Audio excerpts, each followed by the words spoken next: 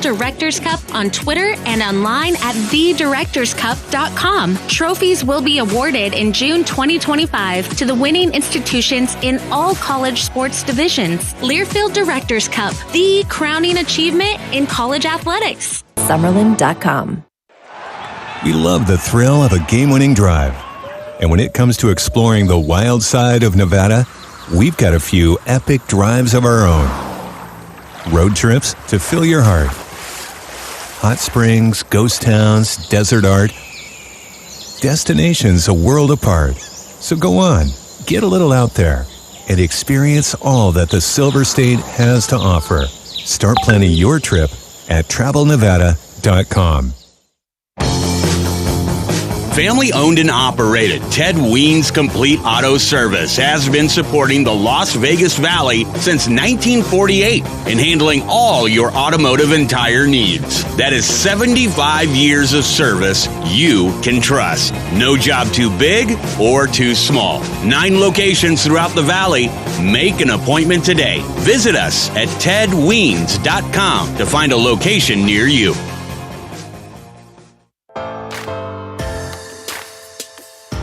Joined now on the Ted Wiens pregame show by head coach Barry Odom as UNLV set to take on Syracuse, the first ACC foe for UNLV since 1993. And Coach Hajj-Malik Williams kept it business as usual last week, an efficient and effective performance in the win over Fresno State. What can Hajj-Malik do this week to take that next step at the helm of this go-go offense? Well, I think looking back, the things he did, he was very, very effective in the play call. His reads were correct.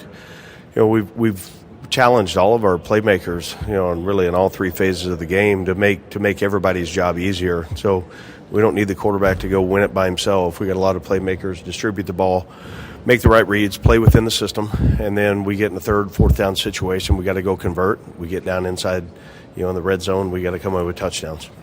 And on the other side, Syracuse quarterback Kyle McCord's been one of the nation's top passers so far in his first year with the Orange. What are going to be a key or two at each level to really holding him in that passing game for Syracuse at bay? Well, it starts, number one, with our pass rush. You know, are we able to get him off his spot? Are we able to disrupt the rhythm of that?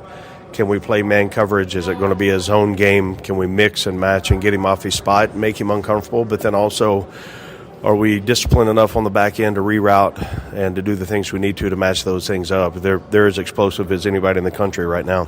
Head coach Barry Odom joins us in the Ted Wiens pregame show. And, Coach, on the other side, the Syracuse defense does not blitz very much at all. What's it going to take for the run game today? What's the most important part of the running game in your eyes for your side? Yeah, I think our offensive line needs to take control of the game. You know, whether it's run or pass, we got to keep the quarterback clean. We've got to be able to run the ball. I think, you know, the Syracuse on defense is big and long, and they run really well. We've got to have a push there up front. If we can get the run game going, that'll open our offense up. And on the defensive side of the things, we saw a lot of diverse blitz packages last week. Is that something that we can expect to see throughout today and the rest of the year? Well, I think so. And, you know, we haven't really gotten close to what the blitz package looks like in totality. So, you know, the things that we think we can attack an offensive line on, hopefully we hit it early and often. And, again, it's about speed and confidence in the play, and our guys have had a good week of preparation. Friday night game, Coach, prime time, the eyes of the nation on you, UNLV in the top 25, garnering national attention. What is going to be the number one message to the team in the locker room before you guys head out on the field? Yeah, I think we're the better team. We've got to go execute and got to play. We've had a great week of preparation. Cut loose, go play, be confident in each other, be encouragers, play with great emotion and energy, and play our brand of ball. And if we do that for 4 quarters, we'll have an opportunity to play really well. Coach, thanks so much for taking a minute. Best of luck today. Thanks. Be back for the Ted Wiens pregame show in just a moment. When it comes to your home comfort, there's no question you deserve excellent service. Just say yes to home service tune-ups by relying on the pros at Yes Air Conditioning, Heating, Plumbing, and Electric. Call the Yes Man today at 702-888-4937 and get $50 off any HVAC, plumbing, or electrical repair over $200. Visit theyesmancan.com for details, terms, and conditions. Yes, official partner of UNLV Athletics. License number 71246, 71233, 87262, EAS 007 4696. Pueblo Medical Imaging is a proud sponsor of UNLV Athletics and provides services at 4, soon-to-be 5 locations throughout Southern Nevada. PMI is your one-stop shop for all your radiology needs, with state-of-the-art equipment and accessibility for fast and accurate diagnoses to get you back to doing what you love. PMI is Las Vegas's preferred radiology provider. For more information, go to PMILV.com. Go Rebels! Parkway Tavern is the official home of the Rebels on the road. With 7 neighborhood taverns, there's no better place to win with the Rebels. Enjoy $5 Miller Lite and Coors Light drafts and $6 Crown Royal, Kettle One, and Fireball during every game, all season long. Plus, download the Parkway app for a free souvenir pint glass and free domestic draft at any of their 7 Valley locations. Parkway Tavern is a proud partner of your UNLV Rebels. Visit pkwitavern.com or follow them on social media at Parkway Tavern. That's PKWY Tavern. Go Rebels!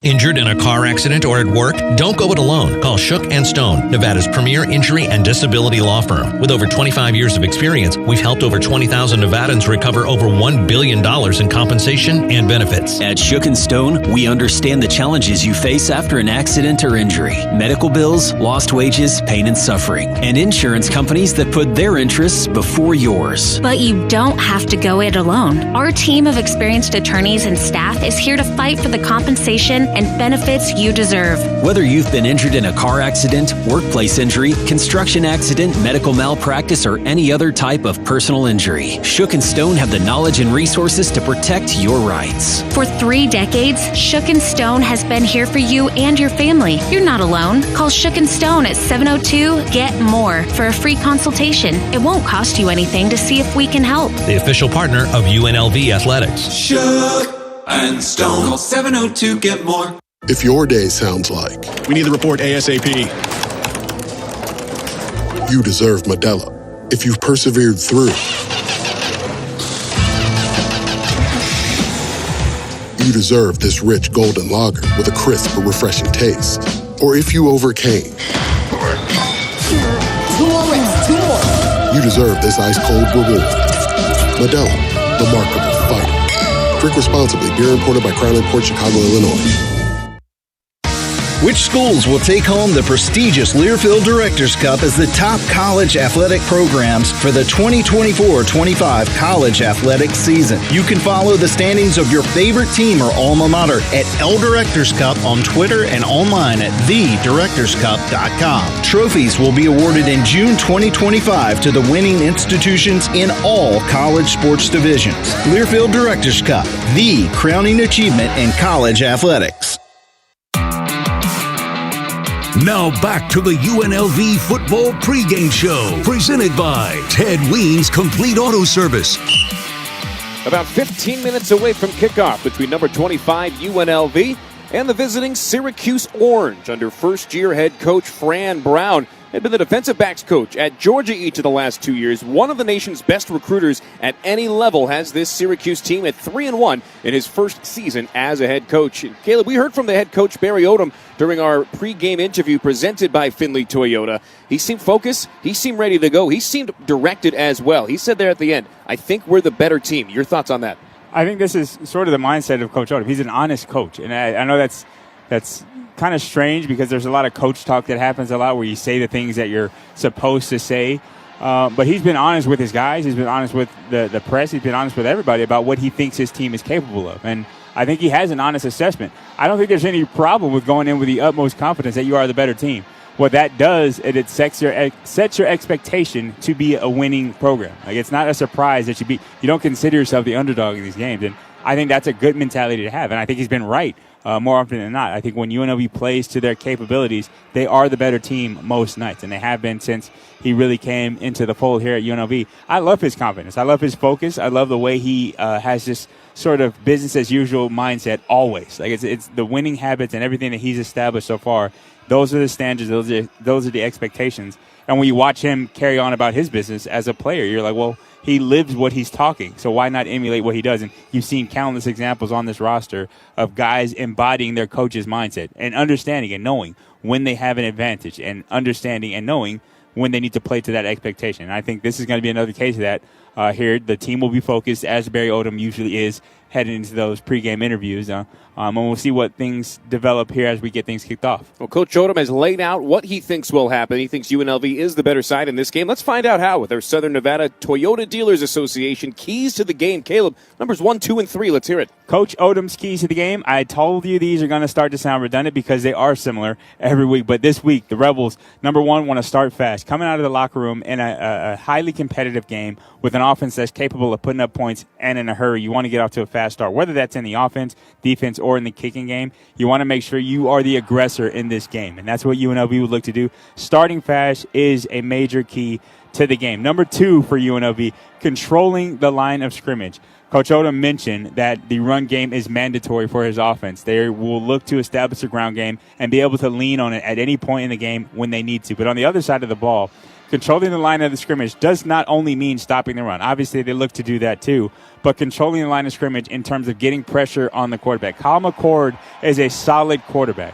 He's going to be good regardless, but you have a better chance at him when he's under pressure, under duress, and when guys are in his face getting after him. So controlling the line of scrimmage defensively also includes getting after the passer. That's key number 2. And number 3 for UNLV, the turnover margin. Right now, second in the nation with 9 interceptions on the season. They'll look to add to that total with Kyle McCord. He's going to throw the ball 40 to 50 times this game, especially if they're trying to come from behind. So he's going to put the ball up in the air. You have to be able to come down with the ball, make him wrong, change the picture, and bait him potentially into some turnovers. Also, get the ball out of the ball carrier's hands. If you have an opportunity at a strip sack or an opportunity at a runner to get the ball out, go ahead and do it. Create a turnover so that you can get up in the turnover margin. Obviously, offensively, they've been really good at not turning the ball over. You want to keep that true as well. Ball carriers, high and tight with that thing. Malik Williams, be efficient in the passing game. And I think the Rebels will be fine. I do agree with Coach Odom when he says that they are the better team. Obviously, a lot of hype coming into this game.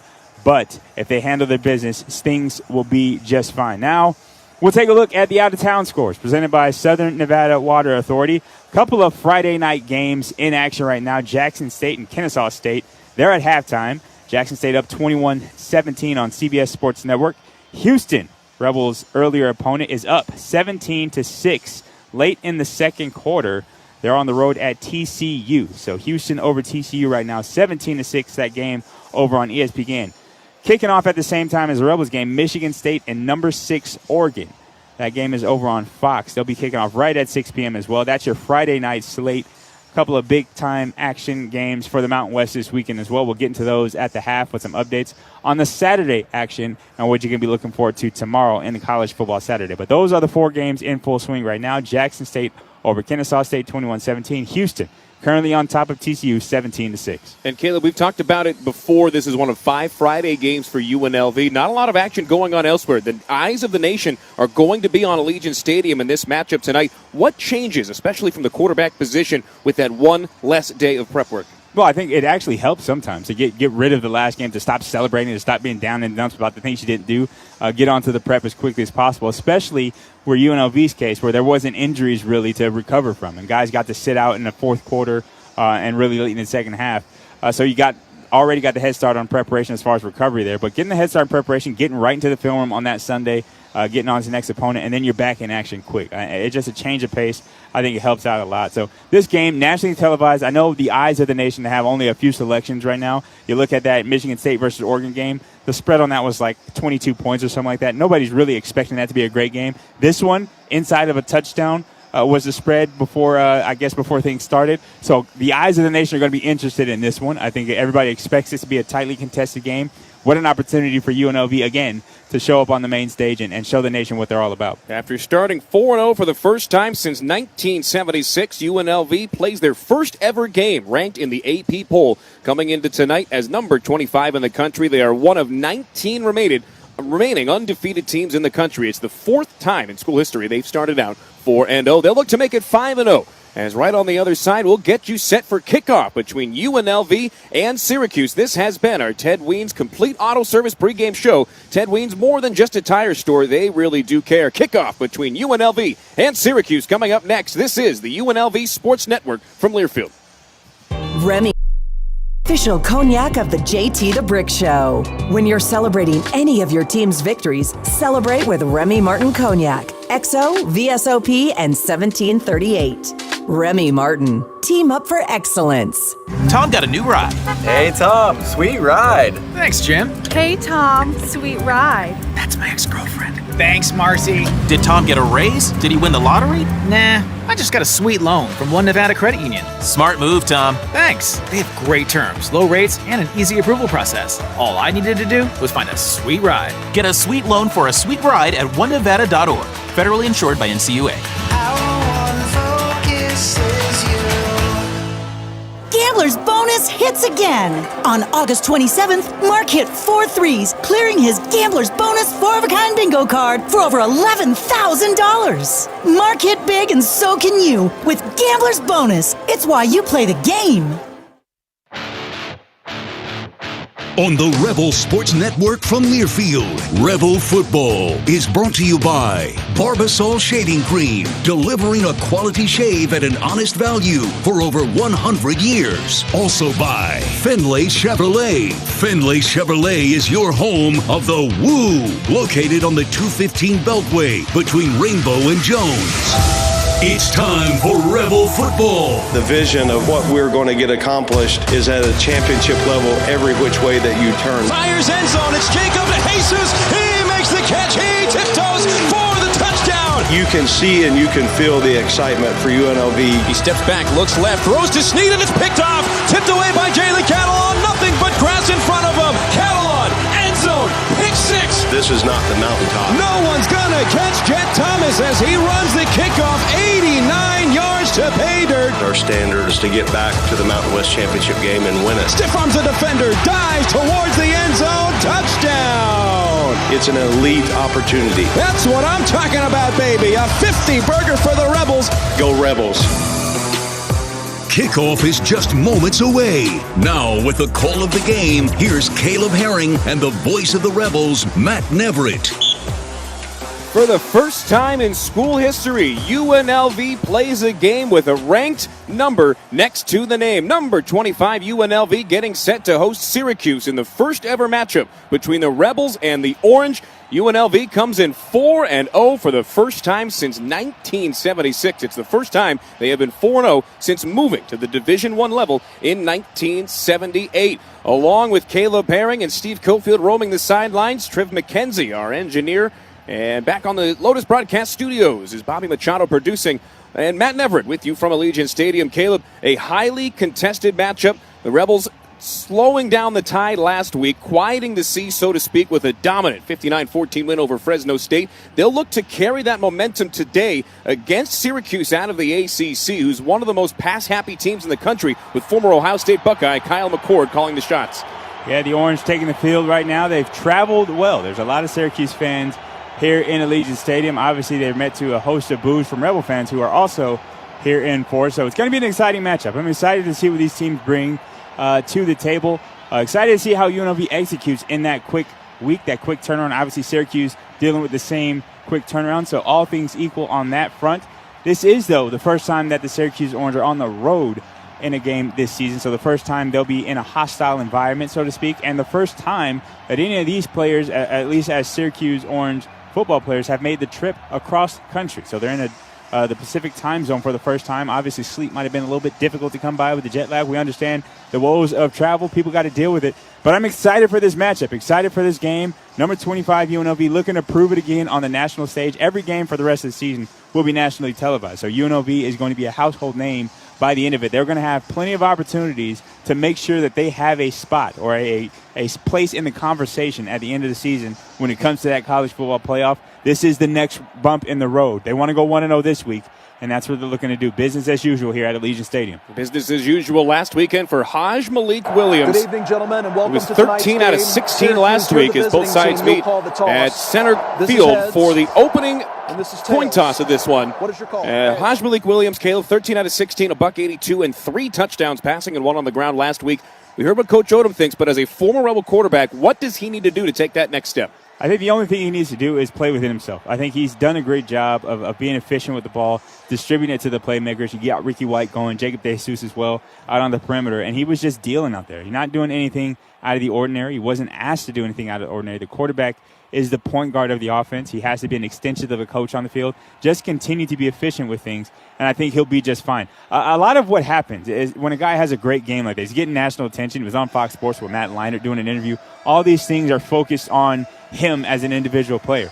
Football is the ultimate team sport, and I think the best quarterbacks have the ultimate understanding of that, and their role is to distribute and make sure that the team is highlighted. There hasn't been a great quarterback that hasn't had great receivers. If the quarterback's numbers are great, it's because somebody was catching the ball. If the quarterback's numbers are great, it's because somebody was blocking up front.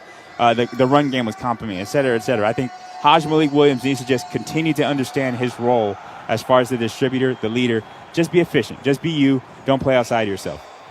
Rebels playing their third home game of the season. Their average margin of victory in their prior 2 home games, both wins against Utah Tech and Fresno State, 51.5 points. The Rebels looking to continue that momentum today. Syracuse won the opening kickoff and will defer to the second half. That means UNLV will receive, and they'll get the ball first. Exactly what happened last weekend when Fresno State was here at Allegiant Stadium. And I don't know about you, Caleb, but in my eyes, that actually benefits UNLV. Get those offensive jitters right out of the way off the bat. No, I think it does. I think when you talk about starting fast, I do think there is a benefit to getting the first points on the board, but it also does set up the potential in the mid-game situation, whether it's UNLV jumping out in front or if Syracuse gets out to a fast start, that potential for a 14-point swing at the half. And I think the good, experienced offenses like to get the ball coming out of the locker room so they can set the tone for the finish of the game in the second half. Just about underway. The Rebels will defend the north end zone on the side of the Las Vegas Strip and the torch here at Allegiant Stadium. UNLV with a unique uniform choice this week. Red tops, red bottoms, white on white helmets. Syracuse going with the white jerseys, the orange pants, and the orange helmets. Navy blue accents for the Syracuse Orange, who come in 3-1 on the year. That lone loss 2 weeks ago at home against Stanford. Longtime ACC rivals, Syracuse and Stanford. Set to get us underway is the kicker. Brady Denneberg puts boot into ball from right to left and kicks it through the back of the end zone with Jacob DeJesus watching it go over his head. Malik Williams going to lead this Rebel offense out. They'll get it started going from left to right at the 25-yard line. Williams calling the signals under center. He's got Jaden Thomas and Kylan James splitting at least the initial carries. Ricky White, Casey Kane, Jacob DeJesus, your starters at wide out with Kaleo Ballanguy, who had his first touchdown of the year last week starting at tight end. The line from left to right, Jalen St. John, Anton Ambule, Jack Haas, Matthias Sua, and Tiger Shanks.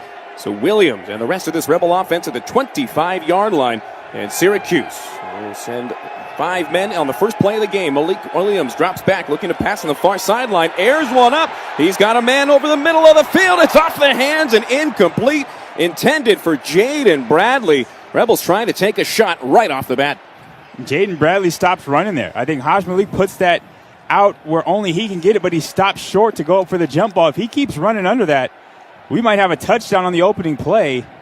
Misjudged that ball as it floated in the air. Rebels trying to back the Qs up early there with a first down shot play. 2nd down and 10 after the early incompletion, just the 4th incompletion in 17 attempts for Malik Williams. He sends DeJesus on motion from the near side of the formation. Triple option look up the middle. Williams keeps it himself. He is stuffed at the line of scrimmage, going nowhere fast. Knocked down by Isaiah Hastings, the former Alabama Crimson Tide. 2 plays in a row, Rebels going nowhere. Actually give him about a half yard on that one. Malik Williams, a triple option look where they had all that success last week. Syracuse obviously was ready to game plan for it all over at that time, taking Malik Williams down for no gain. On 3rd and 10 to go, make it 3rd and 9, a 5-wide setup, nobody in the backfield with Malik Williams. He's got 3 receivers to the right, 2 to the left, including Ricky White and the running back, Jet Thomas. On 3rd and 9, Williams firing to the far sideline, looking for Ricky, and it's incomplete. He aired it out over his head at the 50-yard line, and after a 3-and-out on the opening drive, the Rebels send the punt unit out onto the field. Yeah, punt unit out onto the field, 3-and-out. Quick possession for UNLV, the incomplete pass. They're going for the slot fade to Ricky White. Just overthrows him. Safety help was over the top. UNLV forced to punt it away after a hot offensive game last week. Marshall Nichols out to boot it away for the first time. Marshall Nichols puts a foot into this one. Trevor Allen back at his own 25. He makes the catch and is leveled. Jonathan Baldwin laying the hammer after a 48-yard punt by Marshall Nichols. Baldwin was waiting there for him. Great job in coverage, flip and field position. Marshall Nichols has been excellent at pinning the ball deep inside. This one had plenty of hang time and allowed the coverage team to get down there. Jonathan Baldwin, the first one there, securing the tackle. No yards on the return. Syracuse will have it right at the 25-yard line. So that's where Kyle McCord and company takes over the Orange, going from right to left to get things started. McCord, 5'11", 220-pound senior, originally from Mount Laurel, New Jersey. He's got two receivers to each side of the formation. The lone running back to his right is LaQuint Allen Jr. He runs around to the outside as McCord looks to throw. Pressured from behind, Monty Powell makes a dive, but the catch is completed at the 30-yard line. Wrestled out of bounds by Antonio Doyle. Good job by McCord of moving out of the pocket. And with the 5-yard completion, sets up a 2nd and 5 to go. And on first down, the Rebels get pressure without the blitz. Getting a hit on McCord as he delivered that, just inches away from a sack on the opening play. Great coverage on the back end, taking away the first and second option. McCord's kept it alive just enough to get a completion. McCord averaging almost 29 completions per game. Trips to the left side of the formation as he drops back to pass. He fires on an out route. It's complete to the tight end, Aronde Gadsden the second. And after a gain of 6 brought down by Powell, that's enough to get for the first. They're early, run into the chains, call it the chain route there by the tight end. Has an option to break out or in. Finds the soft spot in the Rebel zone. Already 2 attempts and 2 completion for Kyle McCord. UNLV's run defense probably not going to have the best outing today, as it's going to be a lot of passing for Kyle McCord in this Syracuse offense. They have the 3rd highest pass play rate in the country. They pass it almost 65% of the time. First down and 10 from their own 35-yard line. Here's the first handoff up to the game. It's up to Allen up the middle. He's initially contacted by Powell, brought down after maybe a half a yard gain by Antonio Doyle Jr., who came in and tripped him up. And if the Syracuse offense is going to try to run the ball, that's what it has to be every time. You cannot allow for this offense to find any sort of balance in any ball game. And that's not an uncommon thing for this offense. If you allow them to start running, then you're really behind the 8 ball, because they'll have play action added to this already potent passing game. 3 receivers to the right, including the running back Allen. 2 receivers to the left from McCord on 2nd down on a short 10. With the empty backfield, he drops back to throw, fires on the near side hash. It's complete at the 40. Brought down at the 32-yard line is Trevor Pena. We're going to be calling his name a lot. Eventually brought down by Jalen Catalon and Malik Chavis. A long pass completion, good for a first down. Man coverage there. Catalon gets caught flat-footed on the slot fade. Once again, good coverage by Catalon. Just with an accurate quarterback like Kyle McCord, he puts that right on the money. Only spot it could be in that coverage. And you're seeing why people in the early going of the season were mentioning his name as a dark horse for the Heisman. This guy is an efficient passer, laser accurate, and it's pretty much the green light for him. He can throw any throw that he wants with these receivers on the edges. 31-yard pitch and catch sets up a first down in Rebel territory. Ball snapped from the 33-yard line. Play action sees a slant route to the outside. It's complete to Jackson Meeks for a gain of 5 yards. Brought down at the 28-yard line by Cam Oliver and Jalen Catalon. Sets up a 2nd down and 5. We're going to see a lot of no huddle today from Syracuse. They are an up-tempo, high-flying offense all the way. And a smart quarterback. Obviously, that's sort of an RPO look there. The extension of the ground game, just throwing it out 5 yards on first down, staying ahead of the chain. Syracuse has the experience, and it looks like for the first time they're going with a heavy package. McCord under center here. 2 tight ends and a receiver split off the right hip on the right side. And in the backfield by himself is the LaQuint Allen Jr. McCord from under center gives it to him up the middle. He tries to cut it to the left, but he goes nowhere fast. Charles Correa, the freshman out of Bishop Gorman, stymied him for no gain. It's a great job by Correa, trusting his eyes there. Under center, Kyle McCord, you're thinking potential for a shot play off of play action, but Correa had that read all the way, read his keys, and the first Raising Cane's 3rd down for the Rebel defense. The crowd is getting to their feet, realizing they need to help this defense get off the field against this highly talented Syracuse offense. They'll give Allen a yard on his 2nd rush attempt of the day. Sets up a 3rd and 4. Ball in the UNLV 27. Trips to the right. Now a man in motion coming back is the tight end, Aronde Gadsden the second. Dad Aronde played in the NFL for 10 years. They'll pass it over the middle. They'll find that tight end on the slant. He's eventually tripped up by Jet Elad, but that's enough to gain for the first down and then some. Ball spotted at the Rebel 16. Again, finding the tight end there. Thought they would have called an illegal motion there. 2 players went in motion and never got set before the snap as that play clock was winding down. Gadsden was the guy moving around, as well as one of the other receivers on that right side. Both were moving. Snap. If 2 players go in motion, both have to get set a beat before the snap. They didn't do that, but the refs, I think, missed that call there. Syracuse moves the chains into the red zone. Both sides make some substitutions. There's two tight ends, both on the left side of the formation. As McCord on 1st and 10 takes the snap. Play action up the middle. Fires to the left side on the slant. It's complete. Down inside the 10-yard line. Eventually brought down by Jalen Catalon is the tight end. Gadsden again. He's having a big day already. Yeah, he's a favorite target. And I think if you have a big, speedy tight end in the pass game, it creates a lot of mismatch problems. Here you see Catalon taking his chance at him, but the big body tight end just boxes him out on a slant route. And that's just a pitch and catch there for Kyle McCord. Accurately puts that ball in the tight end's frame. Slides in just short of the first down, but this is a commanding opening drive by Syracuse. Rebels need to find a way to disrupt the timing of Kyle McCord. He started this game out 7 for 7 passing. 2nd down and a long 2 with the ball spotted on the UNLV 8-yard line. McCord in the shotgun. Takes the snap, fakes the handoff to the left. Rolling out that side, he flips it underhanded, and the shovel pass complete to Allen, and he runs over Tony Grimes and finds pay dirt for the touchdown. That'll go as a passing touchdown for Kyle McCord, his 15th of the year on the shovel pass. And Syracuse takes the early 6-0 lead here in the first quarter, just over 9 minutes to go. Some creative play design here in the short yardage situation. You can tell Syracuse had that play dialed up. Scripted plays on this first drive, you can tell. This offense is experienced. They know what they wanted to do on that first set of downs. Now it's time for the defense to settle in and respond. Obviously, down 7 now. The Syracuse Orange have stole the possession with that extra point. UNLV now playing from behind. Brady Denneberg kicks the extra point up and through. And after a long drive, Syracuse able to score and take an early 7-0 lead with 8:43 to go in the first. It's Syracuse 7, UNLV nothing. Rebels get the ball on the other side. This is the UNLV Sports Network from Learfield. Pueblo Medical Imaging is a proud sponsor of UNLV athletics and provides services at 4, soon to be 5 locations throughout Southern Nevada. PMI is your one-stop shop for all your radiology needs with state-of-the-art equipment and accessibility for fast and accurate diagnoses to get you back to doing what you love. PMI is Las Vegas's preferred radiology provider. For more information, go to PMILV.com. Go Rebels! A smooth, close Barbasol shave in the morning lifts your confidence. That rich, creamy lather will catapult you to greatness. Nothing can stop you today. Well, except that traffic jam. Barbasol, it's a can of can-do. Snakes, zombies, public speaking. The list of fears is endless. But the real danger is in your hand when you're behind the wheel. Distracted driving is what's really scary and even deadly. Eyes forward, don't drive distracted. Brought to you by NHTSA and the Ad Council. Syracuse, after a opening drive touchdown, 9-play, 75 yards, takes a 7-0 lead over UNLV. The Rebels get the ball in just a moment. And for the first time during the game, we'll check in on the sidelines with Steve Cofield.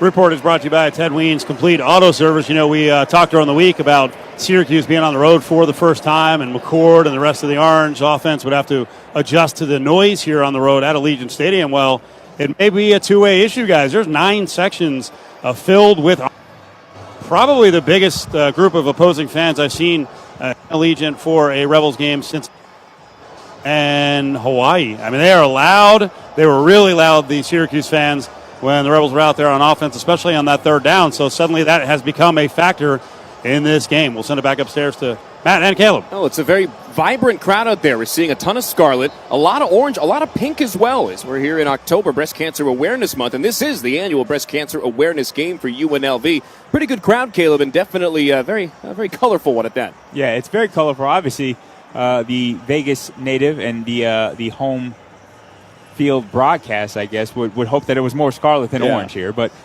they will be attentive. They are a very, early on at least, we've seen a very educated fan base as well. They're cheering on third downs, got loud here, and I'm sure they were loud and celebratory on that opening drive touchdown for Syracuse. A dominant, really, possession by Kyle McCord, getting the Orange into the end zone for the first points of tonight's game, and we'll see if UNLV can respond here.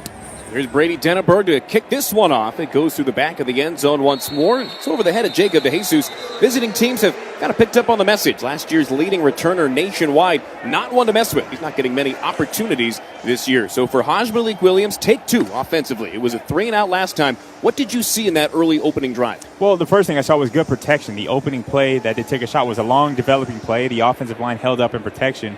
So that was good to see initially. But the Rebels just missed on their opportunities there. They went with the triple option. That was very effective last week. Not so much here. See if they get back to the basic run game. Devin Green, the running back in the backfield, the true freshman out of Sacramento, gets the handoff up the middle, pushes through an initial tackle, but is it brought down eventually at the 29-yard line. Dion Wilson Jr. They call him Tank. He showed off why there. Green trying to run him over, but was stuffed. Good gain on first down, nonetheless. Right up the middle. 4 yards on first down is a win by any offense's measure. So Casey Kane at the top of the formation on a 2nd down and 6. And play action up the middle, and the slant complete to Jacob DeJesus at the 45. He gets near midfield before being brought down at the 45-yard line. First time we've called Jacob DeJesus' name today. It's his 3rd catch over the last 2 weeks. Where we see the first example of the RPO game there. Malik Williams just looking at that inside linebacker, doesn't get with. Leaves Jacob DeJesus open on the hitch route. After the EOS Fitness first down, Malik Williams on a triple option gives to Casey Kane, coming back the near side on an end around. Kane breaks a tackle, spins inside the 50, and gets into orange territory. Tackled at the 48-yard line on the end around by Fadil Diggs, the former Texas A&M Aggie. Great job by Kane there with the ball in his hand, breaking some tackles and getting some oohs and ahs from this crowd, getting him the ball on the reverse. Hasn't had as many touches as he maybe anticipated coming into the season, but there UNLV finds a way to get their playmakers the ball.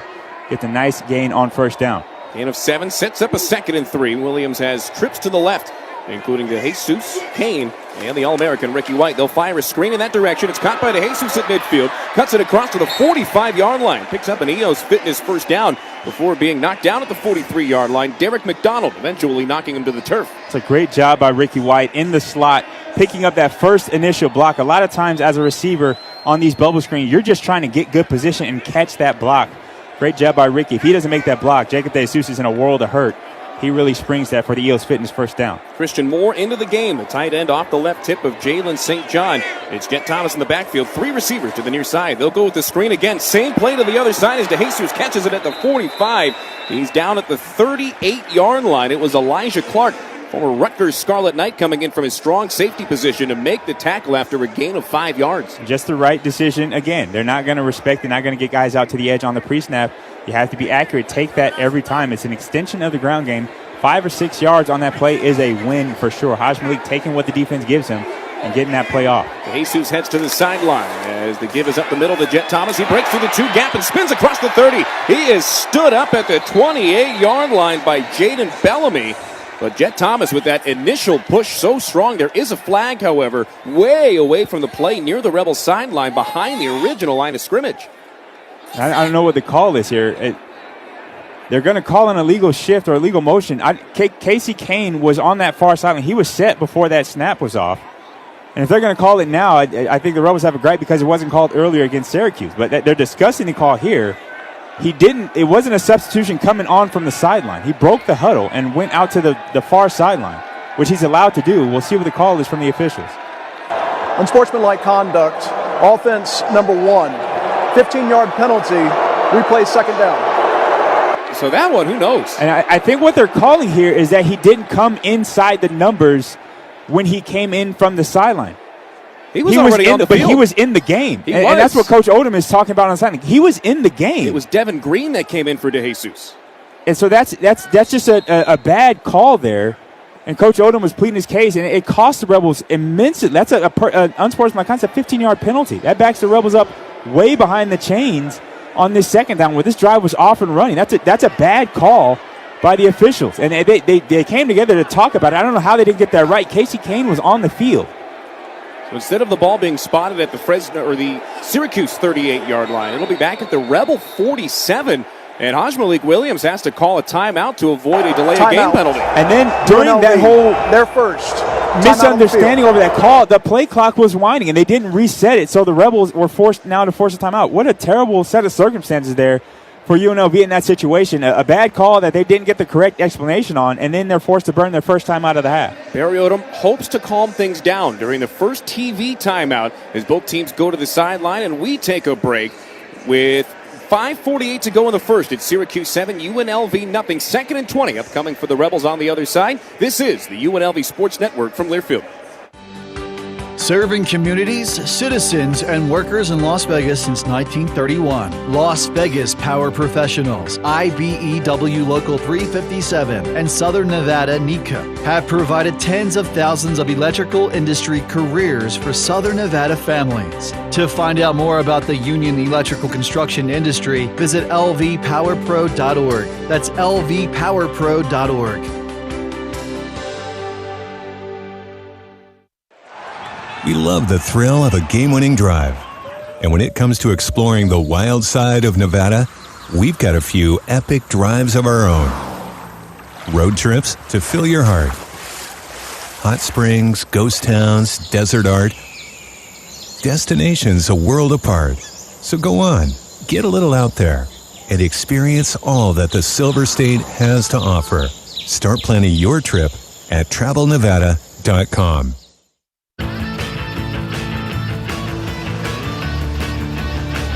Rebel football on the UNLV Sports Network from Learfield is brought to you by Findlay Chevrolet, located in the Southwest at 215 and South Rainbow, Nevada's #1 Chevrolet volume dealership. Frankly, we're customer driven. And by America First Credit Union. Today's game brought to you by America First, Nevada's premier credit union. Whatever financial goals you've got for yourself, your family, or your business, America First can help you get your money working. So head to americafirst.com and join the home team today.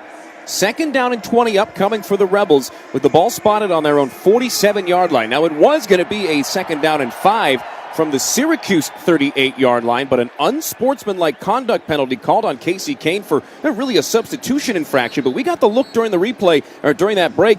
The referees, it seems like, missed it. And it's even worse than that. That play on 2nd down actually got a first down for the Rebels. There was a run up the middle that got them a first down. They wipe away the first down carry on a bogus penalty. I got the confirmation that I needed to not speak lightly anymore. I'm going to call this what it was. It was a terrible call by the official on the Rebels sideline. And they're going to let it stand. They're going to take away 15 yards and a first down and put the Rebels behind the chains with 2nd and 20 on a terrible call from the official.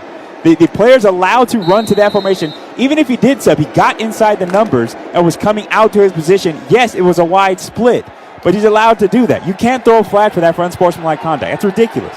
Rebels come out of the timeout in 5 wide. Now in motion is Jet Thomas, and the snap goes over Williams' head. Picked up at the 28-yard line. He'll pick it up and fire it to the near sideline, out of bounds. That is an experienced player, and Malik Williams making a veteran play, picking up his center, Jack Hawes, who fired it over his head on that incompletion. A rare bad snap there. Malik Williams, like you said, keeping his head cool, gets up and throws it away. He takes a late hit. I think he got hit a little bit late based on today's standards, but he looked at the ref. They said no bueno. So 3rd and 20 now for the Rebels. They're way behind the chains. And again, I will point out, and I feel vindicated in saying this, they're behind the chains because of the officials on the terrible call.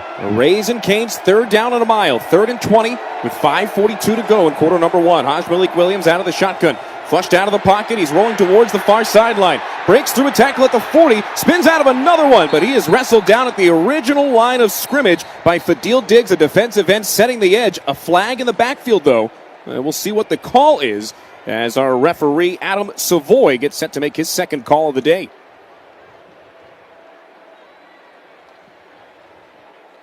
See if Syracuse, it looks like it's against the Rebels. They're talking to Syracuse. Holding, offense number 70. Penalty is declined.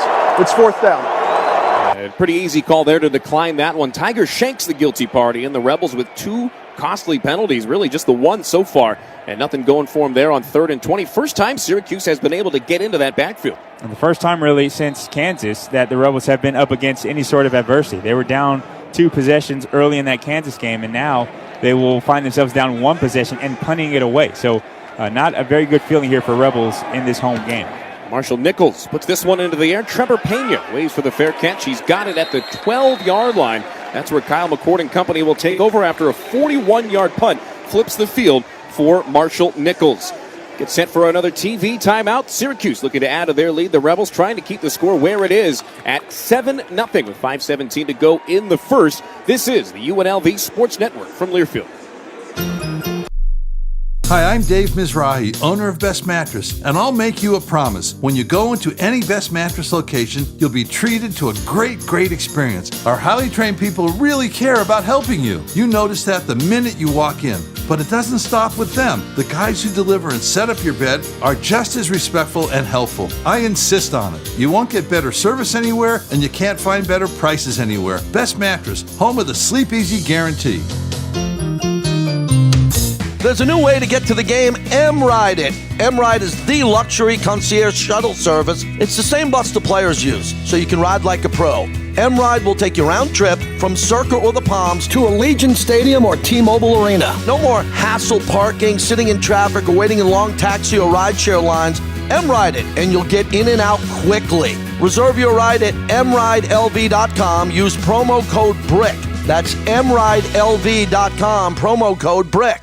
Wake up with Graney and Bischoff in the press box here on ESPN Las Vegas. 5:17 to go in the first quarter. Syracuse on top 7-0. Nothing going offensively through 2 offensive drives for UNLV. What kind of conversations are going down on the sideline right now, Steve? Report is brought to you by our friends at Ted Ween's Complete Auto Service. Well, Haj Malik Williams came over and walked down towards the offensive line and said, it's called execution. He said that a couple times, and he said, we cannot be shooting ourselves in the foot. He did follow it up by saying, we know that penalty was BS. We know that penalty was BS.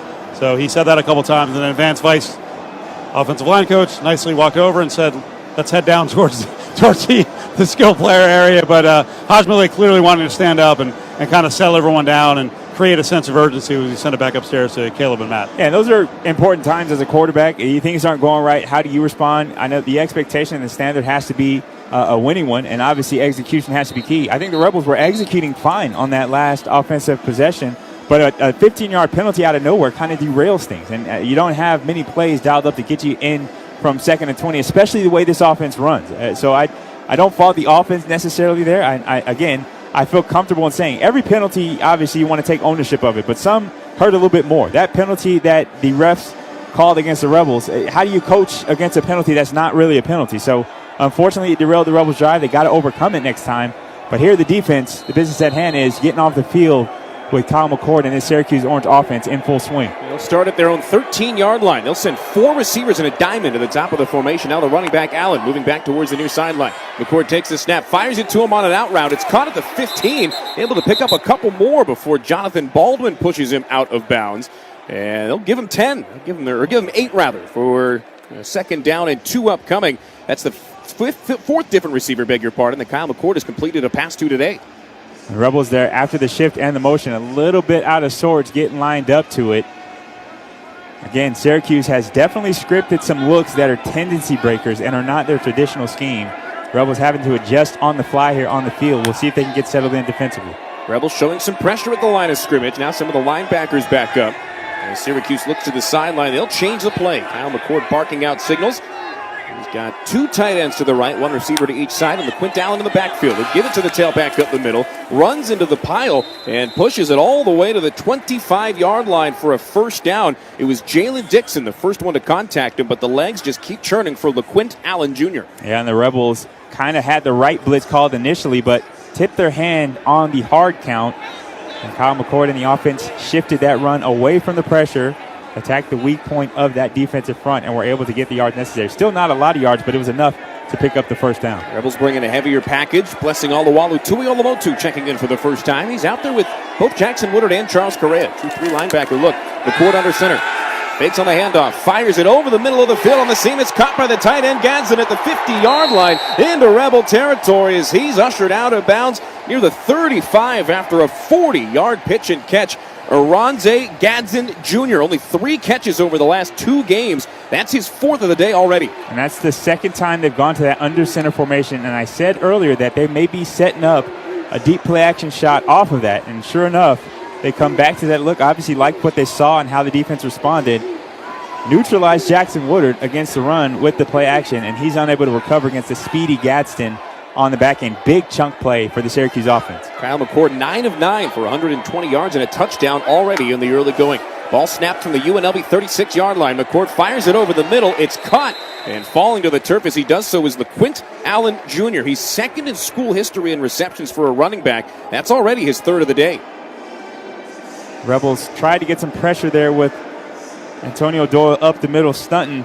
First time really since the first play that Kyle McCord's looked even a little bit uncomfortable in the pocket. Still able to make the completion for a nice gain on first down to the falling running back there. McCord is perfect on the day, 10 for 10, 126 yards. Jet Elad checks in on the defense before a 2nd down and 4. 2 receivers to the top of the formation, 1 to the bottom. McCord looking to the right sideline. He fires and it's complete to Darren Gill Jr. He's brought down by Cameron Oliver near the line to gain. They'll give him a first down with the ball on the Rebel 25-yard line. They're just going with the RPO look. Enough of a cushion on the edges to throw that hitch.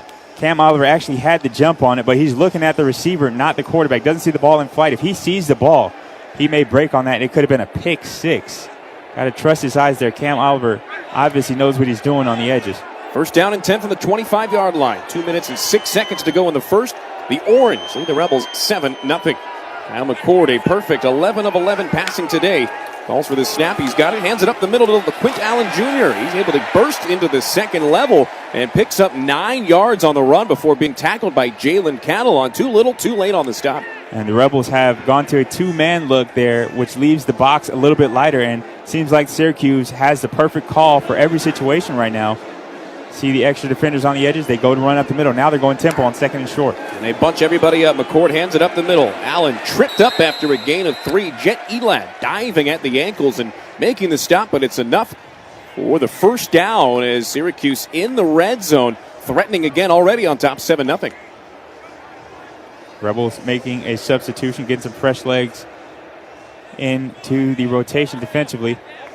Obviously, the Syracuse Orange are as well, but they are moving like a well-oiled machine right now. Syracuse came in with a game plan, and right now the Rebels are on the ropes defensively.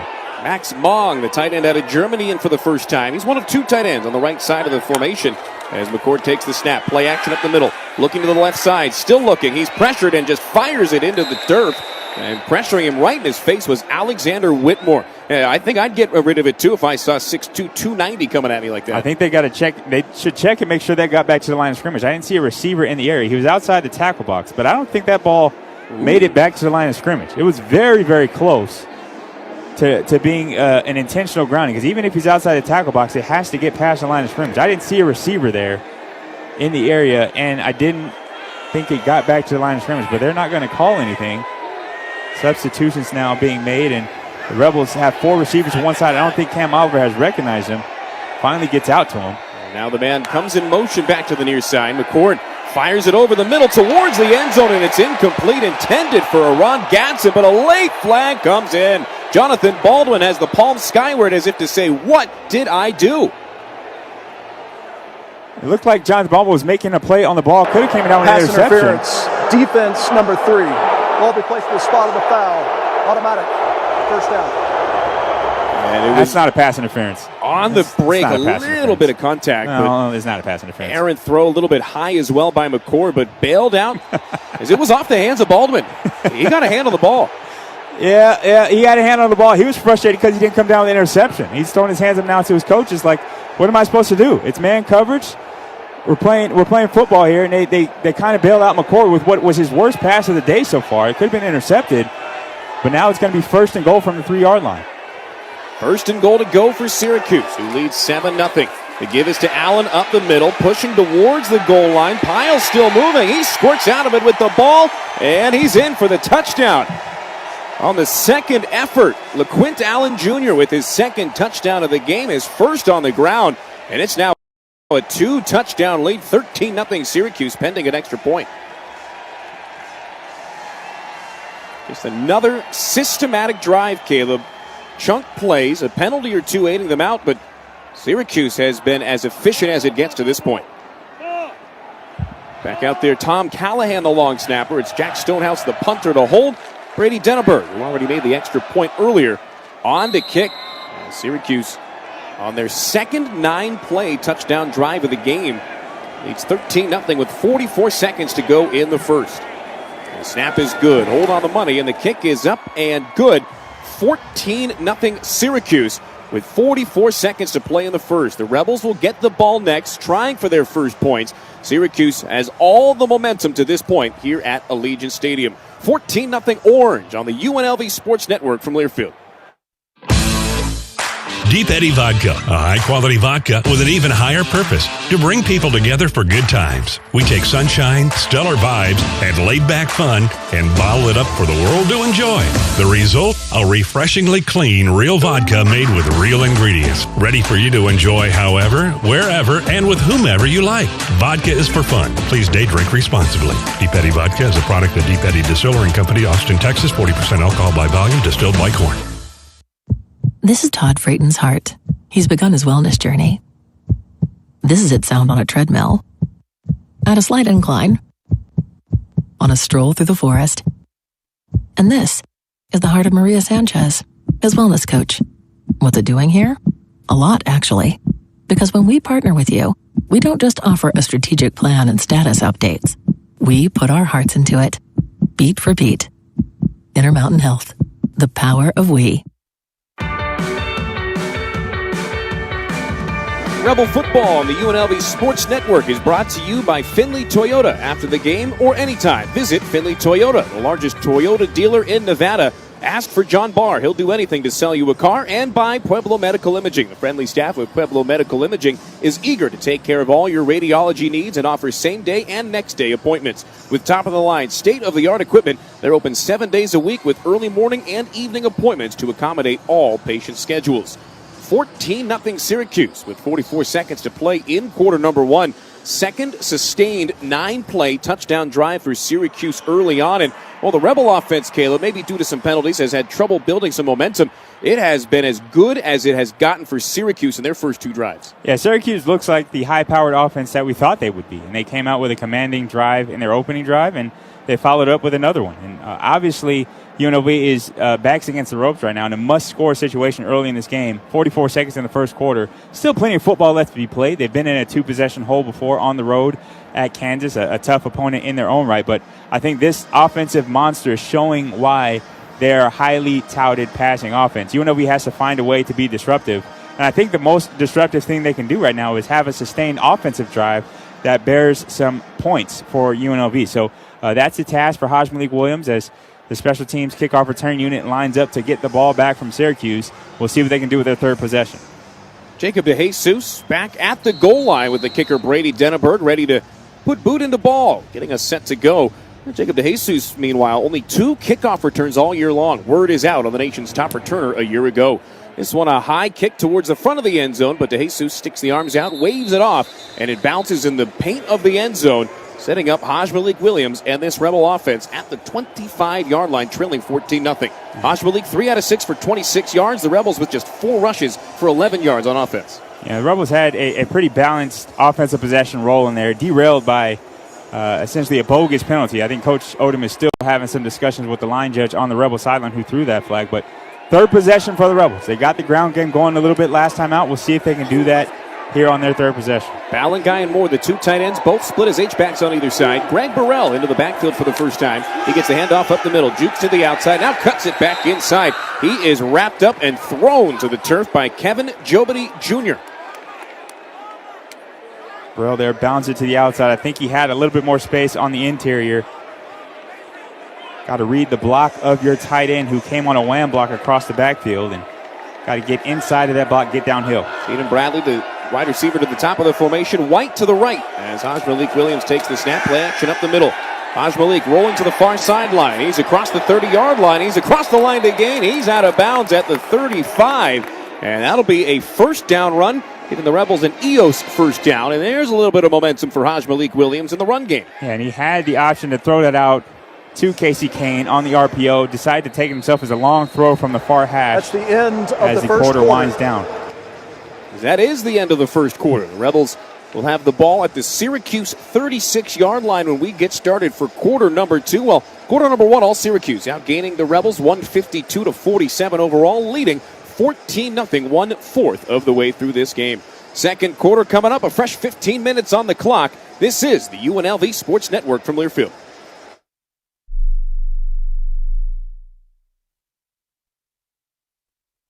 Parkway Tavern is the official home of the Rebels on the road. With 7 neighborhood taverns, there's no better place to win with the Rebels. Enjoy $5 Miller Lite and Coors Light drafts and $6 Crown Royal, Kettle One, and Fireball during every game all season long. Plus, download the Parkway app for a free souvenir pint glass and free domestic draft at any of their 7 Valley locations. Parkway Tavern is a proud partner of your UNLV Rebels. Visit pkwytavern.com or follow them on social media at Parkway Tavern. That's PKWY Tavern. Go Rebels!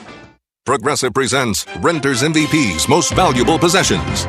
Today's MVP, Emily Neal's 70-inch TV. Because after watching her second-grade students yell at each other for hours, there's nothing Emily enjoys more than watching super-rich housewives also yell at each other. Why? Because those women are not her responsibility. And that's why her TV is today's MVP. Keep your most valuable possessions protected by bundling your renters and auto insurance with Progressive. Progressive Casualty Insurance Company affiliates and other insurers not available in all states.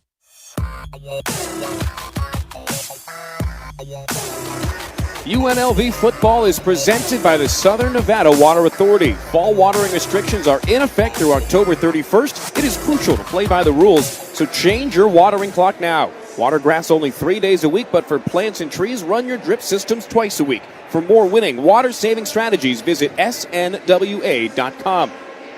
Just about set for the start of quarter number 2 with Syracuse on top of number 25 UNLV 14-0. And Caleb, this is a situation where coaches will tell you, hey, turn the page, wash your hands. That first quarter, especially on the offensive side, you got to think of it as one that did not occur. Yeah, you got to figure out what was working and what wasn't. Obviously, UNLV has some stuff that they were able to find some success on offensively, and I can't. It's not that I'm harping on officiating, but that is the truth of the game. That penalty derailed what was a productive offensive possession, and I think the Rebels will be having points on the board right now if not for that call. So the tempo of the game, the temperature of the game, so to speak, would have been a little bit different. It's tough to end a quarter with a goose egg on the board, especially when you're a high-powered offense that's accustomed to success.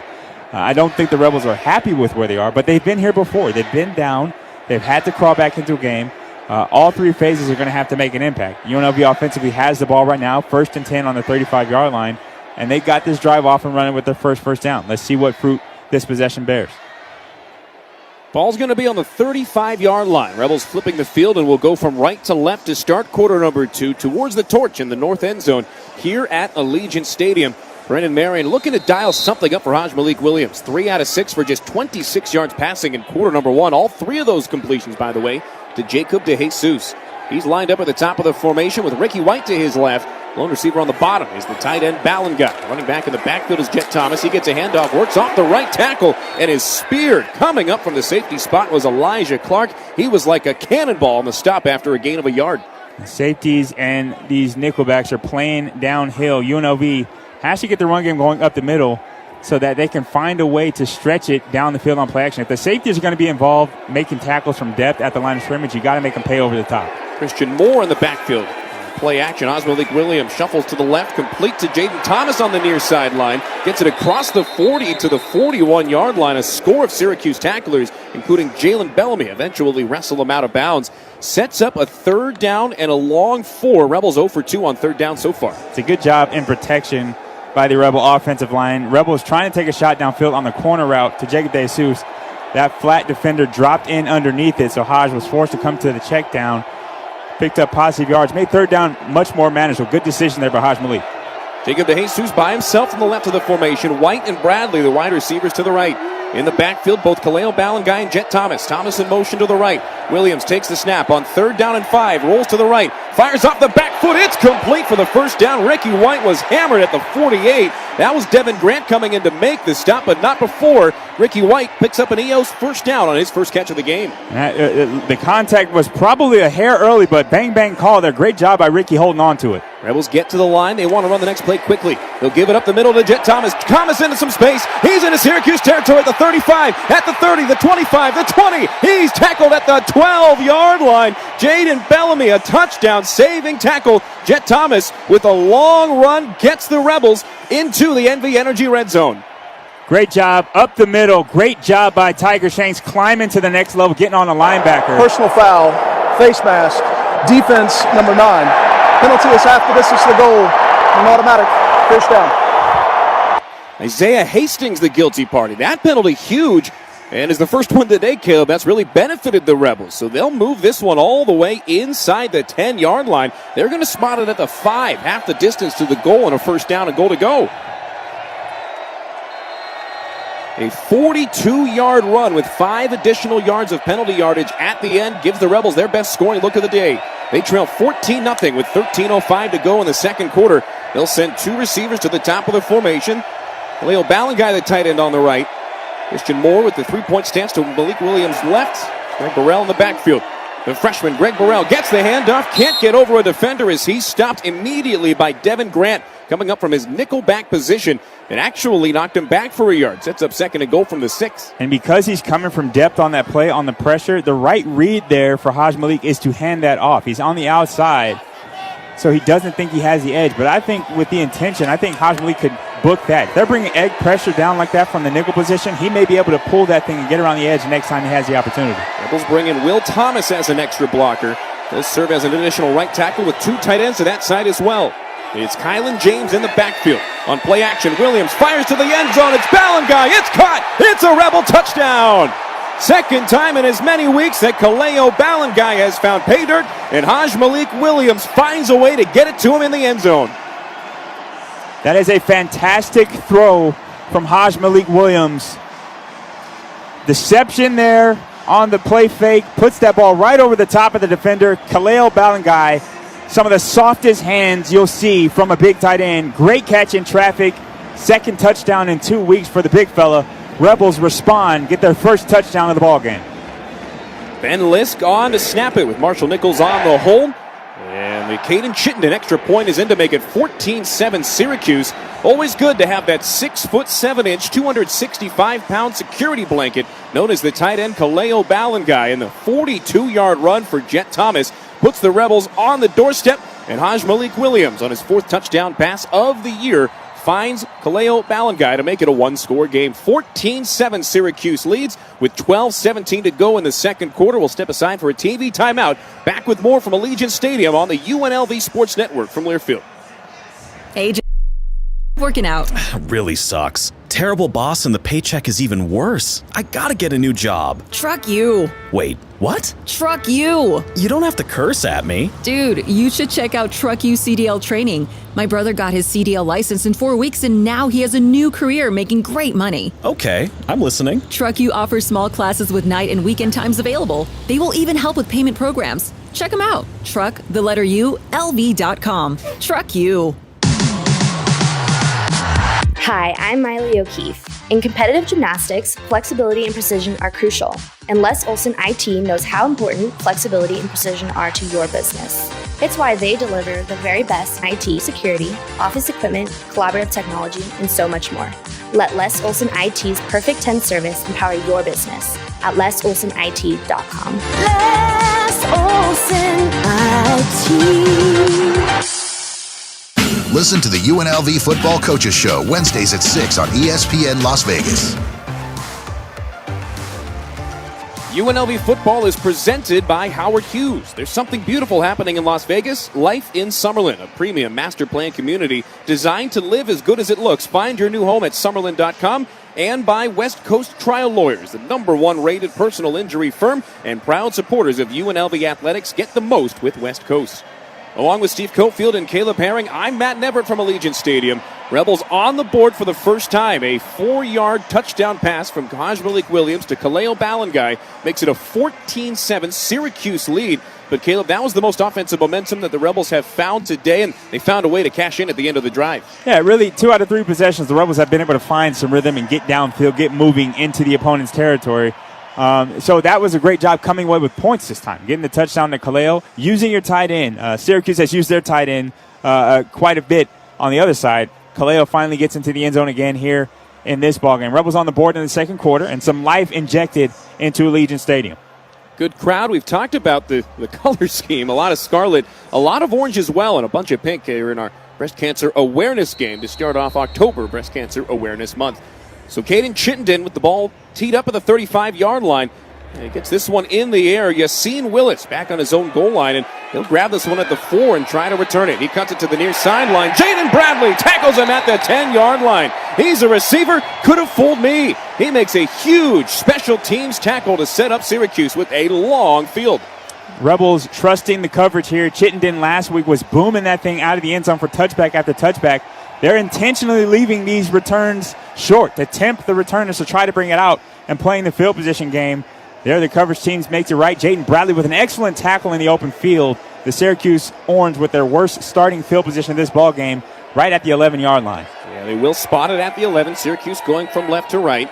Got a pretty heavy package in there with a tight end on the left and a very cut-down split from 2 wideouts. McCord gives up the middle to LaQuint Allen Jr. Picks up about 5 yards before he's initially contacted. Shuffles the feet and continues for another 3. Call it a gain of 8. It was Tony Grimes on his first tackle of the game, eventually bringing him down. And the Rebels can't allow that kind of run on first down or on any down for this Syracuse offense. You can't allow them to have the ability to run the ball at will. That was a huge chunk of yards on first down. Rebels got caught in a blitz going away from that run play. The Orange made him play. It seems like the offense right now just has a beat on this Rebel defense, and that's what you expect with an experienced quarterback like Kyle McCord. 7 carries, 28 yards, and a touchdown for LaQuint Allen so far. He's off the left hip of the quarterback as McCord takes it out of the shotgun, hands it to him up the middle, and he goes nowhere fast. There to knock him down is Jackson Woodard. Tell you what, doesn't normally take us this long into the game to call Woodard's name. And that's partly because the way that this offense has attacked. They're using the perimeter, throwing the ball down the field, so Jackson Woodard hasn't been able to make an impact in the ground game. But now on a Raising Cane's third down, the Rebel fans on 3rd and short are up on their feet, the loudest they've been so far in this ball game, making it hard for McCord to hear. This is probably the first time he's experienced this as a Syracuse quarterback, difficulty with the crowd noise on 3rd down. He's got 2 receivers to his left, 1 to his right, and it's Pena, that receiver, in motion. Now he'll bring up Yassine Willis out of the backfield. The tailback off to the right hip. 3rd down and 2. McCord takes a snap, looks right, pumps over the middle, still shuffling around. Now he goes out to his left. He's got some space. He's across the 20 for the first down. He gets it across the 30 before cutting it back. And the late whistle, they will spot him out of bounds. McCord just kind of kept running after tiptoeing the UNLV sideline. Doesn't have the huge play, but it's enough on the run for a first down. And that's a hold on Jackson Woodard again. Jackson Woodard gets the pressure up the middle initially, but you can't allow McCord to escape. That's bad contain on the edges by the defense. And if you're the Rebels, you got to finish that play. I know McCord is whistled out and you hear the whistles, but you got to finish that play off. This is one of the tough things about late hits and such like that. Kyle McCord keeps running. That's a live play. If he keeps running, go ahead and hit him. I better safe than sorry. I think Coach Odom would understand in that situation. And that's coming from a quarterback. That means something.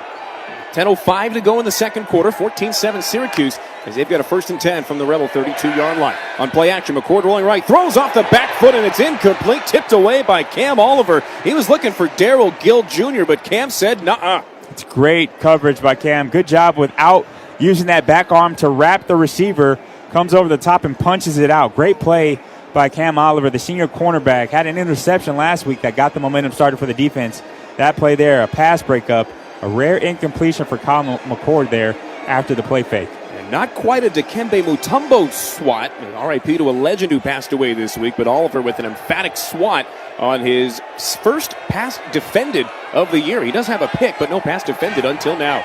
Brings up a 2nd and 10 with 9:59 to go in the first half. McCord looking to pass, fires on a swing route to Trevor Pena. The wide receiver at the 32-yard line is obliterated. Jonathan Baldwin putting a shoulder into the wideout. He really laid a licking on him. That's great coverage on the back end. Great form tackle in open space by the new nickelback, Jonathan Baldwin. But I think the coverage on the back end, Jet Elad took away the initial option. He's looking for his big tight end across the middle. Elad dropped and took that away. It brings up a Raising Cane's 3rd down, a 3rd and long, and the crowd is back to their feet. 3rd and a long 9 with 9:25 and counting the play. There's going to be 2 receivers to the left, 2 to the right. And the running back, LaQuint Allen Jr.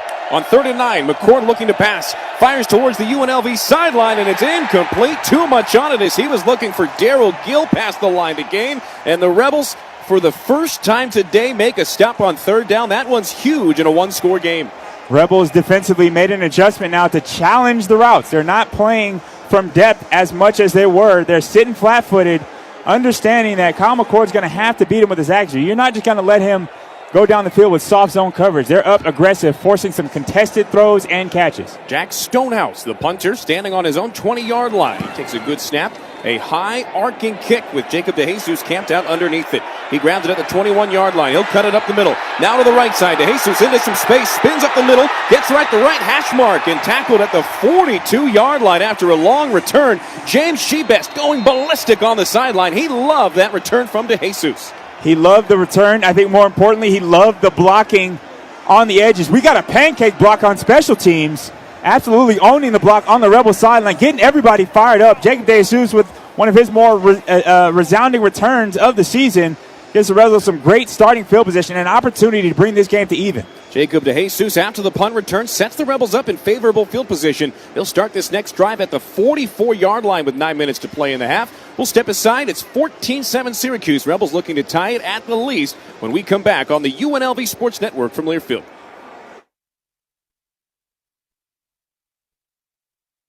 There's something beautiful happening in Las Vegas. Life in summer at Summerlin.com. Hey Rebel fans, the 2024 football season is here and SeatGeek is here to help you experience all the action. SeatGeek makes it easy to find tickets so you can be a part of all the touchdown celebrations this season. Whether you're buying or selling tickets to UNLV football games or to any other live event in your area, SeatGeek is the place to do it. SeatGeek is the official ticket marketplace of the UNLV Rebels. The most disruptive idea in ticketing? A ticket that works. Expect the expected. SeatGeek.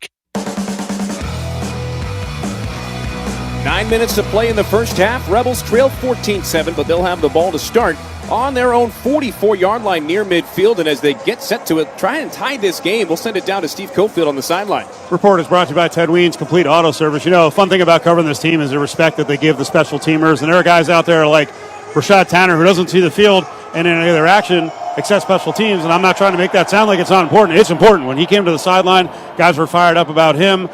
Defensively, man, Akeem Davis really liked what he saw. He's a cornerbacks coach, and he was talking to Cam Oliver, and he's like, you know, they can't mess with you. Stay confident. So they're very fired up about what they're doing, and he had a pass breakup a couple of plays before that third down stop. We'll send it back upstairs to Pat and Caleb. UNLV going to start this drive in favorable field position, heading from right to left after the longest punt return of the year from Jacob DeJesus. The previous high had been 13. That one 23 yards, set up, as we had mentioned, by a couple of big-time blocks. Any coach, especially the special teams coach, going to love an effort like that. So Malik Williams tries to get this game time with a touchdown on this drive. He's got Ricky White to his left, Casey Kane to his right. Two running backs and a tight end into the game. Malik Williams takes it out of the shotgun, fires it over the middle. It's Ricky on a slant at the 45 into Syracuse territory. Makes a man miss. He's across the 30. Picks up a block at the 20, the 15. He's tackled inside the 5-yard line by Clarence Lewis. There's Ricky White. A huge play, a 48-yard pitch and catch puts the Rebels in the NV Energy red zone again. Timeout for an injury to a defensive player. Syracuse with a man down, maybe just needing some air after that long run by Ricky. Ricky White is so deceptively fast. He has a long, smooth stride. His run after catch, his ability once he has the ball in his hands is next level. Rare to see a guy who has the route running as well as the run after catch combination that Ricky has. He catches that ball. It could have been a 10-yard gain right there on the catch, but he stops on a dime, makes a cut across field, and finds some space down the left sideline. Fantastic play by Ricky White, his biggest of the ball game, making his impact so far. Couldn't quite go the distance with it, but gets the Rebels inside the 5-yard line, knocking on the door to tying this ball game up. And the Syracuse defender that's down was one of the two that was involved in the plays. Just now getting up off of his backside, still sitting down near the end zone on the Syracuse sideline. This looks to be somewhat of a serious injury after that play. And it looks like they're going to go to a TV timeout. So we'll take the break with them as the Rebels with the ball at the 3-yard line when we come back on the other side, thanks to a long pitch and catch from Malik Williams to Ricky White. Rebels on the doorstep. They trail 14-7 with 8:49 to go. Back with more next on the UNLV Sports Network from Learfield. Football as the Miami Dolphins are in Foxborough to take on the New England Patriots. 10 a.m. on 12:30 The Game. Brought to you by Finley Chevrolet, home of the... Hey guys, this is Danny Smythe from the Press Box. Jared and I will be hosting Throw the Flag from Golden Circle Sportsbook and Bar inside the TI. Come hang out with us every Saturday from 9 to 11 a.m. and stay after the show for football, great food specials, and as always, free parking. We'll see you there. Tequila Comisario was developed in the relentless pursuit of perfection with a deep passion for agave. It's the most awarded tequila. You'll immediately notice its beautiful packaging, and after just one sip, you'll experience how smooth it is. It's the Ferrari of tequila, the single highest quality. 100% all-natural handcrafted Comisario tequilas, Blanco, Reposado, and Añejo. Tequila Comisario, a proud partner of the J to the Break Show. ESPN Las Vegas is the only place to catch Sunday Night Football. 14-7, UNLV trails. They'll have the ball on the 3-yard line, but first we'll step aside 10 seconds for station identification. The Rebel football team hits the road to take on Utah State for another Friday night game. Pregame starts at 5 on ESPN Las Vegas, 1100 AM and 100.9 FM, KWWN Las Vegas. 8 minutes, 49 seconds to play in quarter number 2. First and goal upcoming from the 3-yard line for UNLV after a long run after the catch from Ricky White. It was Jaden Bellamy down for a while after the play, just now getting help to his own sideline on the near side to us. And for Ricky White, that's the first time that we've called his name really so far today. 2 catches, now 61 yards. He had a career highs in catches, or season highs I should say, in catches, yards, and touchdowns last week. Yeah, so good to see him get going here. Good to see the offense get going. First real explosive play on this drive gets him inside the 5-yard line. We'll see if they can punch it in short yardage situation. They brought some heavy personnel in as they huddle before this opening play after the medical timeout. We'll see they don't tip their hand and break the huddle early like they did last week. They kept it tight. Now they'll break out and show exactly what they're looking to do. Again, overloading that left side with 2 tight ends and the extra offensive lineman. Will Thomas at 6'7", 315, that extra lineman. Kylan James watches Malik Williams take a high snap. He'll roll to the right. He'll try to make it himself. He looks for the corner. Driving for the pylon. Touchdown, Malik Williams. Oh, baby, what a run after a bad snap. Malik Williams, business as usual. What a heads-up play by Malik Williams. Jack Haas has been money in the bank at center all UNLV career. That's a great job by Malik. First, reeling that thing in, avoiding disaster. Then the wherewithal to put his head down and get that ball over the pylon. Great physicality by Malik Williams. He's fired up, and the Rebels looking to draw to even here after the extra point. Caden Chittenden on for the point after. He'll try to tie it at 14 after a 3-yard scoring run from Malik Williams, his second rush touchdown in as many games. Ben Lisk to snap. Marshall Nichols on the hold. The Chittenden extra point is up and through, and we've got a tied-up game. 14-all with 8:30 to go in the half. Back to where we started. Nothing separating these two sides, and the Rebels have completely flipped the script. Their first 2 drives, the offense was anemic. They're doing whatever it takes in these second 2 drives. It's been about a couple of big-time chunk plays setting up short touchdowns. It's a great job by UNLV's leadership responding. You look at the leaders across the board. Cam Oliver on defense, punching a ball out. Jonathan Baldwin making great tackles in open space. And then on the offensive side, Ricky White, the All-American, making his presence felt in his ballgame. Malik Williams, new to the starting job, but not new to making plays. They've responded to being down 14-0. Now we have a new ballgame. 14-all. 0-0 essentially on the scoreboard, but there's a new energy in this ballgame. We'll see if the defense can capitalize. Look at this point in the ballgame. This is about, after 2 possessions offensively, this is about where the pregame script runs out for an offense. So we'll see if UNLV has been able to get them off script finally and settle into the adjustments.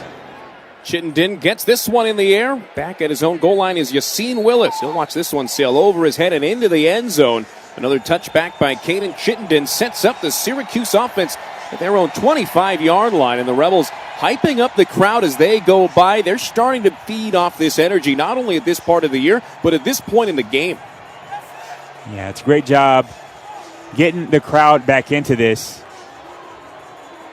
Defense now trying to settle in and get their adjustments on the sideline. Had a quick break because the offense was so explosive on their last time out, but defense hopefully has made some adjustments and are ready to go against this Kyle McCord-led Syracuse offense. With the score at 14-all, 8:30 to play in the second quarter, McCord sends a man in motion to the near side.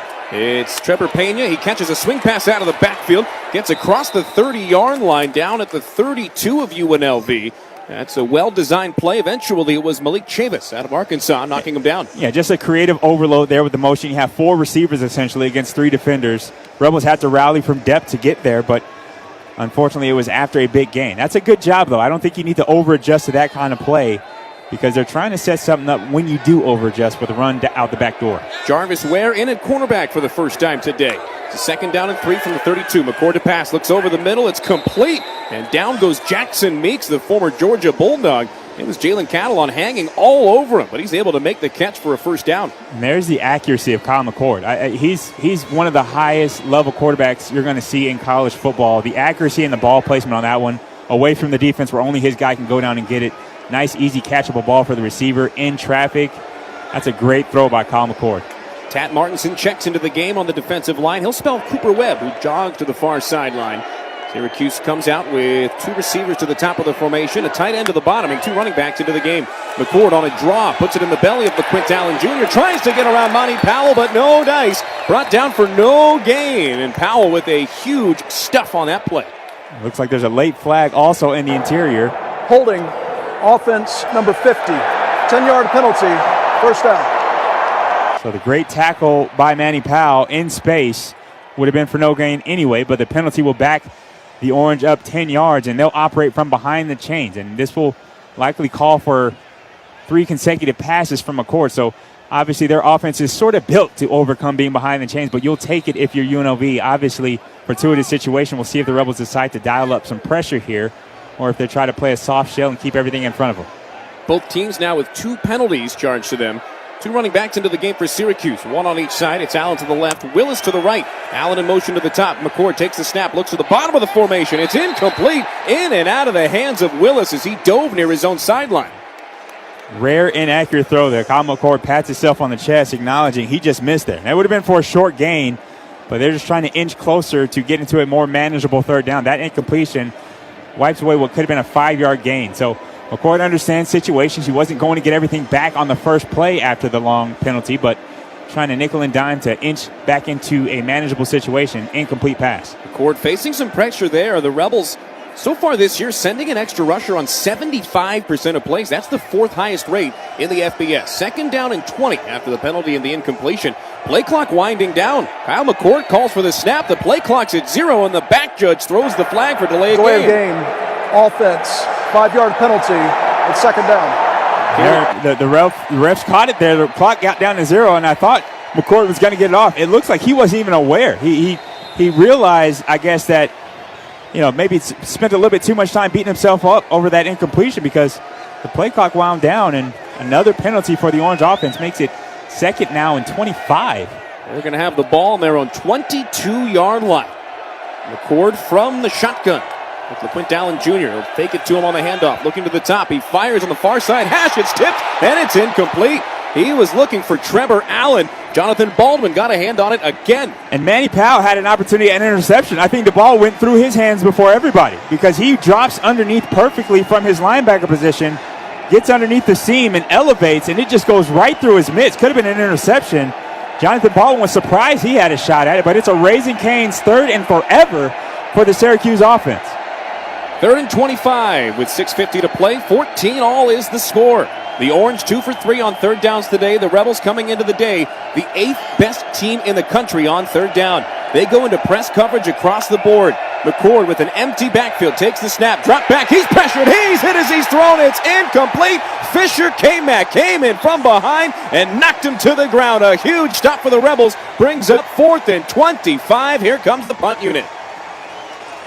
Great job dialing up the pressure. Looked like Syracuse was trying to set up a screen there, but because the pressure was so quick, Fisher K-Mac, who figures to get a lot of minutes here as a pass rusher against this Syracuse offense, forces the third down incompletion, and Jacob DeJesus, the dangerous return man, is back waiting for the return. Jack Stonehouse on the punt. Rebels with press coverage across the board. Looks like they're going to try for the block. Stonehouse fakes it. He rolls to the right. He's got a man in front of him. He's tackled at the 9-yard line. Jet Elad pushing him out of bounds.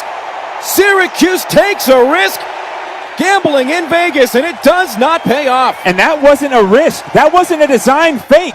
Ricky White was going to take that off the punter's boot. He was there for the block. The punter tried to make a heads-up play, but the rest of the coverage, Jed Elad in particular, was aware to it. The punter tried to make a play because he didn't want the punt blocked. Wow. Great job by Ricky White, and a great job by Elad staying with the play.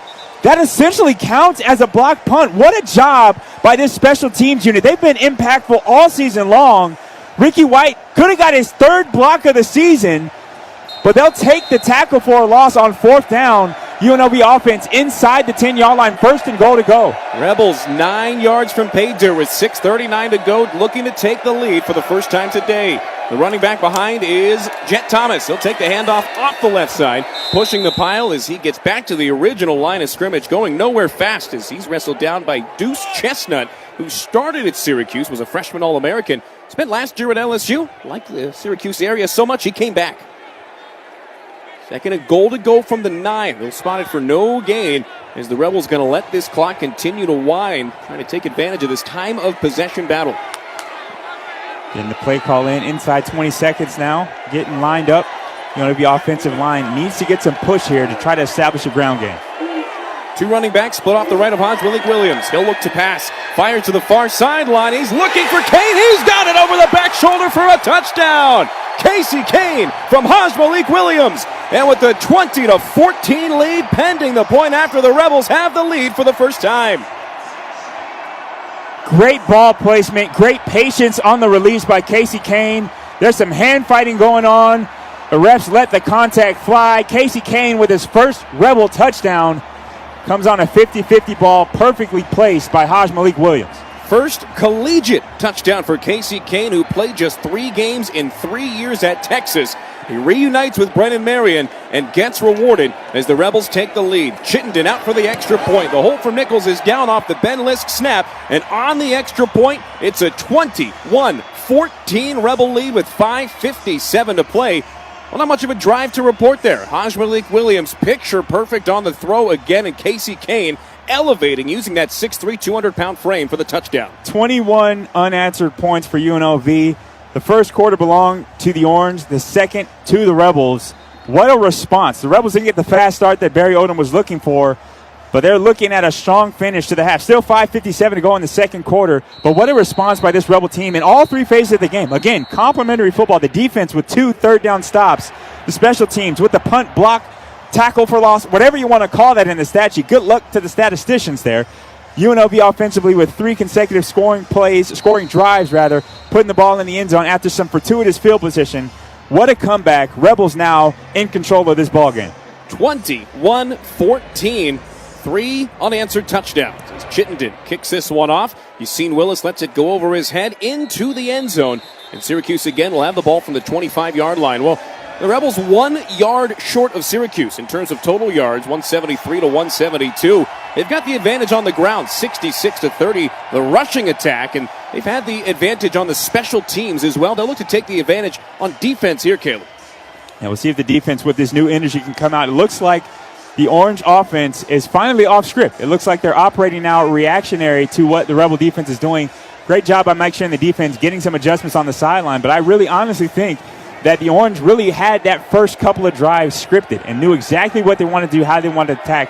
Now they're settling in, playing this game head up. McCord's got trips to the right. Jackson Meeks by himself to the left. McCord rolling to the right, completes it to the running back, Allen at the 25. He's across the 30 before being tripped up by Jonathan Baldwin at the Syracuse 35-yard line. Clock continues to wind with 5:45 left in the half. Off the play fake there, that's really just a designed screen out to the edges there. Wide receivers don't even run routes. They're just getting their position and blocking downfield. Sometimes that gets called as a pass interference, but the Syracuse Orange are back on the ball quick. On 1st and 10, McCord on play action. Looks right, now rolls to the left, trying to find a man down the field. He throws it off the back foot. It's complete at the 50 to Allen. He brings Jonathan Baldwin along with him for the ride into Rebel territory down to the 45, but a couple different flags out in the backfield. It looks like for sure ineligible man downfield. I'm sure that was supposed to be an RPO look for Kyle McCord, who decided to throw it downfield late on the scramble drill.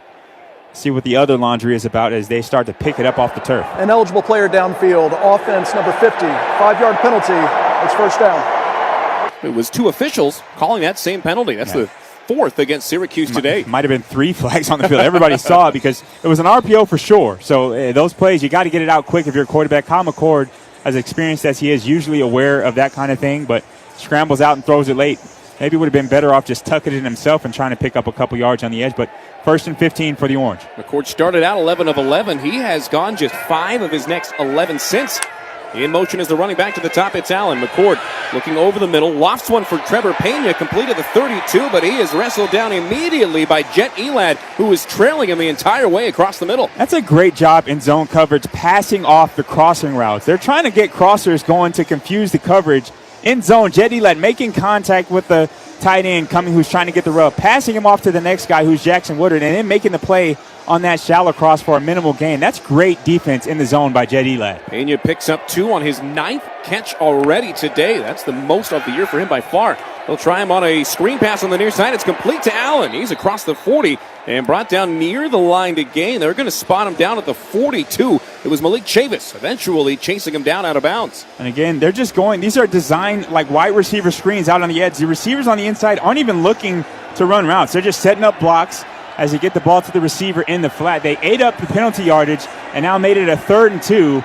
Rebels with an opportunity to get off the field again defensively, and the crowd is to their feet. Raising Cane's 3rd down with 4 minutes and counting left in the 2nd quarter. Ball on the 43-yard line as Allen off the right hip is the only running back into the game. McCord to pass it to him on a screen. It's complete at the 40. He gets the line to gain across the 45 before Jalen Catalon trips him up. And down at the 49-yard line of Syracuse is the Quint Allen Jr. Again, the play design right now for Syracuse is just going horizontally and using drags and crossers to muddy up the coverage and find a guy popping out on the edges. 21-14 UNLV, 3:35 to go in the first half. McCord fakes a handoff up the middle, flushed out to the right, looking for a man down the field. He airs one up towards his own sideline, but way out of bounds. That throwaway brings up a 2nd down and 10 with 3:30 to go in the half. Rebels have not been able to get quick pressure on McCord. The blitzes have been picked up. It's a big offensive line that Syracuse brings into town.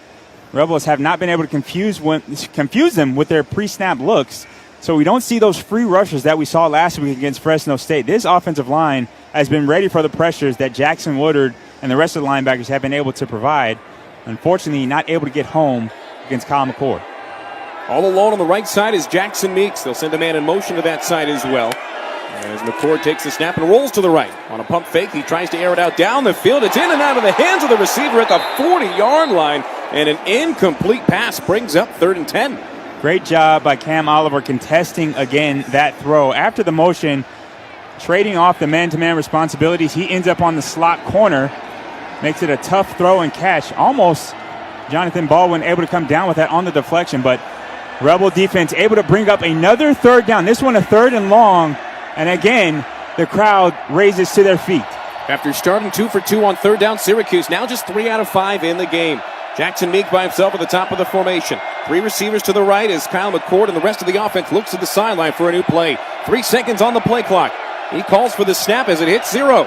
Snaps off in time as he looks to throw over the middle of the field. It's caught by the tight end Gadsden in Rebel territory. Malik Chavis knocks him down at the 36-yard line. Big time completion on 3rd and 10. Gadsden on 3rd down. The Rebels go man-to-man coverage there. Their time, Malik Chavis one-on-one against the big tight end on an island. The big tight end makes contact, gets the separation on the in-breaking route, and a great timing throw there by Kyle McCord. Hits the big tight end. We mentioned that he'd be a factor, especially on 3rd downs. There he shows exactly why. Under 3 minutes to go in the half. 1st and 10 from the Rebel 36-yard line. UNLV holding a 21-14 lead. A fullback into the game as McCord goes under center.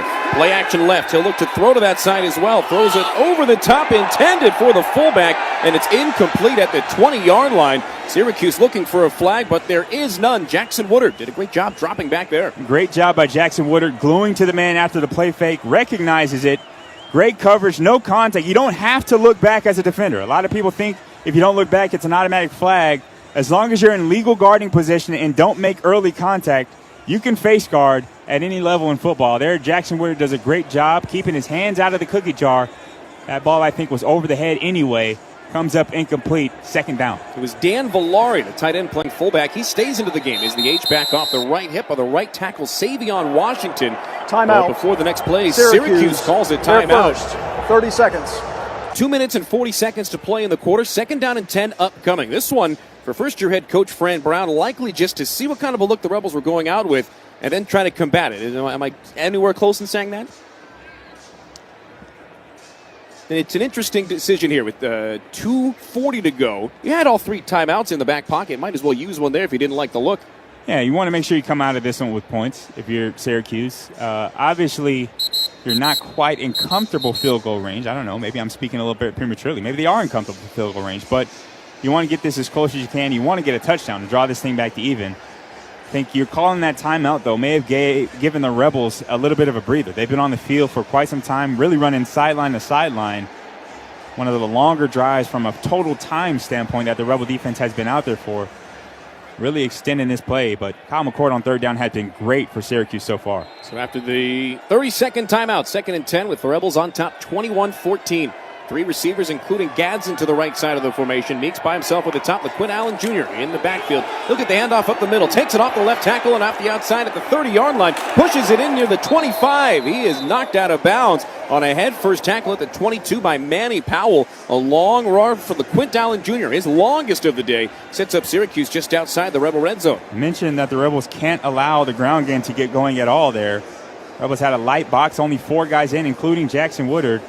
And Syracuse caught him off guard, deciding to go run on 2nd and 10. The Rebels give up a first down, and the drive keeps marching on now inside the NV Energy red zone. Rebels had allowed 30 yards on 10 prior rushes. That one a 14-yard run. Picks up almost half of that in 1 rush. Allen still in the game with 2 receivers to each side. McCord takes the snap, fires towards the near sideline. It's incomplete, aired it out too far. Looking for Amari Hatcher. It was Cam Oliver in the face all the way. That was a free shot Offside. play. Rebels jumped. Defense number 2, 5-yard penalty, first down. This is the 2-minute timeout. Antonio Doyle caught in the neutral zone at the snap. So Kyle McCord just really trying to take a shot there. The result of that play wouldn't have counted either way. But we've reached the 2-minute timeout here in the first half. But we'll stay here and discuss where we are at this point. Rebels stormed back in the second quarter, 21 unanswered points to find themselves in the lead by 1 touchdown. But now the Syracuse Orange are driving, knocking on the door of a scoring opportunity here to wind down the first half. Now, I mentioned before, Syracuse deferred after winning the toss, and this is the exact scenario they were trying to set up, a potential 14-point swing here. If they're able to score points here by getting into the end zone, they'll get the ball coming out, and the Rebel defense hasn't been able to really stop Syracuse outside of a couple of possessions in the second quarter.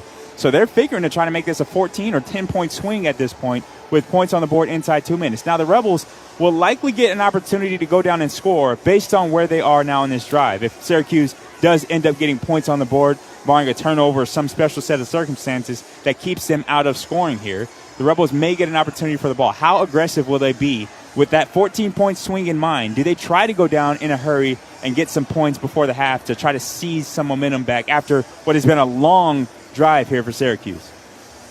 UNLV football on the Rebel Sports Network from Learfield is presented by Sierra Air Conditioning and Plumbing. They make quality service our top priority and was voted best air conditioning company in Las Vegas. Their highly trained technicians will make sure the job is done right the first time. Sierra Air Conditioning here to help you 24 hours a day, 7 days a week.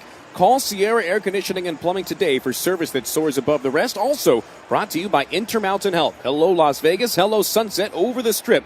We're Intermountain Health, and we're here to be a part of your Las Vegas life. But more importantly, we're here to help you live an even healthier one. Intermountain Health, official health partner of UNLV Athletics. So as both sides finish up their team talks in the huddle, UNLV leads 14-7, or 21-14, beg your pardon. However, Syracuse driving with the ball in the NV Energy red zone, a 1st and 5 coming up from the Rebels 17-yard line after an offsides from Antonio Doyle Jr. brings them inside the 20-yard line. It's a matter of bending but not breaking, and the Rebels this year defensively have been about middle of the road as far as that is concerned. Allowing the yards to get in there and just trying to find a way to limit it to 3 at the worst at this point. Both teams heading back out onto the field. Syracuse 17 yards away from pay dirt. The Rebels hoping to stop them. They've come out of the huddle with 2 tight ends on the right. It's Villari on the line. Gadsden split behind him as an H-back. Trevor Pena and Jackson Meeks, the 2 wide receivers to the right. And LaQuint Allen, the running back off the left hip of Kyle McCord. Referee holding up the play as we are now back from the TV timeout and we're back underway. Immediately, Syracuse flips the formation with both tight ends going to the left. Allen flipping around to the right. McCord takes the snap, puts it in the belly of Allen, the running back. He tries to find some room off the left tackle, but he finds none. Jackson Woodard brings him down after a gain of a yard. And that's a big stop, but the clock continues to wind with 1:45 to go in the half. And it looks like the Orange have sort of measured their pace here as they're trying to make this the last possession of the half. Obviously, game management, clock management becoming more and more prevalent as this quarter winds down. Both teams with 2 timeouts as of now. 2 tight ends once more on the left side for Syracuse. McCord to pass, looking over the middle. It's swatted by Jackson Woodard at the line of scrimmage. McCord looking for Gadsden, but Woodard in the way and knocking it down, sets up a 3rd and 3. It's a heads-up play there by Jackson. Coming late on the pressure, looping around, realizes that Kyle McCord's trying to get rid of it quick to his big tight end, who would have had a first down conversion there. But Woodard gets his paws up on it for a pass breakup, forces the incompletion, and the clock stops at 1:24 as well. So big-time 3rd down here, another one on this drive. Syracuse goes to the huddle. They'll come out of it with trip to the right, 2 receivers to the left. McCord by himself in the backfield. He'll look to throw it over the middle on the slant. It's caught somehow at the 11-yard line. Gadsden finding some space before Jalen Catalon brings him down, but it's a first down for Syracuse. Clock stops until the chains are set, but it's a 1st and goal from the 10-yard line. It's just a tight end box out, and I talked about how 3rd down situations, the tight end is going to be key. I've always said that tight ends are quarterback's best friend. There, Gadsden just checks up at the sticks, makes a completion in traffic. Jackson Woodard and Jalen Catalon all over him, but an accurate throw by Kyle McCord. Gadsden 6 catches, 82 yards, the leading receiver in the game. 5 wide again with McCord taking the snap, firing it on a dump screen. It's Allen moving inside the 5-yard line, tackled down at the 2-yard line. Call it the 3 rather, a little tunnel screen, and the Rebels found a way to fill up the space quickly in the middle. It's a change of pace, really trying to get that into the end zone. Great job by the Rebels reacting. They've been going to the wide screen, but that goes outside. Little wrinkle is to bring the receiver with the momentum coming inside. Maybe get the defense overflowing to the edges. Great job by the Rebels to react to that. That's supposed to be a touchdown. When you look at that call on your script as an offensive coordinator, you're thinking 6. Clock continues to wind. There's 12 on the play clock, 22 on the game clock as McCord takes the snap, fires to the corner of the end zone, in and out of the hands, incomplete to Jackson Meeks. Great punch there by Cameron Oliver to prevent a touchdown. Great job by Cam Oliver. Again, a 50-50 ball. Plays through the hands of the receiver. This is clinic tape for cornerbacks. Sometimes a guy's going to get a jump on you and get on top. If you play through his hands and punch that thing out all the way, sometimes you can force an incompletion late. Raising Cane's 3rd down again for the Rebel defense. Can they keep the Orange out of the end zone? 3rd and goal from the 3. 17 seconds to play in the first half. 21-14, UNLV on top. McCord looking to pass. He rolls to the right. He's got Tad Martinson in his face. There's it up to the back of the end zone. It's incomplete, and the Rebels make a stop on 3rd down. Now it's decision time for first-year head coach Fran Brown in Syracuse. 11 seconds left in the half with the ball on the 3-yard line. 4th and goal, and it looks like they're going to keep the offense on the field. It's a big-time moment in this ball game for both ball clubs. UNLV with an opportunity to turn away the Orange offense. And now we have a timeout on the field. Syracuse wants to dial up the perfect play. Sometimes in these timeouts as well, head coaches have a little bit of extra time to think about it if they want to go for it or not. This is going to be a 4th and 3, a long 3 here for Syracuse. So you don't really have the ability to just punch it in and run it. I think especially against this UNLV defense, the windows are so much called. Likely going to be some sort of tight man coverage. And with that in mind, you got to be aware of the pick routes and the rub routes on the edges. So UNLV defensively has to navigate the traffic. Syracuse has done that throughout this ball game. We'll see. It looks like changed their mind in that timeout huddle and brought out the special teams unit.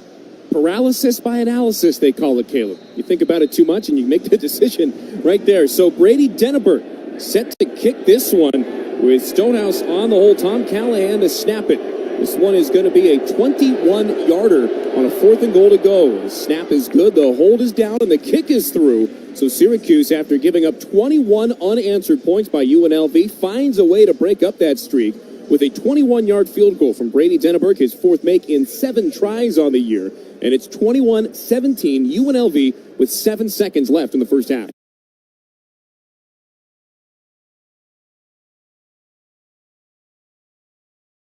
And as this game has settled, defensively, you have to be happy with what your defense did in the second quarter. They forced a lot of third down situations, and I'll tip my cap to Kyle McCord and Gadsden there for their ability to convert on third downs. That is massive play by them. But if you're the defense, you want to force those situations. First and second down, you played great. You just got to find a way to get off the field on third down. When you're going against a great quarterback, sometimes you're going to lose those third down battles. But getting them there is half the battle. Just got to find a way to finish. That's something you can celebrate going into the locker room and then make your necessary adjustments to make sure you can get off the field on third down. Now the question becomes for Syracuse, do you make Jacob DeJesus return this and take a couple seconds off the clock, or do you kick it out of the back of the end zone? We'll see as Denneberg hits it and hits it short. It goes out of bounds near the 15-yard line, so that gives UNLV an opportunity. Kicking team, number 15. Ball will be placed at the 35-yard line. First down. And I don't think he wanted to do that necessarily. Maybe he wanted to kick it away from Jacob DeJesus, but no clock wasted. Rebels will have it at the 35-yard line. Not quite range for a Hail Mary, but they're going to take their shots and opportunities. 7 seconds, you may be able to get one quick play off to get you maybe a little bit closer for a Hail Mary attempt. Or you may decide to just hand it off and run the half out here and call it good where it is. We'll see. 21-17, UNLV leads with 7 seconds left in the second quarter. Jaden Thomas split behind Haj Malik Williams in the pistol.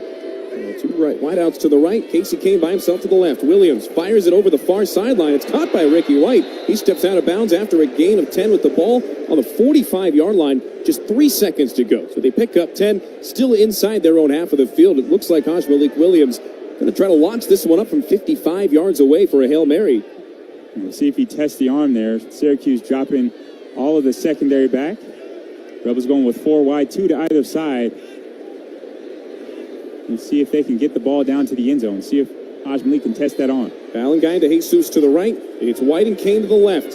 And on a screen, they dump it off to Jet Thomas, who catches it at the 40-yard line. He's got 2 lead blockers, including Anton Ambuel. He's into Syracuse territory at the 45-yard line, but he is stopped and knocked out of bounds at the 43. That's the end of the second quarter. Wrap up the first half, and after Syracuse jumped out 14-0, the heartbeat of Rebel Nation collectively was insane. Then 21 unanswered, followed by a Syracuse field goal. Makes it 21-17 at the half as both sides head to the locker room. We'll break this one down in plenty of detail coming up on our halftime show presented by IBEW and NECA. We'll take a look at first half stats and some adjustments for both sides. We'll also be joined by Dr. Matthew Schwartz from Comprehensive Cancer Centers talking about our breast cancer awareness game to kick off Breast Cancer Awareness Month. Halftime at Allegiant Stadium. Just off the Las Vegas Strip, the Rebels of UNLV lead the Orange of Syracuse 21-17. Our halftime show presented by IBEW and NECA. Coming up right after this is the UNLV Sports Network from Learfield. The offense is in motion, trying to catch the defense off guard. They're looking for an advantage, just like your competitors. But your business doesn't have to be an easy target. Les Olson IT is your playbook for success. We'll analyze your business needs, identify opportunities, and create a customized technology strategy to help you win. Touchdown. That's how it's done. Achieve your business goals with Les Olson IT. Let's make some big plays together. Les Olson IT. We love the thrill of a game-winning drive. And when it comes to exploring the wild side of Nevada, we've got a few epic drives of our own. Road trips to fill your heart. Hot springs, ghost towns, desert art. Destinations a world apart. So go on, get a little out there, and experience all that the Silver State has to offer. Start planning your trip at travelnevada.com.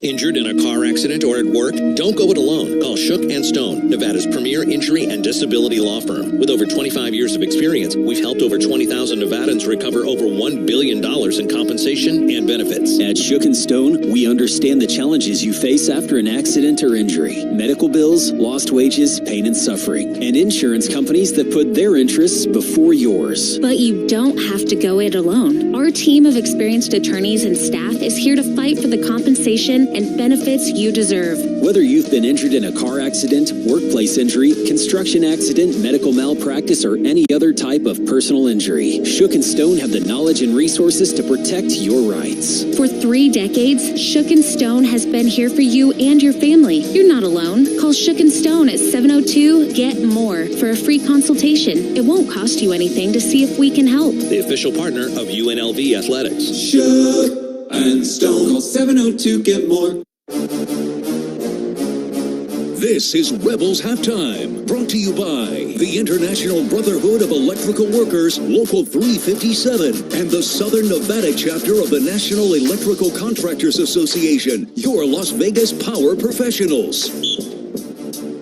Back from Allegiant Stadium on our halftime show presented by IBEW and Nika. 21-17, the halftime advantage for number 25 UNLV, hosting the Syracuse Orange in the first ever matchup between these two sides. First ACC foe for UNLV since 1993. Joined here on the halftime show by Dr. Matt Schwartz of the Comprehensive Cancer Centers as we get it going here in Breast Cancer Awareness Month. Rebels celebrating Breast Cancer Awareness Day. A lot of pink around the crowd, as we've been mentioning throughout our broadcast. You've got your pink shirt on. And Dr. Schwartz, tell us just a little bit about the Comprehensive Cancer Centers. Hey, thanks for having me. Comprehensive Cancer Centers is the largest oncology group in the state. We have 15 offices all over town, and we are very happy to be supporting this game in honor of the Rebels and for Breast Cancer Awareness Month. And you're a Vegas native, a UNLV graduate. I am a proud Rebel. So this has got to be fun for you to see not only the support in the community for Comprehensive Cancer Centers and what you guys have done with Breast Cancer Awareness Week, Day, Month, whatever you want to call it, but to see this Rebel team on the field have the success that they've had. You've had the best seat in the house watching it down on the field. Oh, man, I'm just so lucky to be here, and I'm glad to see the community rallying around UNLV and around getting the word out about saving lives and fighting breast cancer early, trying to get women to get screened and go for their annual mammograms. A Comprehensive Cancer Center, one of the proud partners of UNLV Athletics, and especially here with the football program. Now tell us, how important is it for Comprehensive Cancer Centers to participate in cancer awareness games like this one?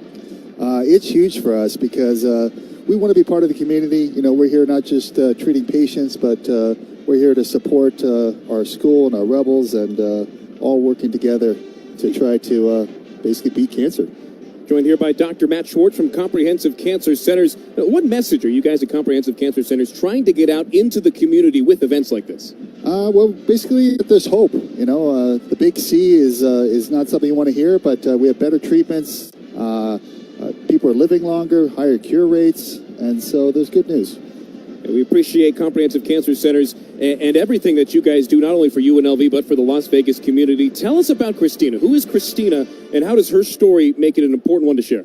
Well, she's a survivor, and so we love to hear good news. You know, it's inspiring not just for patients and their family, but for the doctors, too. We love to hear positive stories like that where people have beat cancer and living a positive life.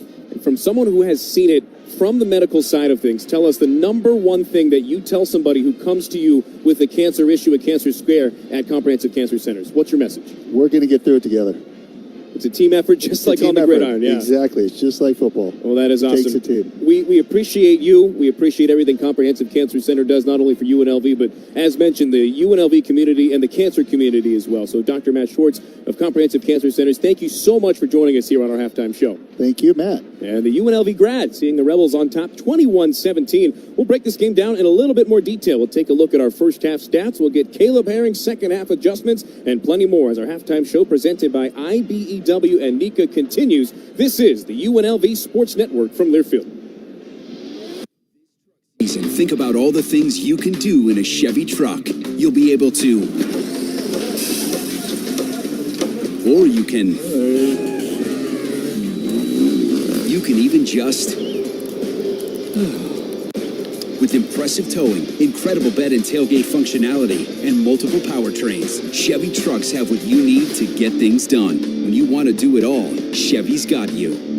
See your Southern Nevada Chevy dealers. Clark County Parks and Recreation presents the 30th Annual Age of Chivalry Renaissance Festival, October 11th through 13th at Sunset Park. Experience 3 exciting days of jousting, steel tournaments, feasting, shopping, live music, merriment, and more. The Renaissance Festival is brought to you by Clark County, Findlay Chevrolet, Four Peaks Brewing Company, CW Las Vegas, MyLV TV, and News 3 Las Vegas. Tickets and free shuttle schedule available at lvrenfair.com or text royalty to 888-111 for a free mobile app download.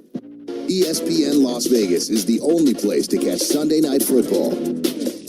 This copyrighted broadcast is an exclusive presentation of Learfield under the broadcasting rights granted by the University of Nevada, Las Vegas. Reuse of this presentation is prohibited without the expressed written consent of the university and Learfield. Announcers are provided by Learfield and approved by the university.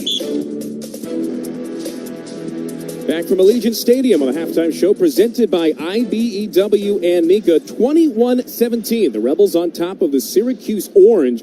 Syracuse with 14 unanswered to start the game. The Rebels ripped off 3 straight unanswered touchdowns and a late field goal with time winding out in the second quarter, beg your pardon. Puts Syracuse within 4, 21-17 in a one-possession game. Taking a look at our first half stats presented by IBEW and Nika. The Rebels as a team with 193 yards collectively, 127 of those through the air. Malik Williams an efficient 10 out of 13 for 127 yards and 2 touchdowns. He's added in a rushing score on one of his 4 carries for 12 yards combined. The Rebels out-rushing Syracuse 66-46. First down advantage all towards the Orange. They lead 16-9 in that category. Rebels haven't featured many third downs offensively. They're just 1 of 3 to start. Syracuse 5 out of 8 in terms of converting on third down. Syracuse has run almost twice as many plays as UNLV, 45-24. But in terms of average yards per play, the Rebels way up 8 to 5.4 respectively. Rebels and the Orange both 3 for 3 in terms of red zone trips, turning them into points. And the time of possession battle really one-sided. 20 minutes and 50 seconds time of possession in the first half for the Syracuse. That left 9 minutes and 10 seconds for Barry Odom and company with the ball. For Syracuse, Kyle McCord started 11 of 11. He's now 21 of 33 for 199 yards and a touchdown. LaQuint Allen, leading rusher in the game for both sides. 10 carries, 45 yards. He's also the leading receiver for the Syracuse Orange. 7 catches for 52 yards. Rondé Gadsden, the leading receiver in the game in terms of yards. He's got 6 catches for 82 yards, including a 39-yard scamper. And Caleb, as we take a look at those first half numbers, I think that Gadsden total is one that's going to stand out to some folks. He had 3 catches and 16 yards in his last 2 games combined, but he's found a way to find some openings in this zone defense for UNLV. And I think it's really situational. It's when and where you find your tight end. Those third down catches this game have been massive for Gadsden, and I figured it would be. I think UNLV secondary could match the wide receivers on the edges and try to keep them a little bit contained, but tight ends always provide a mismatch, man or zone coverage. Kyle McCord, experienced and definitely accurate, able to find his big tight end in some key situations to keep drive alive. That's really the story of this ball game so far. Outside of the first 14 points, the only thing that kept the Syracuse Orange in contact was their ability to convert third downs, primarily using Gadsden, the tight end. And UNLV, when it comes to the rushing game, 66 yards on 11 carry. Malik Williams has 4 carries, more than anybody else on the team. Jet Thomas with 3 rushes for 43 yards, 42 of them on 1 run. What can UNLV do to be a little bit more efficient in the run game in half number 2? I think they got to get into the run game. I think they haven't had very many opportunities to get drives going where the run game was necessary. And obviously, I think the defense of Syracuse has been teeing off and playing downhill. A lot of the times on these tackles for short gains for UNLV's run game, it's safeties coming down and making plays at the line of scrimmage. And anytime you see that enough as an offensive coordinator, you got to be thinking, we've got to get something over the top. They tried early on the first play of the game, but since have not really taken many deep shots to back this defense off. I think that's the only thing really to help the offense get the run game going. Outside of that, there's not much that UNLV can do differently. Just execute your stuff, get some push up front, and execute in the trenches. And, of course, the most important topic that we're going to discuss on our halftime show is the donut eating contest going on right now. Steve Cofield competing with the likes of Kevin Kruger, the head basketball coach here at UNLV, and professional eater Mickey Suda. She looks like she's hot dogging it. What's that? I see 3 donuts right now for Steve Cofield. He's performing pretty well. Yeah, so this is looks like Steve might be taking second. He's dunking now. He's dunking his donuts in the water. That's extreme competitive eating technique there. He's got a trash bag as well, trying not to mess up his sideline attire in this one. But a pink donut eating contest going on here. Kruger's now got 3 donuts. I don't know if I really want to continue watching this. Hey, we're watching it so that our listeners don't have to. We're doing a public service here, Caleb. Yeah, so halftime's a little bit more entertaining here than usual. But obviously, Rebels enjoying a 21-17 lead. Looks like Steve Colefield's going to come in second in the donut eating contest. Hey, 5's not bad in 2 minutes. We'll take a look at the final results on the other side. Take one more break here on our halftime show presented by IBEW and Nika. We'll take a look at some out-of-town scores on a short slate on a Friday night. When we come back, this is the UNLV Sports Network from Learfield. It's time to review the top 3 highlights of the day. I'm joined as always by my co-anchor Snoop. Hey, what up, though? Snoop, number 1 has to be getting the new iPhone 16 Pro with Apple Intelligence at T-Mobile. Yeah, you should hustle down to T-Mobile like a dog chasing a squirrel, chasing a nut. Nice analogy.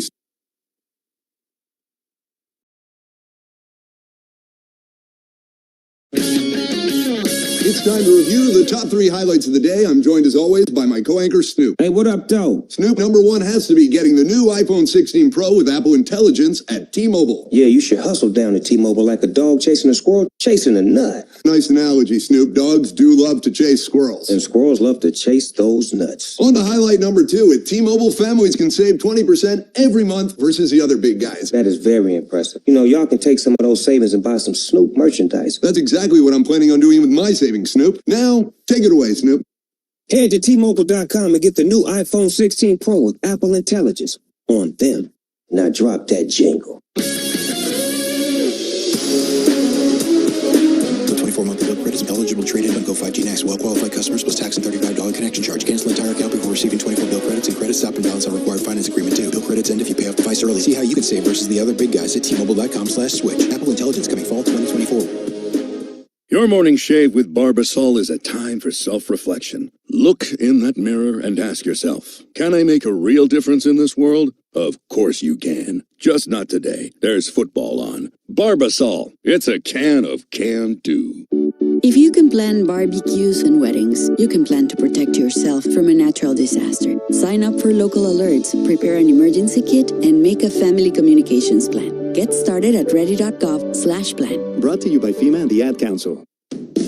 It's time for a wellness tip from Intermountain Health, official health sponsor of the UNLV Rebels. Do your feet often ache after attending a Rebels game? Here's something you might not know. If they don't, they should. We're not the sitting Rebels. We stand all game. We stomp our feet. We cheer for every play. That being said, if your foot soreness continues, may we suggest visiting one of our urgent care locations at your earliest convenience. Learn more at intermountainNV.org. Hey Rebel fans, the 2024 football season is here and SeatGeek is here to help you experience all the action. SeatGeek makes it easy to find tickets so you can be a part of all the touchdown celebrations this season. Whether you're buying or selling tickets to UNLV football games or to any other live event in your area, SeatGeek is the place to do it. SeatGeek is the official ticket marketplace of the UNLV Rebels. The most disruptive idea in ticketing? A ticket that works. Expect the expected. SeatGeek.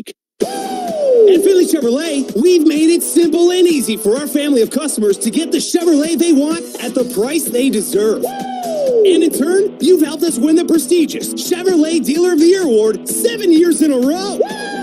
Thank you, Southern Nevada, from everyone at Finley Chevrolet, Nevada's #1 Chevrolet volume dealer, located on the 215 Beltway between Rainbow and Jones, or at finleychevy.com. Finley Chevrolet, home of the fine new roads.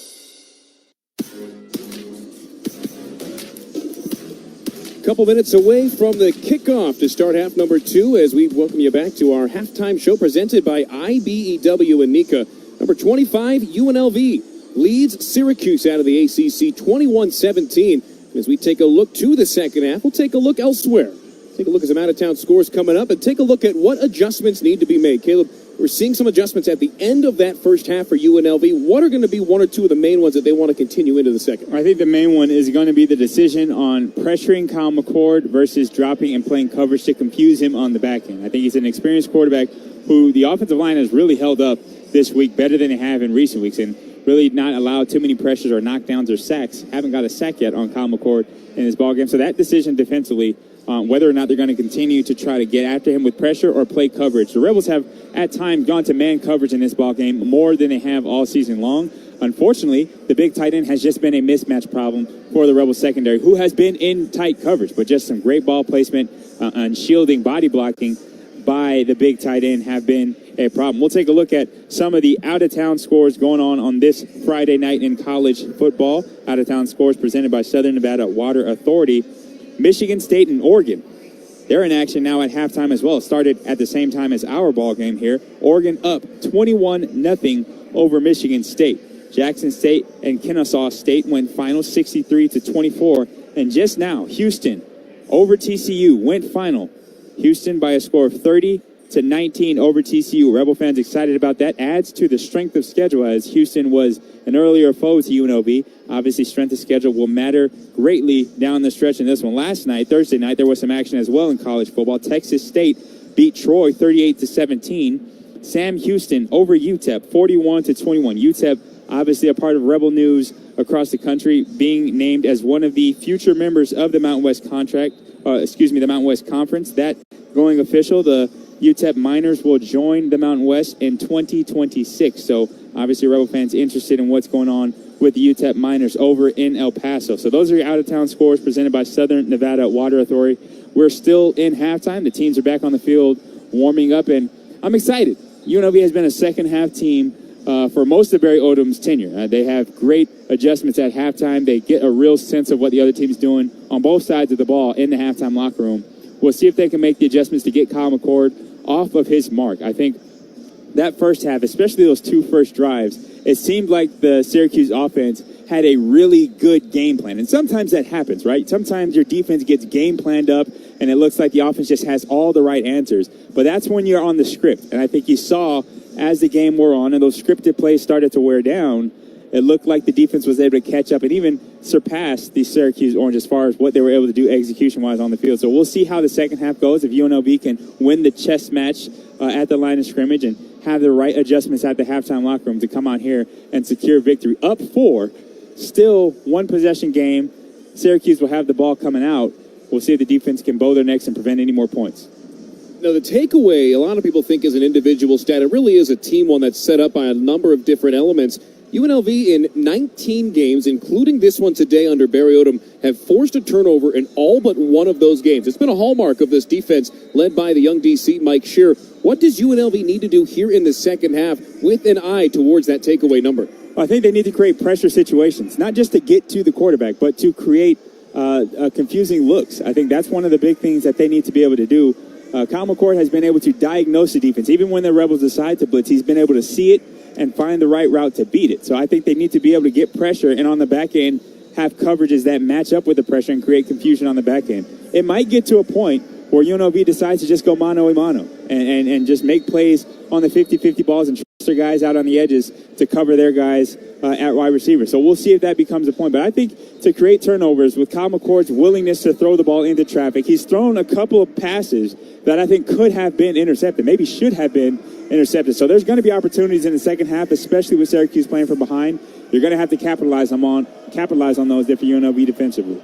UNLV leads 21-17 as Caden Chittenden gets set to put the ball on the tee. The Rebels going to kick from right to left. Syracuse defending the north end zone, the torch side here at Allegiant Stadium to start half number 2. Whistles blown. Chittenden puts boot into ball, and we are underway in the start of the second half. Yassine Willis calls for a fair catch, picks it up at the goal line in the air, and so that'll set Syracuse up at the 25-yard line. Not going to mess around on another kickoff return.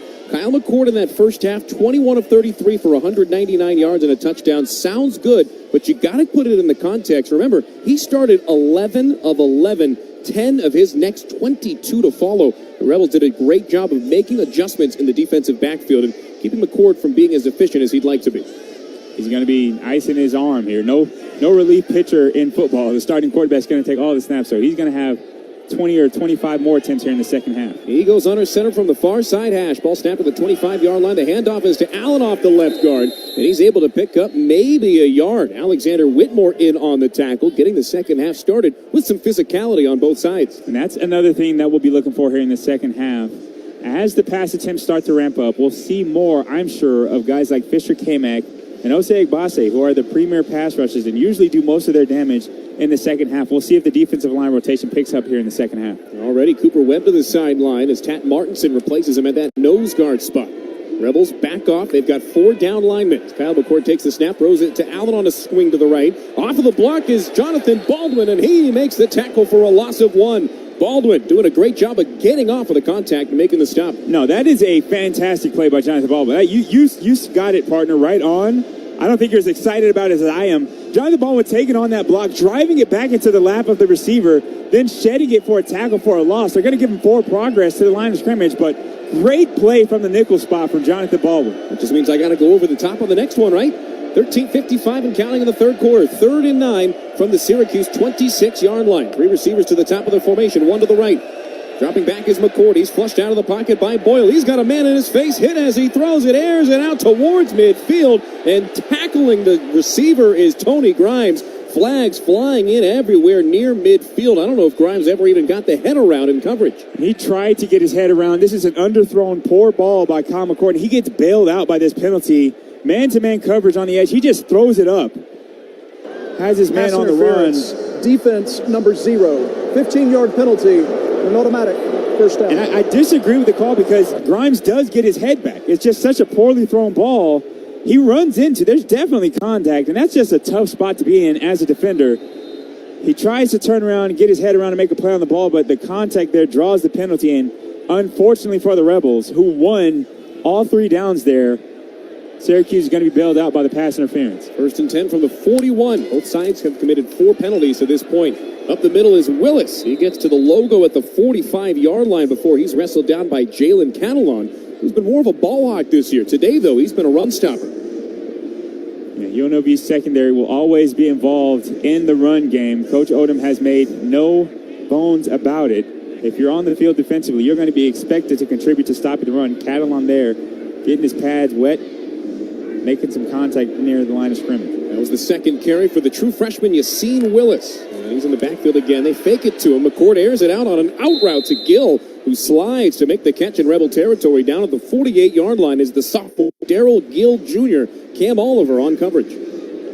Cam Oliver, soft coverage to the field there, giving up the underneath route. Kyle McCord takes what the defense gives him. Low throw there, as it's a wide one to the deep speed out. Tough route to guard. Moves the chains for Syracuse. McCord over 200 yards passing, 23 of 35 for 206 through the air. He puts it in the belly of Willis again as Jackson Woodard upends him after a gain of 3. Woodard filling up the gap from his middle linebacker spot, sets up 2nd down and 7. Slow first half by Jackson Woodard's standards. He was the defensive player of the week around the Mountain West Conference last week. That's his 9th tackle of the game, however. A quiet 9 tackles if there ever was such a thing. 12 minutes and 10 seconds to go in the third. 2nd and 7 upcoming. Ball on the UNLV 45-yard line.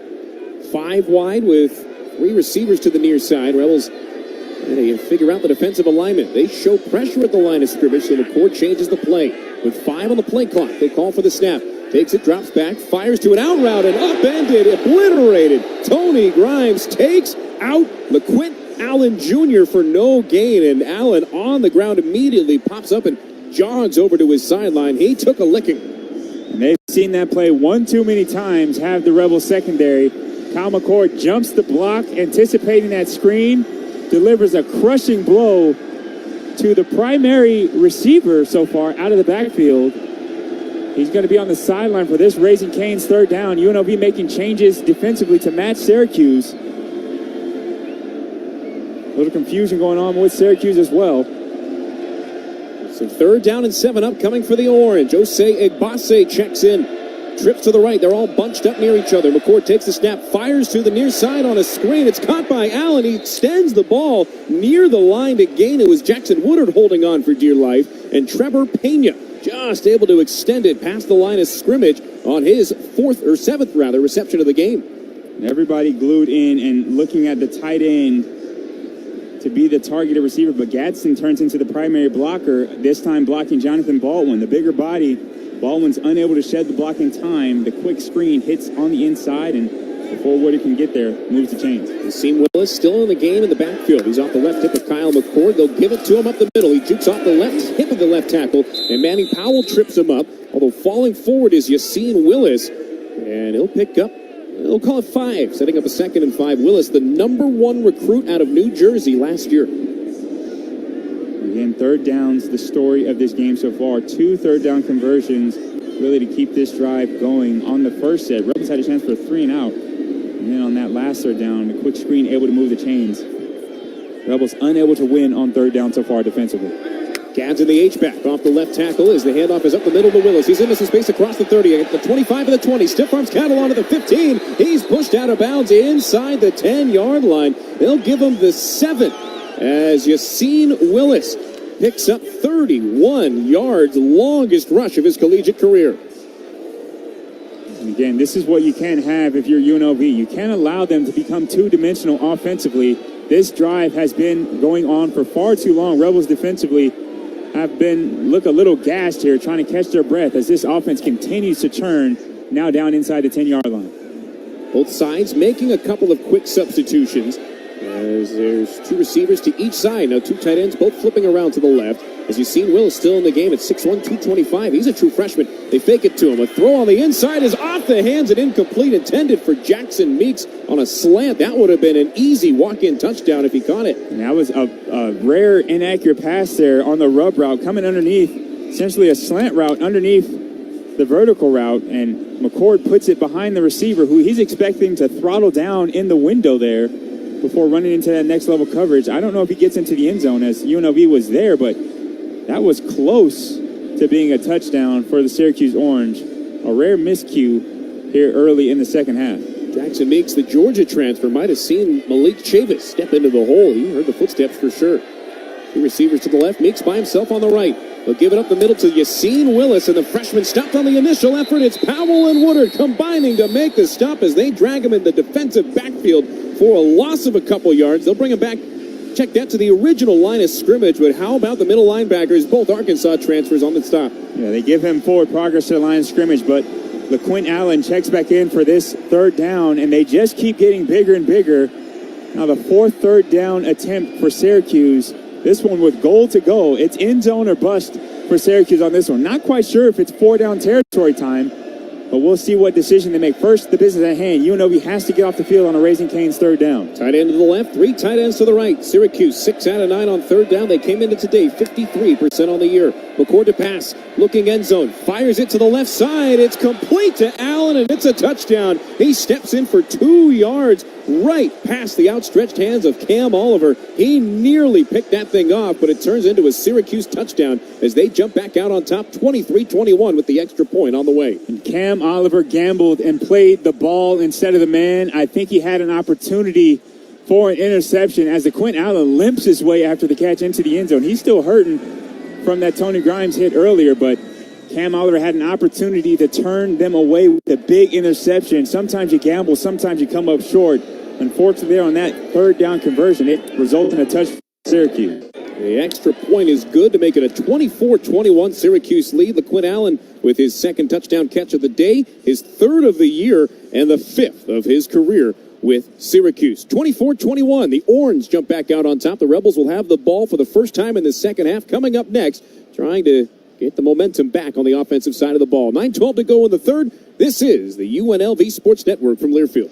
Injured in a car accident or at work? Don't go it alone. Call Shook & Stone, Nevada's premier injury and disability law firm. With over 25 years of experience, we've helped over 20,000 Nevadans recover over $1 billion in compensation and benefits. At Shook & Stone, we understand the challenges you face after an accident or injury. Medical bills, lost wages, pain and suffering. And insurance companies that put their interests before yours. But you don't have to go it alone. Our team of experienced attorneys and staff is here to fight for the compensation and benefits you deserve. Whether you've been injured in a car accident, workplace injury, construction accident, medical malpractice, or any other type of personal injury, Shook and Stone have the knowledge and resources to protect your rights. For 3 decades, Shook and Stone has been here for you and your family. You're not alone. Call Shook and Stone at 702-GET-MORE for a free consultation. It won't cost you anything to see if we can help. The official partner of UNLV Athletics. Shook and Stone. Call 702-GET-MORE.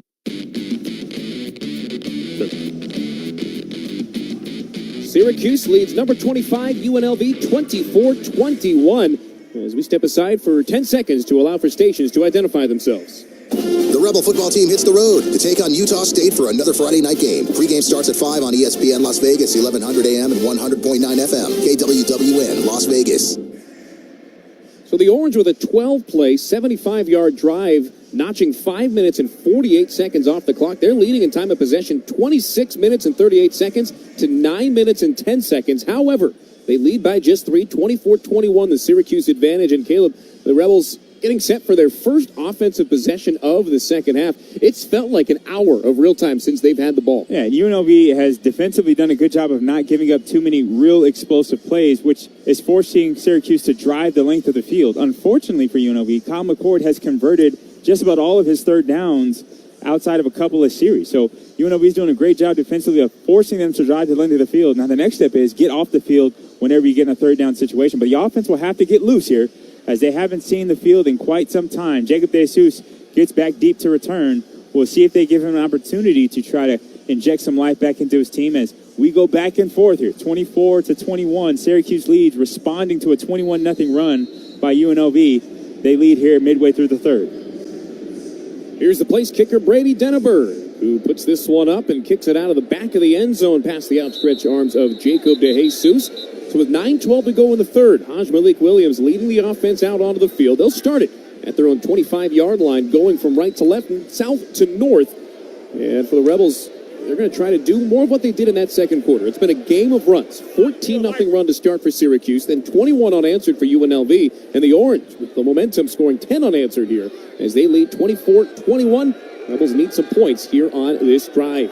Haj Malik Williams will start on the far side hash. They've got 3 tight ends in the game, all of them split out on the right side. The only wideout is Jacob DeJesus, and in the backfield is Kylan James. He'll get the handoff right away as he moves it for 2 yards, pushing the pile. It was Fadil Diggs initially contacting him and sets up 2nd down and 8.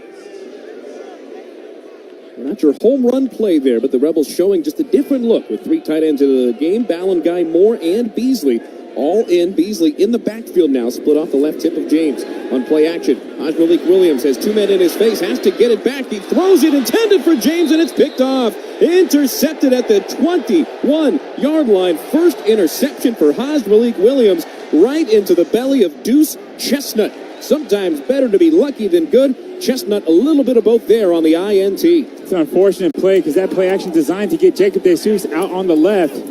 Unblocked pressure comes in Haj's face, and he's forced to come back and try to get it to his running back as an outlet before the sack. The running back doesn't catch it, and it ends up in the lap of a defender. That's just an unfortunate play there because Jacob DeJesus won on the deep comeback route that was to the left of that play, but the pressure up the middle did not allow Haj Malik to get to that side, and unfortunate, bad to worse there on that play. Chestnut's first interception of the year sets up Syracuse with a short field. They've got the ball at the Rebel 21 with 8:42 to go.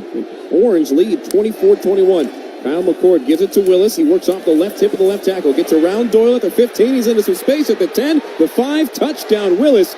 And all of a sudden Syracuse with 16 unanswered points pending an extra point. And it is a 30-21 Syracuse lead with 8:36 to go in the third. Broken tackle after broken tackle. Willis getting through Doyle, getting through Catalan, and unable to chase him down there on the back end was Jet Elad.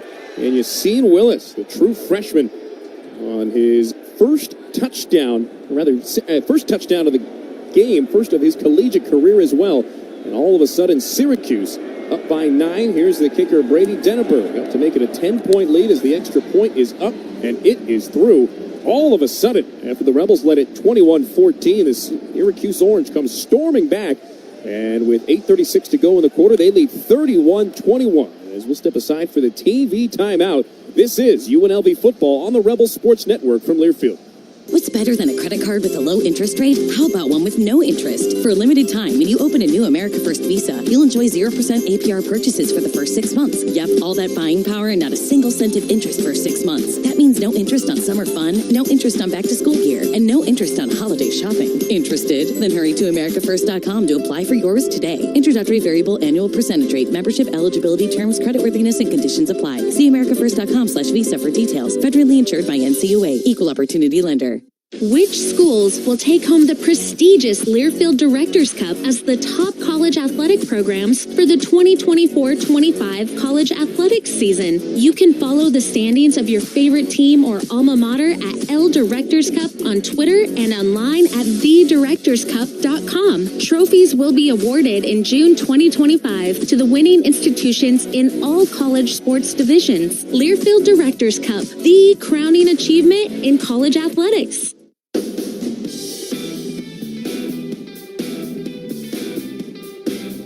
UNLV football is presented by Southern Nevada Chevy dealers with impressive towing, incredible bed and tailgate functionality, and powerful engines. Chevy, Silverado, Colorado, and Tahoe have what you need to get things done. When you want to do it all, Chevy's got you. See your Southern Nevada Chevy dealer, and also by Star Nursery. Broadcast brought to you by Star Nursery, your garden's partner for every bloomin' thing.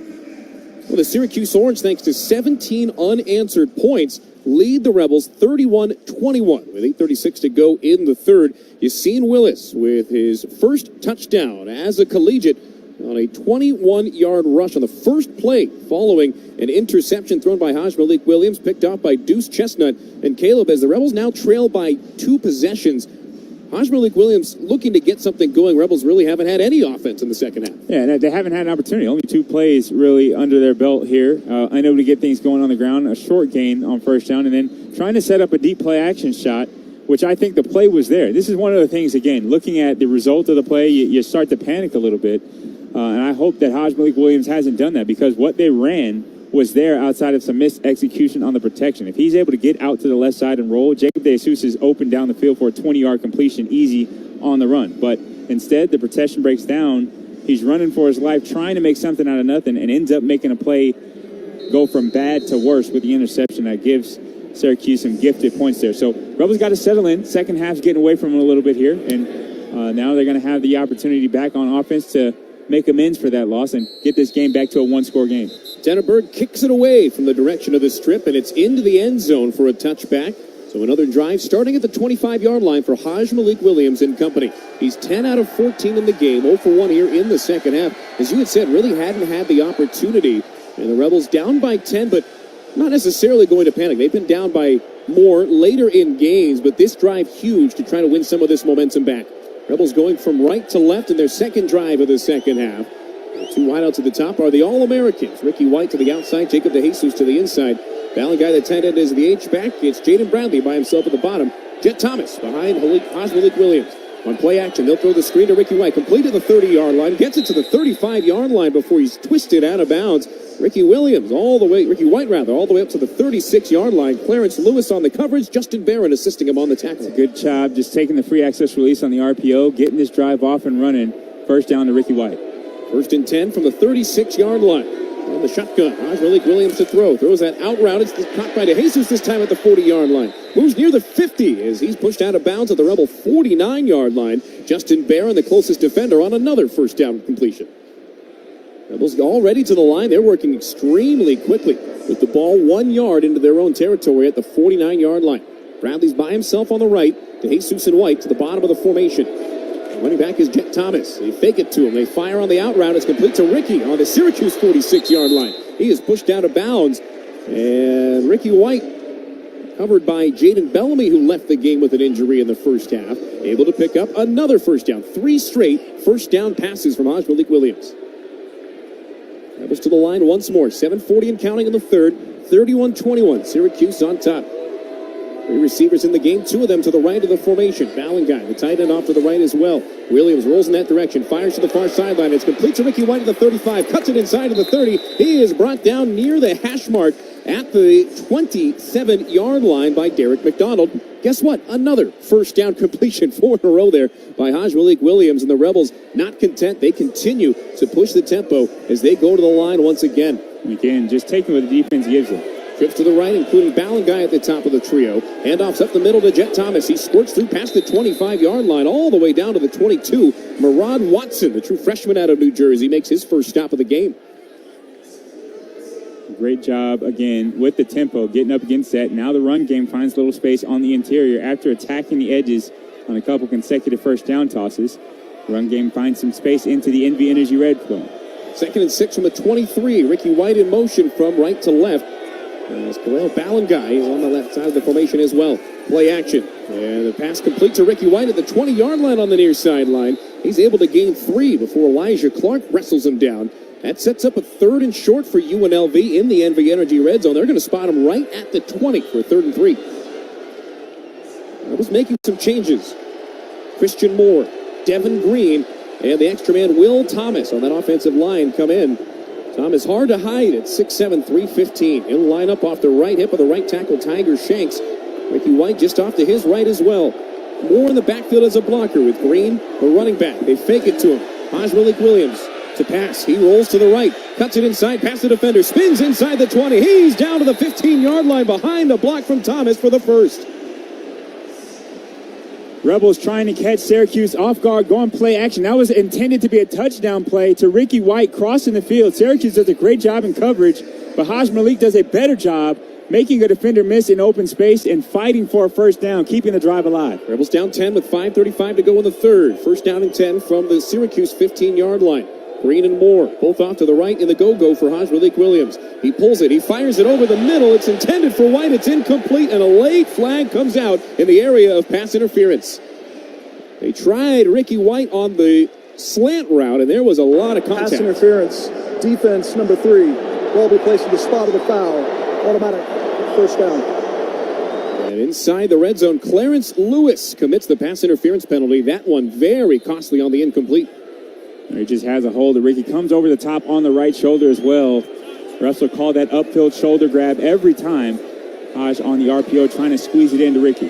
First and goal to go from the 4-yard line. Still a heavy package in there with Thomas off the right. Khalil Ballanguy there as well. The fake to Moore. Williams fakes it on the triple option. He'll keep it himself, and he's able to pick up a yard. They'll spot him down at the 3. 2nd and goal to go upcoming. 3 yards to pay dirt for the Rebels. A little bit of pushing and shoving after the play as Will Thomas was helped up. Malik Williams gets pushed back down to the ground. He's trying to get up, and they won't let him. Rebels back up to the line on 2nd down. Got to be able to punch this in, short yardage situation with the ground game, especially when you have the heavy personnel in. Gut check time for the offensive line. Got to create some movement and some space for your runners in the backfield. 9th play of the drive upcoming. 2nd down and goal to go from the 3. 4:50 to go in the third. They give it up the middle to Devin Green, and he is stopped for no gain. They're going to spot him back a couple of yards. Nowhere to go up the middle as Justin Barron filled up the hole, and it sets up a 3rd and goal to go from the 6-yard line. Like Will Thomas comes up a little bit gimpy there as well. Syracuse is selling out to stopping the run in all areas of the field, but especially down here. You got guys on the secondary who aren't a part of the blocking scheme who are just knifing in and making these tackles for a loss. Rebels backed up here now outside of the 5-yard line for this 3rd down. They're bunched up to the right of the formation. Jet Thomas checks into the game. Malik Williams on 3rd and goal to go to pass. He rolls to the left, looking for a target in the end zone. Cuts it back to the inside with pressure. He'll run it himself. He spins at the 5-yard line. He's down to the 2 before he's tackled. A twisting run, a couple of spins in there for Malik Williams. And now it's decision time for Barry Odom. 4th and goal to go. It looks like the field goal unit's going to come onto the field. It's unfortunate that drive stalled inside the 5-yard line. Rebels unable to get the push up front against Syracuse, who's selling out for the run. They just have to be able to get pushed on the offensive line in these short yardage situations. No such luck, so the Rebels will have to settle for 3. Caden Chittenden, the most accomplished high school kicker in the history of Nevada football, a true freshman, 9 out of 11 so far on the year. This kick from 20 yards is up and right down the middle as the Rebels find a way to get some points, continuing to be perfect in the red zone today. And the score now, Syracuse 31, UNLV 24 with 3:24 to play in the third quarter. A long drive that ends in 3, not 7, but the Rebels will take it as they trail by 7. As we'll step aside for the TV timeout, you're listening to the UNLV Sports Network from Learfield. Has been the same for a long time. Big egos, greed, and sleazy schemes. Big and loud doesn't always mean right. And the conventional mold doesn't define success. Goodbye, false quick buck promises. We've had enough. Welcome to Sam and Ash, the new standard for personal injury law, where things are done the right way, with integrity, experience, and authenticity. We're champions for the underdog. Life happens, and when you need help, you deserve a team without hidden agendas. A team that delivers real support and results. When you have both, your whole world can change. So if you've been hurt in a crash, call Sam and Ash, 702-303-0333. Sam and Ash, because you deserve what's right. ESPN Las Vegas is the only place to catch Sunday Night Football. 31-24, Syracuse leads number 25, UNLV, and we'll check it down on the sideline with Steve Cofield. You all cleaned up from the donut eating, Steve? Yeah, I'm all good. I'll tell you right now, though, the UNLV defense has got to really pick it up. That drive was kind of good. I think they needed to mentally recover from the mistake on that play that Willis scored the touchdown on. Antonio Doyle really being hard on himself. And I'll tell you, the one guy going up to the linebackers, the defensive linemen, the cornerbacks, part, firing guys up, part kind of saying, hey, we got to be better, is Jackson Woodard. I mean, he never sat down. He went up and down the sidelines. And, yeah, there was a mistake on, like I said, on outside contain, and the D-line, a couple of them were really being hard on themselves. So we'll see how they recover here. They had plenty of time. We'll send it back upstairs to Caleb and Matt. Yeah, those second half adjustments, Caleb, something that we had talked about. This is really the time where they're going to need to show up, because the offense after that drive showed you they still have plenty more in the tank as far as some long sustained drives. Defense needs a stop or two. And again, I think that we get caught up in like the X's and O's, and I think UNLV has made adjustments, and the X's and O's aren't terrible here. They're in position, obviously getting Syracuse into multiple third downs on that first drive of the second half, just unable to get off the field. It's just their guys making the extra play where our guys are just a step too late on the play. And obviously that's not acceptable by any means, but don't overcorrect things schematically. Just got to execute better, especially like that last touchdown pass. Antonio Doyle just got to keep his outside containment, and his edge defender can't allow that run to bounce out around him. And on the ensuing kickoff, Caden Chittenden kicks it out of the back of the end zone. The Rebels will try to make a stop. Kyle McCord and this Syracuse offense will start this drive from their own 25-yard line, and they have held the advantage in the third quarter alone, 14-3. The Rebels had that advantage in the second quarter, 21-3. Syracuse started the game off with back-to-back touchdowns on their first drive. So Fran Brown in his first season as head coach at Syracuse, 3:24 to go in the third, has a 31-24 lead.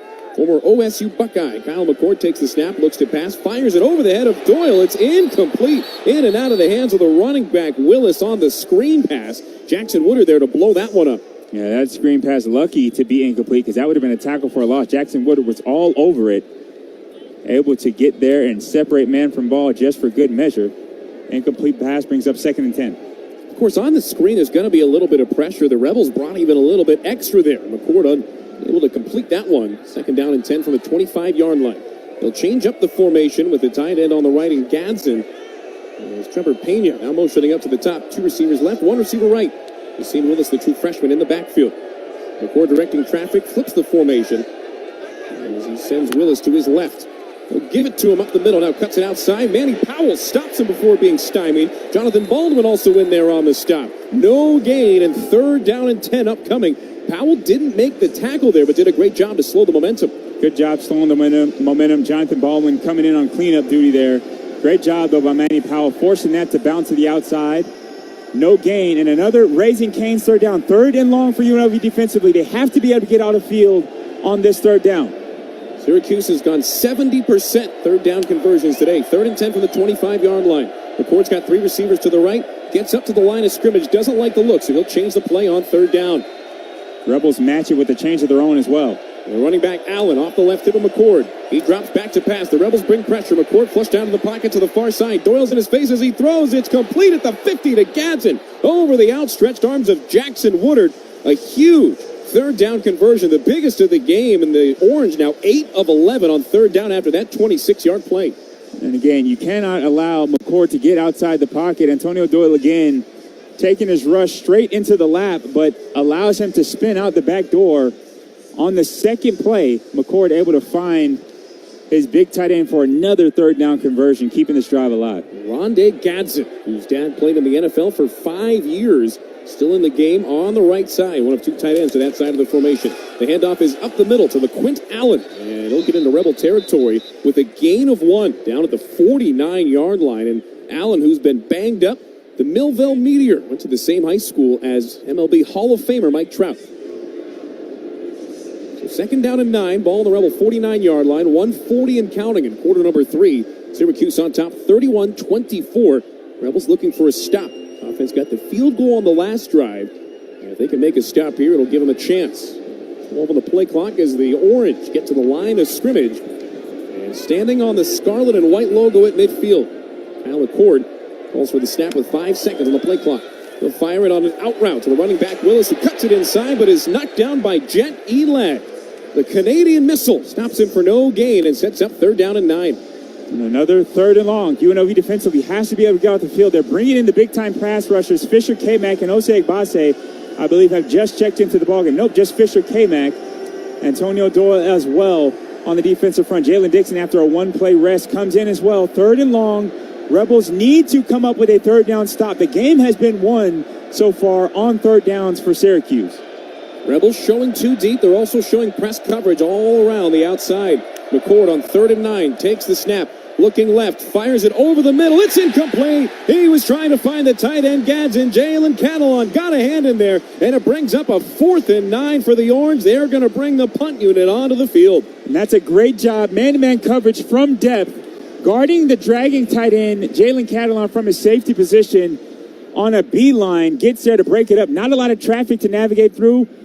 Great job by Jalen Catalon. And finally, UNLV defensively able to get off the field on third down and force a punt. Jacob DeJesus awaits inside the 10-yard line, seeing if he can get an opportunity for a return. Rebels have already wreaked havoc on a punt today. Jack Stonehouse has it blocked. It's blocked and heading back towards the Rebel end zone. Bouncing towards the paint. 3 Rebels closing in. Charles Correa falls on it. Second punt block touchdown in as many weeks. And we're an extra point away from a tied-up game at 31-all. What a field-flipping special teams win for the Rebels.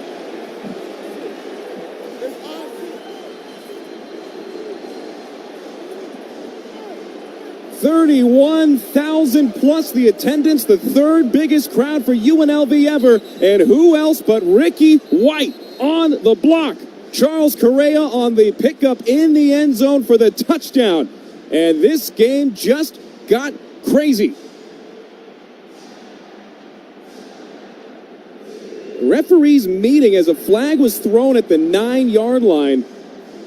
What could it possibly be? There wasn't a block, not anybody near the ball, and they're going to call an unsportsmanlike conduct after the play, basically just moving back a kick. So you'll take it. Ricky White on the block, his 3rd of the year, and Charles Correa scores his first after touchdown. The play, unsportsmanlike conduct, UNLV number 23, his first of the game. That 15-yard penalty will be enforced on the kickoff. In a play like that, refs are humans, and I think there's plays. I'm going to get up on my soapbox here. I think there's plays where the emotions of it. You just blocked a punt for it. If he doesn't punch somebody, if he's not dragging an opponent down physically, keep the flag tucked. Let the crowd and the energy enjoy that moment. That's a big time play for UNLV. Obviously, you want to coach up the guy. Don't make the bonehead play after. Yeah, but human emotion should be allowed a little bit in this day and age to celebrate big time plays like that. Chittenden makes the extra point with the penalty enforced on the kickoff. We are tied at 31-all with 28 seconds to go in the 3rd. The special teams becoming a huge factor for UNLV, and why wouldn't that be the case? Charles Correa with his first collegiate touchdown, and we are all tied at 31. We'll step aside for the TV timeout. Back with more from Allegiant Stadium on the UNLV Sports Network from Learfield. You've heard the saying, girls just want to have fun. Well, so do guys. If there's one thing people really hate, it's being bored. So as they say, go south, people. To the South Point. Still providing free parking. You'll love the action. First-run movies at the cinema. And dining is so delicious your tummy won't believe it. 11 restaurants plus live shows, headline shows, bowling, incredible pool area. Just for relaxing. After all that action, your entertainment destination is south, my friends. The South Point. Drop by this week and have some fun. Drivers who switch and save with Progressive could save hundreds, which could be life-changing.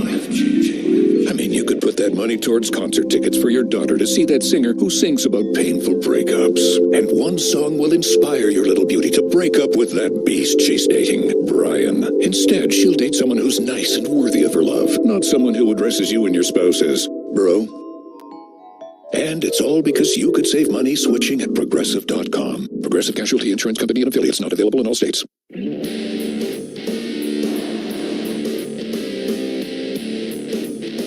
Sports Network is presented by Kohl's. When life gets real, start at Kohl's, where we've lowered prices on thousands of items your family needs for whatever life brings. Kohl's, where memories come first. And also buy the Varsity Network app. When you're out of town and want to keep up with live college sports, be sure to download the new Varsity Network app. Available for both Apple and Android. Listen to college sports live with the Varsity Network app. Well, thanks to a punt block touchdown, the Rebels have tied the Orange of Syracuse 31-all with 28 seconds to go in the third. And as they show the replay a couple of different times for our viewing pleasure in-house, Caleb, another easily blocked punt for Ricky White. The touchdown afterwards, almost elementary. Yeah, so special technique. His get-off is elite. As a wide receiver, you wonder why he gets open on deep routes so much. Well, it's because his get-off is special. He's into full stride almost immediately on takeoff. Great technique, great call, dialing up the pressure. James Shebus is elite as a special teams coordinator. And obviously, the unsportsmanlike conduct penalty will be enforced, so Chittenden will tee this up from the 20-yard line, his own 20-yard line. So we'll see if there's a return set up by Syracuse. If Chittenden can put this to the end zone, that'd be impressive. But we'll see if they can get some coverage and minimize the damage of that penalty. You've seen Willis back on the return. He's got his heels on the 15-yard line. Backed up a couple of yards, and this one bounces at the 2. He picks it up and will try to bring this one out. He's across the 10 to the 15. He's tackled at the 16-yard line. Jalen Catalon spinning and making the stop. That was a huge special teams play, one we've come to expect for UNLV. How about the boot there from Caden Chittenden? And essentially wipes out the penalty because they get stopped now with negative field position inside the 16-yard line. What a kick by Chittenden to get it near the end zone, not even out of the end zone, because he forced the return because it bounced at the 2. So the returner had to try to make a play on it. What a great play again by special teams, helping to flip the field position. And the Orange now starting up near their own end zone. They started at the 16-yard line with 24 seconds to go. 31-31 the score. McCourt under center. Play action left. Drops back to throw. He's hit as he fires it up to the far side. Diving and unable to come up with it is Darrell Gill Jr. About as high effort a play as you can get. But an incompletion brings up 2nd down and 10. There's a flag. Personal foul. Roughing the passer. Defense number 2. 15-yard penalty. Automatic first down. Another penalty for the Rebels is they'll put a shoulder into McCourt after the play. That's a tough one. I grew up in a different era of football where that's, hey, get up, QB. But 15 yards, Doyle wise enough to put his hands out to the side, but lowers his shoulder enough to draw the flag. And in this era of football, you can't do that. That's a penalty that the Rebels are going to be upset about. Coach Odom will not be happy about that penalty by Antonio Doyle. 6 penalties for 76 yards for UNLV, 5 for 36 for Syracuse. As the quarterback McCourt takes the snap, fires it on an out route. It's caught at the 35-yard line by Gill. Tony Grimes emphatically brings him out of bounds after a gain of 4. And Tony is claiming he dropped that on the pass. He's claiming that as he got there, he knocked that ball out and it was incomplete. That's the end of the third quarter. Yeah, that'll be the end of the third. As the lights dim, the crowd gets into it. 4 fingers thrown into the air on both sidelines. As we have solved nothing through 45 of 60 minutes, we are tied at 31 apiece. As both teams get hyped, get ready, and get set to start quarter number 4. We will get ready as well on the other side. 31-31, the score between UNLV and Syracuse. Fourth quarter action from Allegiant Stadium on the other side of the break. This is the UNLV Sports Network from Learfield. When your home needs a comfort tune-up, just say yes to service from the pros at Yes Air Conditioning, Heating, Plumbing, and Electric. With licensed technicians, service 7 days a week, and an exceptional service guarantee, you'll always have true comfort and peace of mind. Call Yes Air Conditioning, Heating, Plumbing, and Electric, official partner of UNLV Athletics, at 702-888-4937, or visit theyesmancan.com to schedule your appointment today. License number 71246, 71233, 87262, EAS 007-4696. You sit in traffic now, but later, there's an ice cold reward. Modelo, the mark of a fighter. You've earned this rich golden lager with a crisp, refreshing taste. Because you know, all your patience is paid out in gold. You remain calm through honks, bumper to bumper, and people yelling. You are a fighter, and Modelo is your reward. Modelo, the mark of a fighter. Drink responsibly. Beer imported by Crown Imports, Chicago, Illinois. UNLV football is presented by Shook and Stone. Injured in a car accident or at work, call Shook and Stone, Nevada's premier injury and disability law firm. With over 25 years of experience, they've recovered $1 billion for their clients. Call 702-GET-MORE for a free consultation today. Shook and Stone, official partners of UNLV Athletics. Along with Steve Cofield and Caleb Herring, I'm Matt Neverett, and getting you set for what should be an exciting, thrilling, fill-in adjective here, fourth quarter. 31-31, nothing separating UNLV and Syracuse as we get set to start the fourth quarter. Syracuse will flip the field and start out on a 2nd and 6 with the ball on their own 35-yard line. Rebels making some stops defensively when they've needed to tonight. Caleb, none would be bigger than a stop on this drive here. Yeah, this would be a huge stop. Obviously, off to a bad start with the penalty. Rebels will have 2nd and 6 to defend against with Syracuse on the offensive side. But the energy is on the Rebel side. If they can come up with a stop here, preferably a big play generated by the defense, some sort of interception or fumble forced or a negative play to really derail this and get the energy really on their side to start this fourth quarter. 15 minutes of ball will decide it. Both teams even right now. Syracuse with the ball and a hot quarterback who has had pretty much everything he wanted so far. Can the defense figure it out here in the fourth quarter? The Orange will go from right to left, heading towards the torch in the north end zone.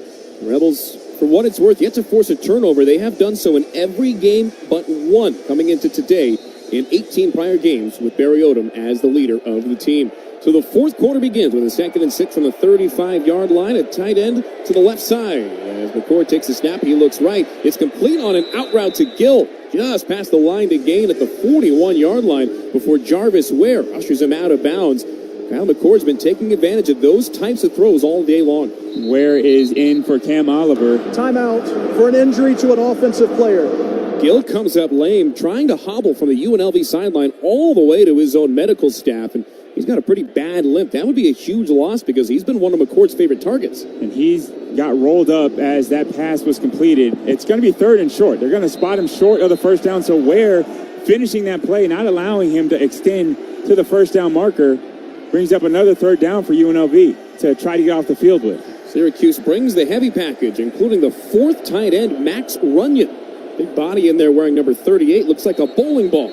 As he'll go into the backfield as a fullback, and a penalty comes out.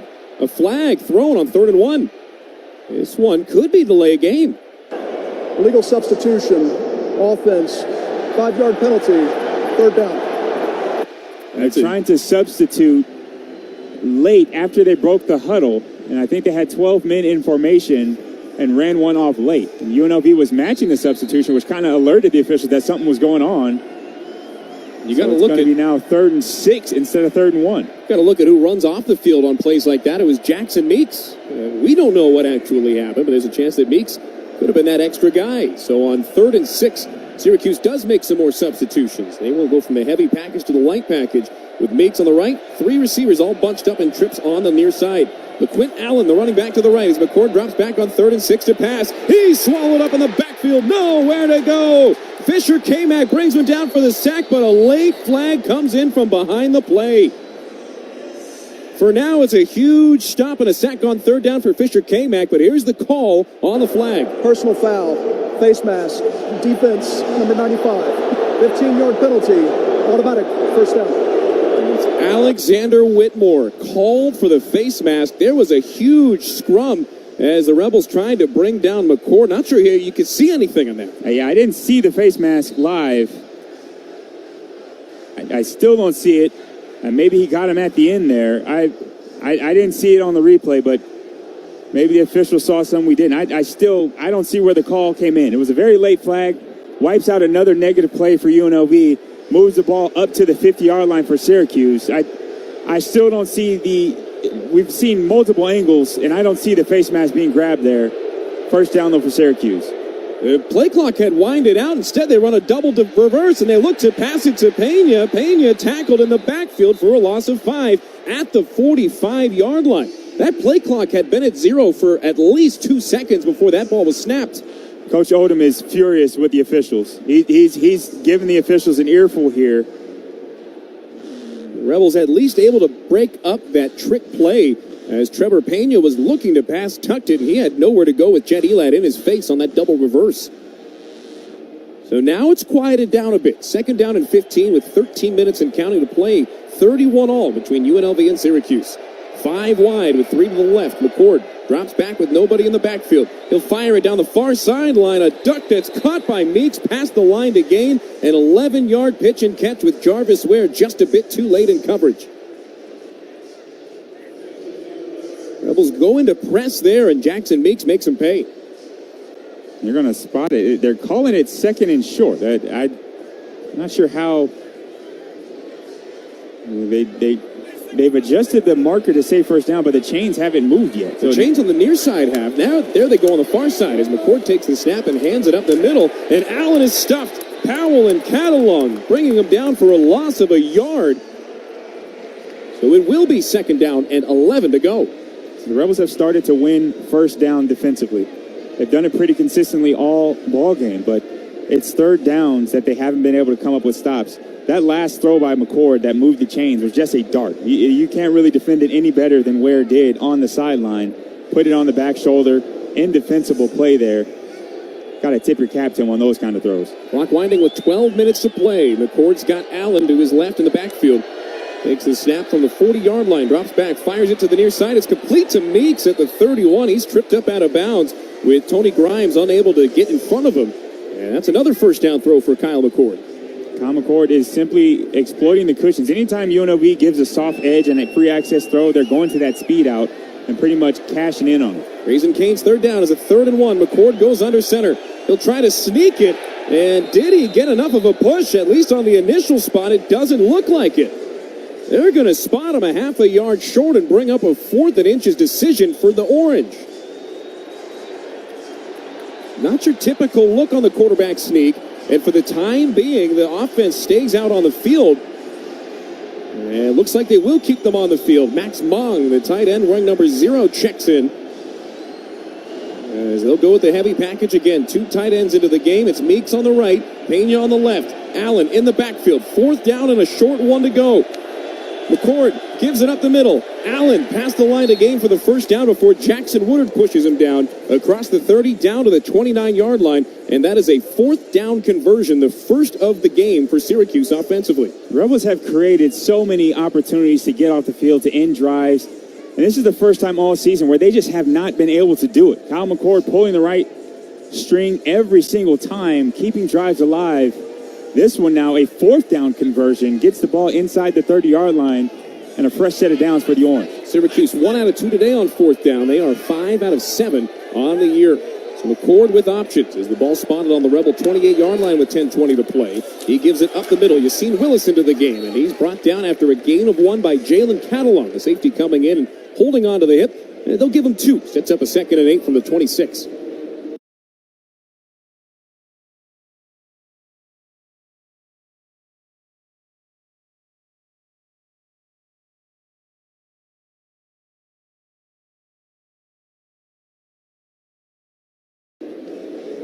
Obviously, you'll look back and say that some of this was aided by penalties. UNLV shooting themselves in the foot in some cases. Sometimes the flag's just not going their way. This drive has sustained. Now inside 10 minutes in the 4th quarter.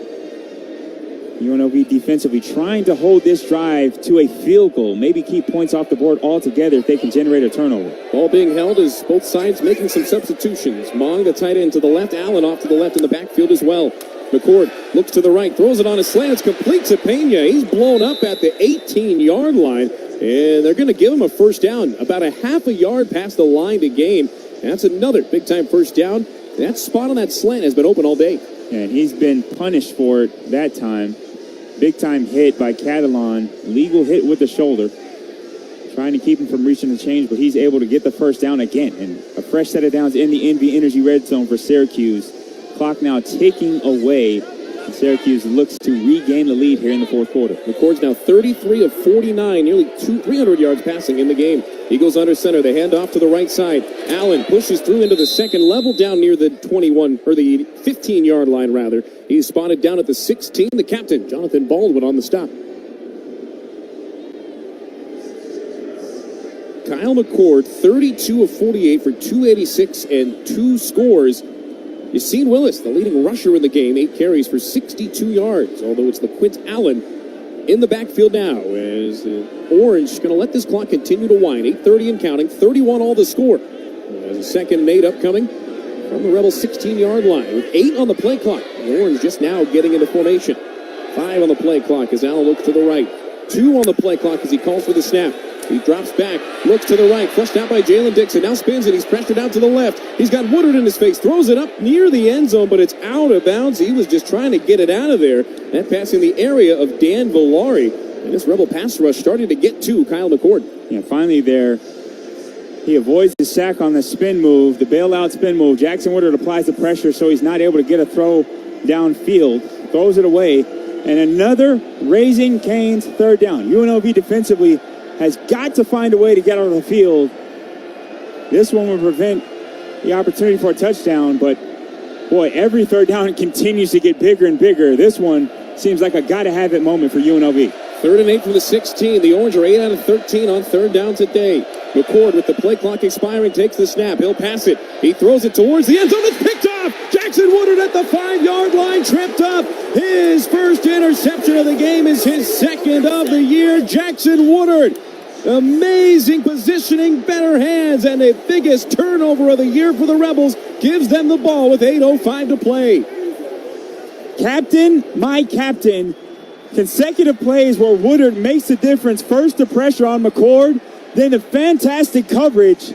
Couldn't have played it any better. Comes up with the interception, denies any points for Syracuse, and the Rebels create their first turnover defensively. Evens the turnover battle at 1 apiece. Rebels will take over. Tie ball game 31-31.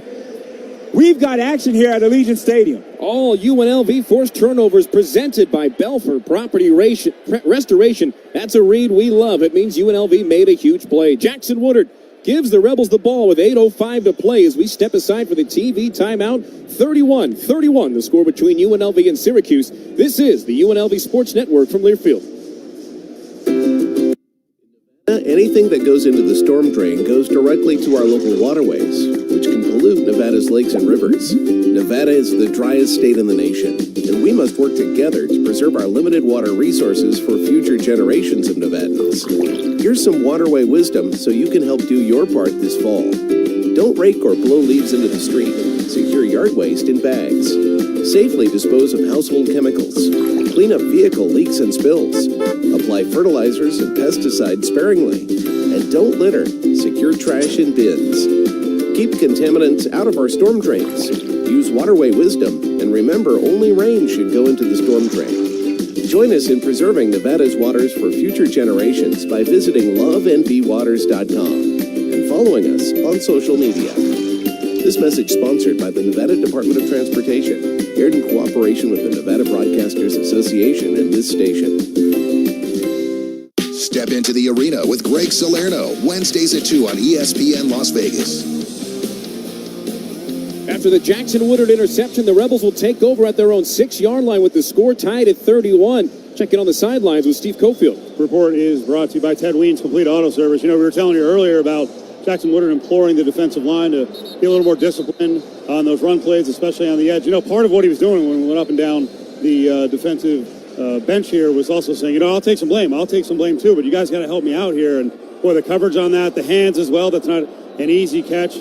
Woodard has been an emotional leader, and when it comes down to it, he's making plays. I mean, he's getting it done himself. We'll send it back upstairs to Caleb, who, by the way, before Jackson Woodard even played a snap here, what did you say about the walk-on and how good this kid could be, even though he's a walk-on? He's the real deal. I saw it in the first fall camp. The former walk-on, as people like to point out, making a big play for UNLV. The offense now with the ball near the shadow of their own end zone at the 6-yard line. Two tight ends to the right. Jet Thomas behind Malik Williams in the pistol. On play action, he fires to the far side. It's complete to Ricky White at the 9. He's ushered out of bounds at the 12-yard line. On the tackle was Elijah Clark, the strong safety in man coverage.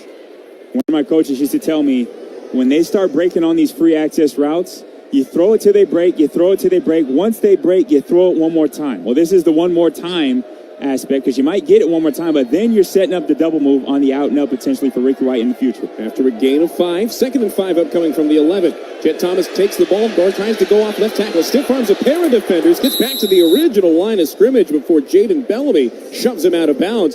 Jaden Thomas had to break a couple of tackles before getting back to the original line of scrimmage there. Tough sledding there, trying to bounce it outside. Syracuse has done a great job bottling up the middle. UNLV is not able to get a lot of direct lines on their ground attack. Obviously here, though, they've got to convert this third down. The offense hasn't been on the field for very much time at all in this ballgame. Syracuse has dominated time of possessions because of their third down conversion rate. 3rd and 3 from their own 13. Jet Thomas off the right hip of Malik Williams with Khalil Balagai, the 10 end on that side. They fake it on the run. The throw goes to the outside. It's complete to Ricky White at the 15. Makes a man miss. Gets back to the inside. He's across the 20. Down at the 25-yard line. Ricky White eventually tackled by Bellamy. Biggest third down conversion of the game for UNLV. And there's a straight drop back pass. Again, taking the free access release. I told you, you throw it one more time once they start breaking on it. That was as close as you can get to the change. Ricky with the yards after catch to make sure Rebel Drive stays alive, now on the move. 6:30 and counting to go in the game. All tied at 31. Malik Williams on the play action keeps it himself. He runs it to the far sideline across the 30, down to the 35, across the 40-yard line for a first down and then some. Malik Williams out of bounds at the 42 after a 17-yard run. Smart play by Casey Kane as well. Had an opportunity for what had been a blindside block. Could have cleaned house on an unsuspecting defender who was in pursuit. He pulled off and didn't cost his team 15 yards and a first down. Gets to drive up past the 40-yard line. Malik Williams, 39 yards and a touchdown on 8 carries in the game. A 17-yard scamper, his longest from scrimmage.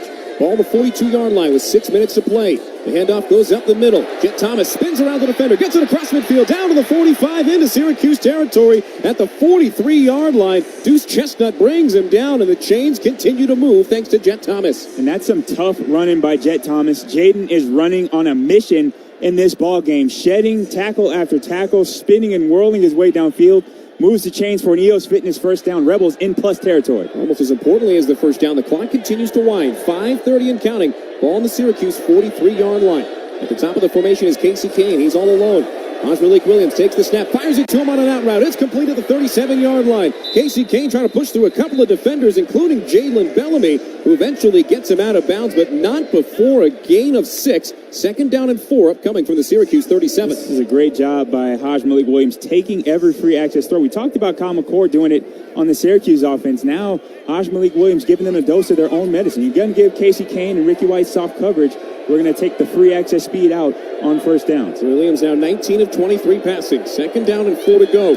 He drops back, looks to the right, now moves to the left, flushed out of the pocket. He tries to find a man, rips a dart, complete at the 25-yard line. That's Khalil Balagai. He's able to pick up a couple yards after the catch down to the 23. It took both Derek McDonald and Jaden Bellamy to make the stop for another first down. A dart is right. Malik Williams moving out to the left. Khalil Balagai essentially mirroring his quarterback downfield. Keeps his eyes alive. A dart to Khalil. Another dose of Syracuse own medicine. Finding the big tight end, number 19, for a first down into the NV Energy red zone. 20th completion for Williams was on a rocket. 1st and 10 from the 23. He's got 2 receivers to the right. He drops back looking in that direction. He rolls out right. Now takes it up the middle. He's going to run it himself. Gets it across the 20-yard line. Cuts inside of the 15. Still on his feet near the 10. Malik Williams with another first down run. A 13-yard scamper gets UNLV into the NV Energy red zone. Ball spotted on the 10-yard line. Clock inside of 4 minutes now. UNLV looking to put this ball in the end zone. Touchdowns are preferred in this situation. Rebels haven't been able to punch it in for 6 in the red zone every time. It's going to be 1st and goal to go with as long as it can be right on the 10-yard line for UNLV. They've got to get this into the end zone in these 3 downs. Obviously, they'll take the field goal if they need to. You want to score touchdowns against this Syracuse offense. Next play will be the 9th of the drive. Ricky White one-on-one on the right side of the formation. Malik Williams on play action. Keeps it himself up the middle. Gets a gain of about a yard. They'll spot him at the 9-yard line. 2nd and goal to go upcoming as Malik Williams kept it himself on the triple option. That's not a very favorable spot there. I thought he got up to the 7 or 6 even, maybe the 7, but picks up positive yards there, the triple option. Again, Syracuse is selling out to stop the run down inside the red zone, making UNLV's options limited. They're unable to get the push because everybody's coming down howling on these run attempts. In the go-go, 2 running backs to the right of Williams. It's Green in front, and Jet Thomas right behind him. The fake to Thomas up the middle. The throw on the slant is to Ricky White. He's got it for a touchdown. The Rebels take the lead with 2:58 to play. Who else but Ricky White? That's what I'm talking about as the Rebels take a late lead on a 10-play, 85-yard drive from Malik Williams and Ricky White into the end zone. How about it, baby? And that's exactly what you have to do with a team that's selling out on the run. You have to be able to sting them on the RPOs or the play action. Great patience, great delivery, great route by Ricky White, absolutely obliterating the coverage on the slant. Gets in the end zone. Another dart from Malik Williams. What a drive to take the lead here late in the 4th quarter, inside 3 minutes. And with the extra point good by Chittenden, 38-31 is our score. Clutch time coming up with 2:58 to play. The Rebels lead the Orange, 38-31. Back with the conclusion on the other side. This is the UNLV Sports Network from Learfield. A true teammate takes on every day with a winner's attitude, gets up when they fall down, and leaves it all on the field. There's a group of teammates who do all these things every single day. But they're more than your typical athlete. They're kids dealing with unthinkable medical circumstances. Team Impact matches children facing serious illness or disability with college sports teams, creating a long-term, life-changing experience for everyone involved. Help us get all kids in the game. Visit teamimpact.org. Team Impact. All in, all together. This great call in UNLV history is presented by T-Mobile. September 13th, 2024. A late 1-yard touchdown run by running back Kylan James helped the Rebels secure their first 3-0 starts in 40 years. Gives to Kylan James. He pushes towards the end zone. Rebels signal a touchdown, and the officials agree. That's a Rebel score, and they take the lead for the first time with 1:51 to play in the 4th quarter. Head to T-Mobile.com and get a great deal on iPhone 16 Pro. UNLV leads Syracuse 38-31 as we step aside for station identification. The Rebel football team hits the road to take on Utah State for another Friday night game. Pregame starts at 5 on ESPN Las Vegas, 1100 AM and 100.9 FM. KWWN Las Vegas. Is presented by EOS Fitness. Get off the sidelines and into EOS, a proud partner of UNLV, featuring premium amenities including a turf functional training area, Move EOS Cinema, and much, much more. Join now for as low as $9.99 a month at joineos.com. EOS Fitness, better gym, better price, and also by our friends at Parkway Tavern, official partner of UNLV Athletics and your official home of Rebels on the road. With over 250 beers, 24/7 gaming, and 7 Valley locations, there's no better place to catch the game than Parkway Tavern. Also brought to you by Modelo, the official beer sponsor of the college football playoff. Since 1925, we've proved it doesn't matter where you come from, it matters what you're made of. Modelo, the reward for full-time fans. 38-31, number 25, UNLV leads Syracuse. Malik Williams on that drive alone, 5 out of 5 for 46 yards. A 10-play, 94-yard drive, taking over 5 minutes off the clock. Ends in Ricky White's fourth touchdown of the year and his 18th as a Rebel. UNLV on top of 7 with 2:58 to play. 4 timeouts essentially for Syracuse with a 2-minute timeout as well. This may be the last drive of the game defensively. Obviously, the Orange need a touchdown to tie, and they'll have to drive the length of the field as Chittenden boots it out of the back of the end zone for a touchback. They'll start this one from the 25 with the crowd at their back. The Rebel defense, who's been lights out all season long, has been put to the test for 4 quarters of football. They're on their feet at Allegiant, understanding that they can support this team to the biggest stop of the season. Rebels trying to stay perfect on the season. The defense will have their final say here late in the 4th quarter. They call Las Vegas the sports and entertainment capital of the world. Well, we've got both of those here in spades today.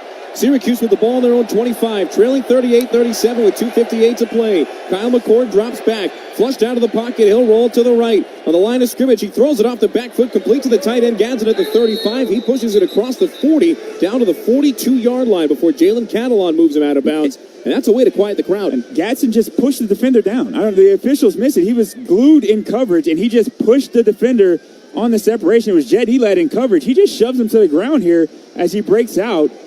McCord finds him, gets the first down on the rollout. Gadsden now with 8 catches for 124 yards. He had 3 catches and 16 receptions in the last 2 games combined. First and 10 from the 42-yard line. McCord on play action, fires on a slant. It's caught by Meeks at the Syracuse 48-yard line. That was Cam Oliver spinning him down about 2 to 3, we'll call it 3 yards short of the line to gain. Here comes a 2nd and 3 from Syracuse territory. At some point in this drive, the Rebel secondary is going to have to step up and challenge these receivers at the line of scrimmage. Rebels show 1 safety deep. They got 4 men on the line of scrimmage. McCord dropping back to pass, looking to the far sideline. He airs one up, and it's incomplete, way past the intended receiver, Trevor Pena. This is the 2-minute timeout. And that incompletion gets us to the 2-minute timeout with 1:58 to play. It's going to be a 3rd and 3 upcoming. Syracuse with the ball on their own 49-yard line.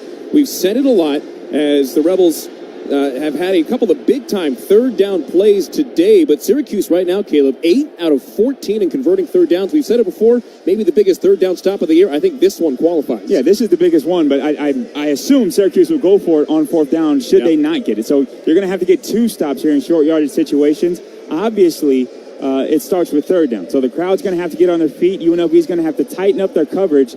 They've been pretty good in the short yardage situations.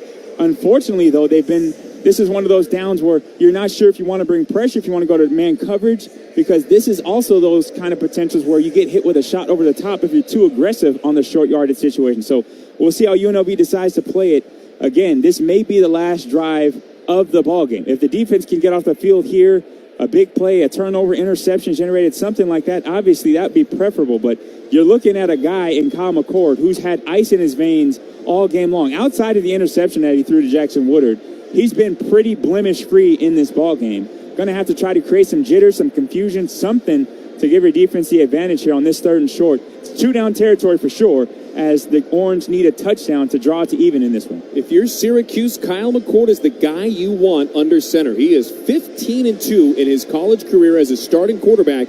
Of course, spending 3 years at Ohio State certainly helps in that category. Caleb, on a 3rd and 3 with the game on the line, what is Coach Caleb calling here as far as pressure or no pressure on the defensive side? I'm not going to go with pressure here. I'm going to go with a soft zone cover, a soft shell on the outside, but I'm going man-to-man coverage. I'm sitting inside with a safety over the top. I'm letting my front 7 see the play and play through it. Obviously, I want to have some sort of robber underneath for those shallow crosses. So if I have some man look that has a Catalan guy roaming free and reading the quarterback's eyes, that's what I'm dialing up. I'm not bringing pressure here on a short yardage situation. I'm playing man-to-man coverage, letting my guys play mano-a-mano on the edges, and probably having a safety like Catalan or maybe even Chavis roaming around unguarded or uncovered, essentially. No responsibility, just reading the quarterback's eyes on the underneath crossing routes. So an interesting look here. The Rebels broke from their huddle on the sideline. All 11 defenders got on the logo at midfield and had their own huddle. They broke it down at the end. Jackson Woodard, as always, leading the charge, the unquestioned vocal leader of this UNLV team. As you had mentioned, it's 4-down territory, but at first it's 3rd and 3. Syracuse with the ball on their own 49-yard line. The Rebels on top 38-31 with 1:58 to go. Syracuse with all 3 timeouts. The Rebels have all 3 as well. UNLV shows pressure. The lone safety deep is Jet Elad. McCord on 3rd down, drops back, looks on a slant route to the outside. It's complete to Meeks in Rebel territory. He cuts it inside to the 40, down to the 35-yard line before Jalen Catalan grabs the ankles. They'll spot him at the 33. Huge conversion there for the Orange. They are now 9 of 15 on 3rd down. Fade stop on the edge. Cam Oliver in press coverage. Again, great throw by the quarterback, McCord. Cam is there in coverage, unable to make the tackle at the spot. Drive stays alive, 1st and 10. Clock winds after the change is set. 1st and 10 from the 33-yard line. Here's McCord rolling right. He'll try to pass. It's off the hands and incomplete. It was intended for Yassine Willis. Manny Powell nearly walked into a game-clinching pick, but he dropped it. Right in the lap, unexpectedly off the hands of the running back. Had a chance to seal it. unable to come down with it. Manny Powell, not as sure-handed as his counterpart Jackson Woodard. That could have ended this ball game where it laid. Syracuse has new life on 2nd and 10. Show the replay in-house, a collective groan among 31,000-plus Rebel fans in attendance. 2nd down and 10 with a minute 33 to go. McCord dropping back, fires over the middle. It's tipped at the line of scrimmage and incomplete. That was Tat Martinson. Big 98 getting a hand up and forcing the incompletion. Great job by Tat. They're trying to connect with Gadsden on the tight end option, running his route off of Jet Elad at linebacker. That's a tough guard by Jet Elad. Good job by the defensive line helping out, tipping that at the line of scrimmage. You hear the noise. You hear the crowd jumping. 3rd and 10. UNLV's defense trying to get off the field. 4 down territory, but it is a madhouse at Allegiant Stadium. 89 seconds to play. 38-31 UNLV trying to hold on 3rd and 10. McCord drops back. The Rebels send 5. He throws the out route. It's complete to Gadsden at the 25-yard line. Jet Elad pushes him out of bounds as he tries to stretch it, but they'll mark him a yard plus short, and it brings up a 4th down and 1. The official on the Rebels sideline continued to enter, gave him an extra yard on the spot. He was down at the 25. I'm not sure if he reached it out late, but we have a timeout on the field. Syracuse with 4th and 1. They're first. Wants to try to dial up the perfect call in a short yardage situation, and UNLV will do the same. The lights have dimmed here. This is the ball game. On the other side of the TV timeout, we will have the ball game for you. To 111. What a fantastic finish to this one. 2 teams. Rebels, top 25. Syracuse, right on the outside of that top 25 ranking, by the way. Looking to break into the rankings with a win, upsetting the Rebels here at Allegiant Stadium if they can get the ball into the end zone. But they'll have to do it on 4th and 1 here if they want to have any hope. And with that completion, Kyle McCord now over 330 yards passing. He's got 337 on 36 completions, 57 attempts. He has now thrown for 330 or more yards in each of the first 5 games at the helm of this Syracuse offense. McCord leads the nation in completions per game with 28.5. He's got 36 already, and passing yards per game at 364. He's actually under that total here. So a 4th and 1 upcoming with 1 minute and 11 seconds to play. Ball spotted on the Rebel 24-yard line. Syracuse needs a touchdown and an extra point to tie it. Do you expect them to put it in the belly of a running back up the middle, or do we see something more exotic on 4th and short? I think you have to be more exotic than that. In this situation, I want Kyle McCord with the ball in his hand making the decision. I have a tight end who's been unstoppable, really, all ball game long. Some sort of run action, yes, potentially, but I don't think you trust a running back. I think you trust your MVP, Kyle McCord. Rebels haven't been able to stop him all game long. Obviously, this is a whole different ball game, short yardage situation. Everything's going to happen a lot faster. But UNLV, this is a gut check time. Secondary, you have to be able to come up with a stop. Interior, if they do decide to hand it off, it has to be nothing from the jump. You can't get stuck to blocks. You can't allow them to just sit back and make a decision. You have to put it all on the line here on 4th and short. UNLV defensively has been tested. This has been their toughest test of the season by far. The offense has not had many opportunities to possess the ball. They've been on the field defensively for most of this ballgame. And it all comes down to this. Protecting a 7-point lead. Can the defense come up with a stop? If I'm Syracuse, there's no way I'm taking the ball out of Kyle McCord's hand in this situation. 71 seconds to play. Biggest play of the season. No hyperbole needed. The Rebels with a stop would just about clinch up the biggest win in school history. Looking to go to 5-0, playing their first ever game as an AP poll-ranked team. Syracuse comes out of the huddle with 2 running backs in the backfield. LaQuinn Allen Jr. is about 5 yards behind the line of scrimmage. 3 yards behind him is Yassine Wells. 2 tight ends to the right. Oronde Gadsden, one-on-one in coverage at the top of the formation with Tony Grimes. He now comes in as the 2 tight ends go to the left. McCord under center. Allen motions out. He now comes to the near side. They give it to him. He tries to get around the outside, and Jalen Catalon not able to make the stop. Across the 20, down past the 15 is LaQuint Allen. Jackson Woodard makes the stop out of bounds, and a late flag comes in. Talk about a turn of emotions. Catalon looked like he had him in the backfield for the stop. It's a first down and a penalty. After the play, personal foul, unnecessary roughness, defense number 16, late hit out of bounds. Penalty is half the distance to goal, an automatic first down. Jalen Catalon had the play in the backfield. Allen able to somehow keep his feet, stays in bounds, and finishes for a first down. Late hit on Manny Powell brings the ball to the 7-yard line with 1:04 to play. Not sure about that late hit out of bounds. It was ticky-tack to say the least, but you cannot do it if you're Manny Powell. First and goal to go from the 7-yard line for the Syracuse Orange. The Orange break the huddle with 3 receivers to the top of the formation. Gill by himself at the bottom. The running back is Allen. They throw to the right on the tunnel screen. It's complete to Pena, but blown up immediately by Cam Oliver. Maybe a yard gain. That tunnel screen is a look that Syracuse has gone to a couple of times tonight. So with 50 seconds and counting, the clock's going to continue to wind. Second and goal to go from the 6-yard line, and Syracuse is going to try to bring this one down as close to the end of the game as they can. 42 seconds and counting, and under 40 to go now. 38-31, UNLV on top. Ball spotted at the 6-yard line. McCord in the shotgun with Allen off of his right hip. 2 receivers to the left as McCord takes the snap and looks right. He fires towards the end zone. It's in and out of the hands of Woodard. Oh, baby, he knocked it down, but an interception there would have ended the game.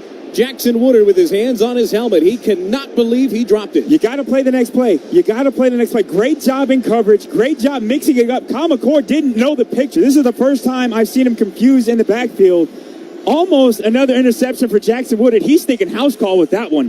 What a play by the senior linebacker, the captain in the middle, preventing a touchdown. Another third down in 4-down territory. Rebel defense tighten it up near the end zone. Crowd getting into it with 27 seconds to play. 3rd down and goal to go from the 6-yard line. Play clock winding down as Kyle McCord sees it go to 0. Did they get the timeout in time? They did. Barely. Syracuse, their second. 30 seconds. The play clock has been an issue all night for Kyle McCord and company. They haven't broken the huddle sometimes until 10 seconds left on the play clock, and Fran Brown bailed out by the timeout with 27 seconds to go. I personally don't think he got there in time. I think the clock got down. He's coming from midfield as it hit zeros. They gift him the timeout, so they'll think about it on the sideline. They only have one more left, and UNLV looking to get a stop here on 3rd down from the 6-yard line. Goal to go, so they've got to have a touchdown on this set of downs. UNLV has a shorter field to cover. Every window is tighter down here in the end zone. UNLV, for the first time on that last play, really changed the picture. Kyle McCord looked like he couldn't see the coverage or couldn't identify UNLV's coverage. Almost threw an interception to clinch the game. Almost the second time UNLV has had a defender with his paws on the ball, unable to come up with the interception. But here we go. 3rd down from the 6-yard line. 27 seconds to go. 38-31, UNLV trying to hold on. Gads into the right of the formation. 2 receivers as well. Now the running back Allen in motion to that side. McCord looks the other way. Fires it to the corner of the end zone. It's caught. It's a touchdown for Jackson Meeks. 1-on-1 on the outside, covered by Tony Grimes. And somehow Jackson Meeks able to come down with it on his 3rd touchdown of the year. And Syracuse is keeping their offense on the field. It looks like they're going for 2 here after the touchdown over Grimes. And now the kicking unit comes out. And they thought better of it. Wow. It's overtime on the road. I honestly don't mind the decision to go for 2 in that situation. Overtime on the road is not the most fortuitous situation, especially in college football where both teams get an opportunity to score. They'll come on for the extra point to try to tie this ball game at 38. 38-37. Brady Denneberg on the snap. Good. The hold down. The kick through. We're tied at 38 with 23 seconds to play. Now, if you're UNLV here, you got to find a way to get yourself in field position with 3 timeouts. And the true freshman, Caden Chittenden, who set a new career high with a 45-yard make last week.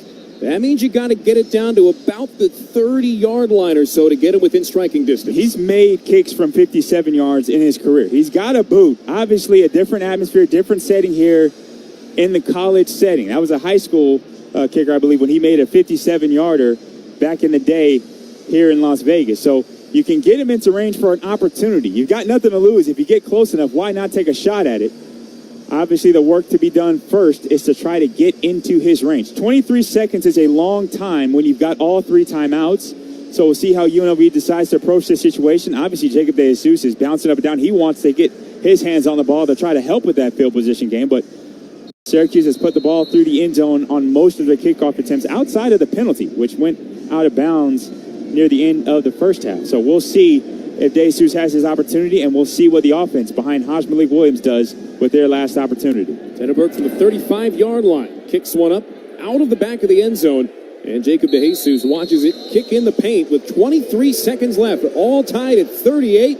Why wouldn't this one go down to the wire, Caleb? This has been about as close a game as we've seen in the Barry Odom tenure in a big-time situation here at home. Back and forth, run after run, response after response. Both teams are leaving it all on the field between the lines. UNLV defensively has been up against it all night. The offense has been able to respond with 23 seconds to go. How will they choose to attack this possession? Do they get greedy and go for it? Or do they feel comfortable going into overtime? They got to get about 45 yards, give or take, to get into Caden Chittenden's range. And instead, Hajj Malik Williams takes the snap in the victory formation and goes down to a knee. The Rebels going to take this one into overtime. They have played 17 overtime games in the history of the program. UNLV 6-11 all-time in overtime. And that's where we're heading now as the clock winds down and expires. And after the pitch and catch from Kyle McCord, that's the end to Jackson of the Meeks, quarter. Ties the game at 38. We've got free football from the Las Vegas Strip. Both sides head to the sideline. All tied up at 38. This one, a barn burner and an offensive shootout. Someone's going to score some more points here in this highly offensive matchup. Yeah, and both teams will have an opportunity to have a possession here. We'll go over the college football rules as they are a little bit different than the NFL rules. A coin toss will decide who gets the ball first in this overtime period. Coin toss, the winning team will have their decision to either defend or go on offense. Each team will have a possession starting from the 25-yard line. There will be no game clock. There will be a play clock, but there's no game clock. The teams will alternate possessions starting on the 25-yard line. Both teams score a touchdown and both teams come out even after that. Then they will have a second set of offensive possessions from the 25-yard line. The second overtime period, after scoring a touchdown, each team must go for a 2-point conversion. And the third overtime, should it go that far, will result in both teams being forced to essentially try a 2-point conversion attempt from the 3-yard line. So first offensive possession plays out as normal. Each team will have a shot at it. You can end it in a field goal if you want, but the second team will know what they need to match. The second overtime, if both teams score a touchdown, both teams will be forced to go for a 2-point conversion on the extra point. And then the third overtime, it will essentially turn into a 2-point conversion contest with both teams alternating a 2-point conversion attempt until we declare a winner. 18th overtime game in the history of UNLV. They have not played an overtime game since September 2nd, 2021 in this building in a loss against Eastern Washington. Their last win in overtime was against UNR, 33-30 win in overtime on November 30th, 2019. Not a lot of overtime games in the history of this UNLV program, and this is the first for Barry Odom as the head coach. Yeah, first for Barry Odom. Obviously, you want to win, regardless of when you do it in regulation or in overtime. Obviously, they practice for this situation. They understand that they have to play sometimes a little bit more than 4 quarters, and sometimes the fans have to be here to support for a little bit more than 4 quarters, and UNLV will have their pick of which end zone, or whoever wins the coin toss will have their pick of which end zone to defend. Whichever end zone it is, that side needs to be loud and on their feet. Hopefully the fans don't have anywhere to be on a Friday night and are able to stay in Allegiant Stadium and be loud for the Rebels here as they try to come up with a big-time win here in Allegiant Stadium. 38-38 the score as we get set for the overtime kickoff. Both teams' captains heading out to the field. This has been a game of runs. Syracuse went up 14-0 in the first. UNLV had a 21-0 run in the second quarter. Syracuse scored 2 touchdowns coming out of the break. And it was dead even, 7 points each in that fourth quarter. With everybody on the field, we'll get the coin toss at midfield. Overtime period decided by the coin toss. I guess there really is no other way to decide it. As we Welcome to overtime. Here are the rules. In the first period, each team will get a possession if we're still tied. In the second period, if you score a touchdown, you have to go for 2. If we're tied after that, we'll play 2 points alternating until we have a winner. The winner of this toss can choose offense, defense, or the end of the field on which we will play. Syracuse, same cone as before. This is heads. This is tails. What is your call? Tails. Tails is the call. It is tails, and you've won the toss. You want defense first. You would like to play defense. Which end of the field would you like to play on? Stay where you are. UNLV will have first down on the south end of the field. Good luck.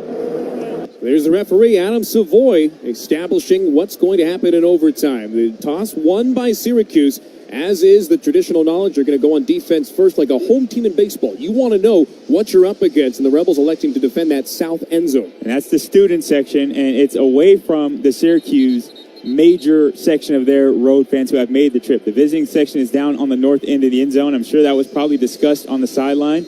Obviously now leaning on the student section and the band down here to be as loud as possible during the overtime on the defensive side once the Rebels are on the defense. But here we go. UNLV's offense from the 25-yard line. They've been pretty good in the red zone as far as putting up points. Touchdown obviously preferred here in the overtime period. Yeah, you'll take 3. You'll take 7 more than not. You just need points anyway. So the ball's going to be spotted at the Rebel 20, or at the Syracuse 25 rather. 2 tight ends on the right side is Kaleo Balagai and Christian Moore split behind him in the H-back. 2 running backs to the right are Green and Thomas. They fake it to Jet Thomas on the run. Malik Williams looking to pass, looking to that far sideline, still looking as he throws it on an out route to Jet Thomas. It's completed the 25. He cuts it inside, gets past the original line of scrimmage and all the way down to the 22-yard line. A gain of 3 before being brought down by Grant and Chestnut on first down. Trying to get the throwback to Kaleo Balagai going across the formation. Hodge didn't like what he saw. Syracuse played it well. Fortunate to get some positive yards there on that late check down to Jaden Thomas. No game clock to worry about. 2nd and 7 from the 22-yard line. 3 receivers to the right. It's Bradley all alone on the left side. Malik Williams to pass. He drops back on a quarterback draw, cuts it up the middle, spins across the 20-yard line, and is knocked down to the 19. That'll set up a 3rd down and 4 to go. Malik Williams brought down there by Fadil Diggs, the DN. Again, the coverage for Syracuse. Only rushing 4 there, so there's plenty of guys in coverage. Hodge doesn't like what he sees, uses his feet to preserve the possession and get some positive yards on second, making 3rd down much more manageable. Third and a long 3. It's Ricky White at the bottom of the formation. On the left side is Jacob DeJesus and Jaden Bradley. Now Jet Thomas in motion that direction. Malik Williams looking for a pass. He fakes over the middle. Now rolling right. Cuts it back inside. Diggs wraps him up for a loss. And that'll bring up 4th down on a 3-and-out to start out overtime for UNLV. Here comes the field goal unit as Malik Williams had nowhere to go on that one. He actually missed on Kaleo Balagai over the middle. He sat over the ball. He was looking outside. He got to it late, and that's why he pumped. Unfortunately, he's unable to find an open receiver there. Rebels go 3-and-out and will be forced to punt it away. Looked like he was tackled up near the face mask, but no call. As Chittenden looks to put the Rebels up 3. From 41 yards away, Marshall Nichols on the hold. Snap, good. Hold down. Chittenden's kick, an end over end, high flyer. That's good.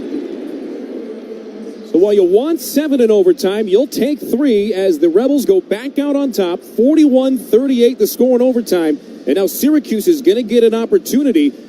A field goal ties it and will send us to double overtime. If the Rebels get a stop, they win. If Syracuse finds the end zone, they'll win. In what would be a heartbreaker, the Rebels trying to find a way to make a stop here in overtime. And again, they push the ball to the defensive corner. They haven't been able to get off the field on 3rd downs. Obviously, if they can get to a 3rd down stop here, the Orange will have a decision to make if they want to go for the win or settle for the field goal to get second overtime. But UNLV can get off the field here defensively with the turnover. Aggressive defense is what I'm looking to see here on this set of downs. Kyle McCord goes under center with the ball on the south side of the field on the 25-yard line on play action. A bootleg right. He's looking for a man. He'll take it himself across the 25. Down near the 20. He gets inside the NV Energy red zone. Spotted at the 19-yard line. A gain of 6 on first down from McCord with the wheels. Rebels do a good job not coming up and committing to the quarterback early. He's looking to get that to the end zone to Gadsden on that first down play action fake. So good job by the Rebels staying behind that play. And McCord with the rare QB run past the line of scrimmage gets some good yardage on first down. Long the tight end on the left. There's 2 receivers to the top of the formation. Meeks on the right. McCord up the middle to give us to Allen. Allen gets through the line of scrimmage and is tackled near the line to gain at the 15. Looks like they'll spot him about a half a yard short. Sets up a 3rd down and inches for Syracuse. Looks like they're going quarterback sneak quick here. McCord lined up under center. He takes it under center, takes the snap, goes off the left side, pushes it across the 15-yard line. He is across the line to gain, and a first down will move the chains for Syracuse, trailing 41-38 in overtime. Ball going to be spotted at the 14-yard line on the right side of the field. Both sides making some substitutions. The Rebels bring in a couple of pass rushers. Manny Powell checking in along with Tat Martinson. With their backs up against the wall, the Rebels trying to find a way for a stop or a turnover. With a 3-point lead in OT. Heavy package in, two tight ends to the left to give us to Allen on that side. Jackson Woodard grabs him near the 10-yard line and tripped up to the 9 is LaQuint Allen Jr., 18 carries for 69 yards in the game. Again, the Rebels try to bring pressure. The pressure just goes to the wrong hole. And it looks like Syracuse just has a beat on where the pressures are coming from, and they're able to capitalize. A nice run on first down. Jackson Woodard secures the tackle. 2nd down and 5 with the ball on the 9. Syracuse needs to get to the 4 for a first down. Rebels going to press coverage across the board. 2 receivers to the right. Meeks by himself on the left.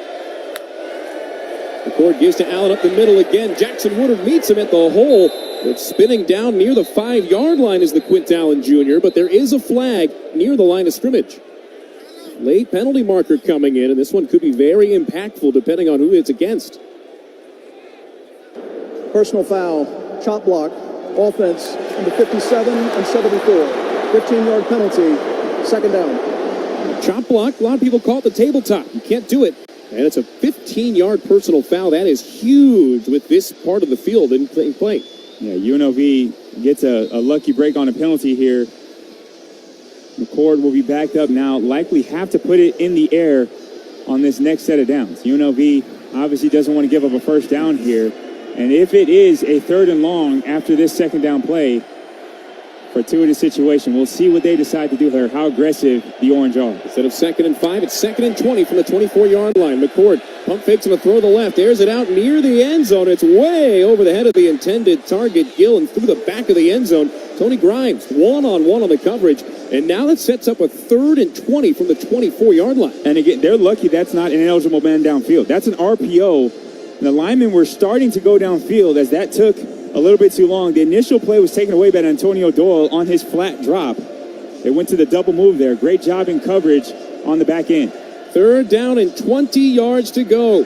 Darrell Gill Jr. on the left side of the formation. 3 receivers to the right. Allen, the running back, off the right hip of McCord. On 3rd and a mile, he drops back. They fire it on the screen. It's complete at the 26, but it's Jackson Woodard on the tackle. There is a penalty in the backfield. Kyle McCord seems to think it's against UNLV.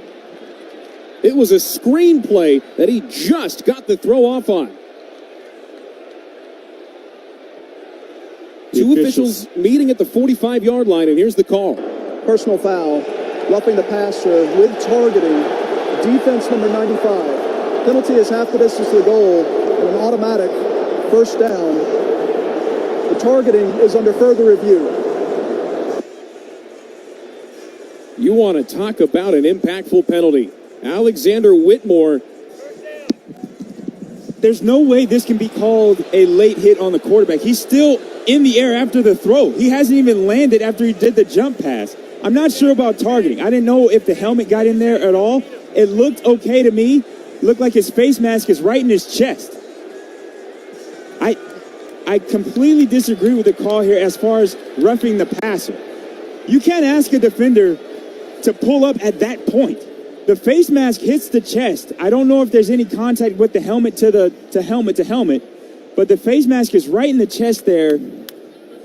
But because they call the roughing the passer, that's going to stand regardless if targeting gets overturned. So it's going to be the penalty yardage assessed regardless. I don't agree with this as a roughing the passer call. Targeting can get reviewed. I do not agree with the roughing the passer aspect of this. That is a bang-bang play from a defender who's trying to get there. He literally hits the quarterback as he's landing from the throw. We'll see about the targeting. Obviously, that has big implications even going into next week. But time and time again, UNLV has had back-breaking penalties on 3rd down situations. I don't see this as a targeting. I think the face mask hits in the chest of the quarterback. His eyes are up to the target. That's what you want to coach. I really feel for the Rebels in this situation. It's not just as a Rebel fan. I'm not going to deny that there's a little bit of home cooking here with my take on this. But these penalties are backbreaking, and they're questionable at best here as it's under review still for the targeting. Adam Savoy emerging from the replay station on our Barbasol Colshave Instant After Replay. Here's the further call. review, there is no foul for targeting. The roughing the passer penalty will still be enforced half the distance to the goal. And see, that's the issue. That's the issue. Because they got an automatic first down because of the roughing the passer, which I think is the worst part of the call. I get trying to get targeting right. You can call targeting without roughing the passer. He's completing the process of the throw. He literally hasn't landed from jumping at the time he gets contacted by the defender. I don't know what the officials expect from defenders here in this day and age of football. That's not roughing the passer, in my humble opinion. So instead of 4th down and 15 with a decision to make, Syracuse has the ball on the 11-yard line. 1st and 10, they can get a first down as well. 41-38, UNLV leads in overtime. A stop would win the game. McCord on the out route finds Pena, but he is crushed at the 10-yard line. A pair of Rebels, including Cam Oliver and Jet Elad, stuffing him, crunching him on the tackle for a gain of 1. Cam Oliver trying to rip that ball out late there as well. Big-time play again. Rebels have had enough of that little wide receiver screen out to the edges. Short gain brings up 2nd down. 2nd and 9, ball on the 10-yard line. Rebels jumping around in the defensive backfield, trying to make a game-winning stop. Meeks is by himself at the bottom of the formation. Cam Oliver one-on-one, mano-a-mano in coverage. McCourt takes the snap, looks the other direction, fires a slant to the tight end, Gadsden. He's caught down at the 1-yard line. Jackson Woodard put a hurting on him, but that'll be 1st and goal from the 1 for Syracuse. A touchdown wins the game for the Orange. Just a mix-up in coverage there. Looked like Manny Powell was supposed to get underneath that route. He goes past it, not seeing the tight end. First down for the Orange. 1st and goal from the 1. They bring in the heavy package with 2 tight ends to the left. McQuinn Allen, the running back, takes it up the middle. He is stuck by Jackson Woodard for a loss. He's still pushing to the outside. He extends the ball into the end zone. That's a touchdown, and Syracuse storms the field after a game-winning touchdown by McQuinn Allen Jr., 44-41, the overtime final. Over. Please return to your bench areas. Why isn't the game over? How does that not end the game? The officials are calling that the game is not over and asking the players to return to their bench areas. Unless there's a flag that we haven't seen, that maybe they're reviewing to see if he got into the end zone. They allowed... The ruling on the field of a touchdown is under further review. It was a touchdown. I honestly, I've seen forward progress stopped in different situations there. Jackson Woodard holds on for as long as he could. I think it was pretty clear that it was a touchdown, and I think that call is going to stand on the field. So the Rebels will fall in all likelihood after this instant replay. Tough way to go out if you're UNLV. Both sides see the replay on the boards here in the stadium and start to join the middle of the field before the coaching staffs wave them back onto the sidelines. We got the look, and unless they call forward progress, stop, this one's over, because his knee was in the air as he extended the ball into the end zone. And Jackson Woodard, you won't find anybody that feels worse on the planet right now than Jackson Woodard after he was unable to make that stop. He was one-on-one.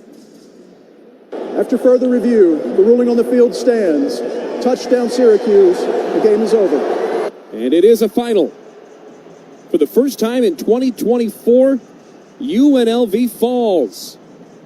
44-41 the final score in a topsy-turvy, back and forth, seesaw affair here at Allegiant Stadium that ends with a LaQuint Allen Jr. 1-yard game-winning touchdown run. Just a heartbreaking way to lose a game if you're the Rebels. Two sides meet at midfield now. And the Rebels will fall to 4-1 and 2-1 at home here to start the 2024 campaign as Syracuse advances to 4-1. And they are winners in their first true road game of the year. 41-41 the final in overtime as the Rebels drop a game for just the 6th time under Barry Odom over the last 2 years. Coming up on our post-game show presented by Findlay Chevrolet, Steve Cofield will have an interview with head coach Barry Odom. We'll give out our Raising Cane's player of the game, and we'll check in on our South Point Hotel and Casino play of the game. Once again, 44-41 the final as Syracuse wins it on a walk-off in overtime. And the Rebels fall for the first time in the season. Back with our post-game show from Allegiant Stadium right after this. This is the UNLV Sports Network from Learfield. When it comes to your home comfort, there's no question you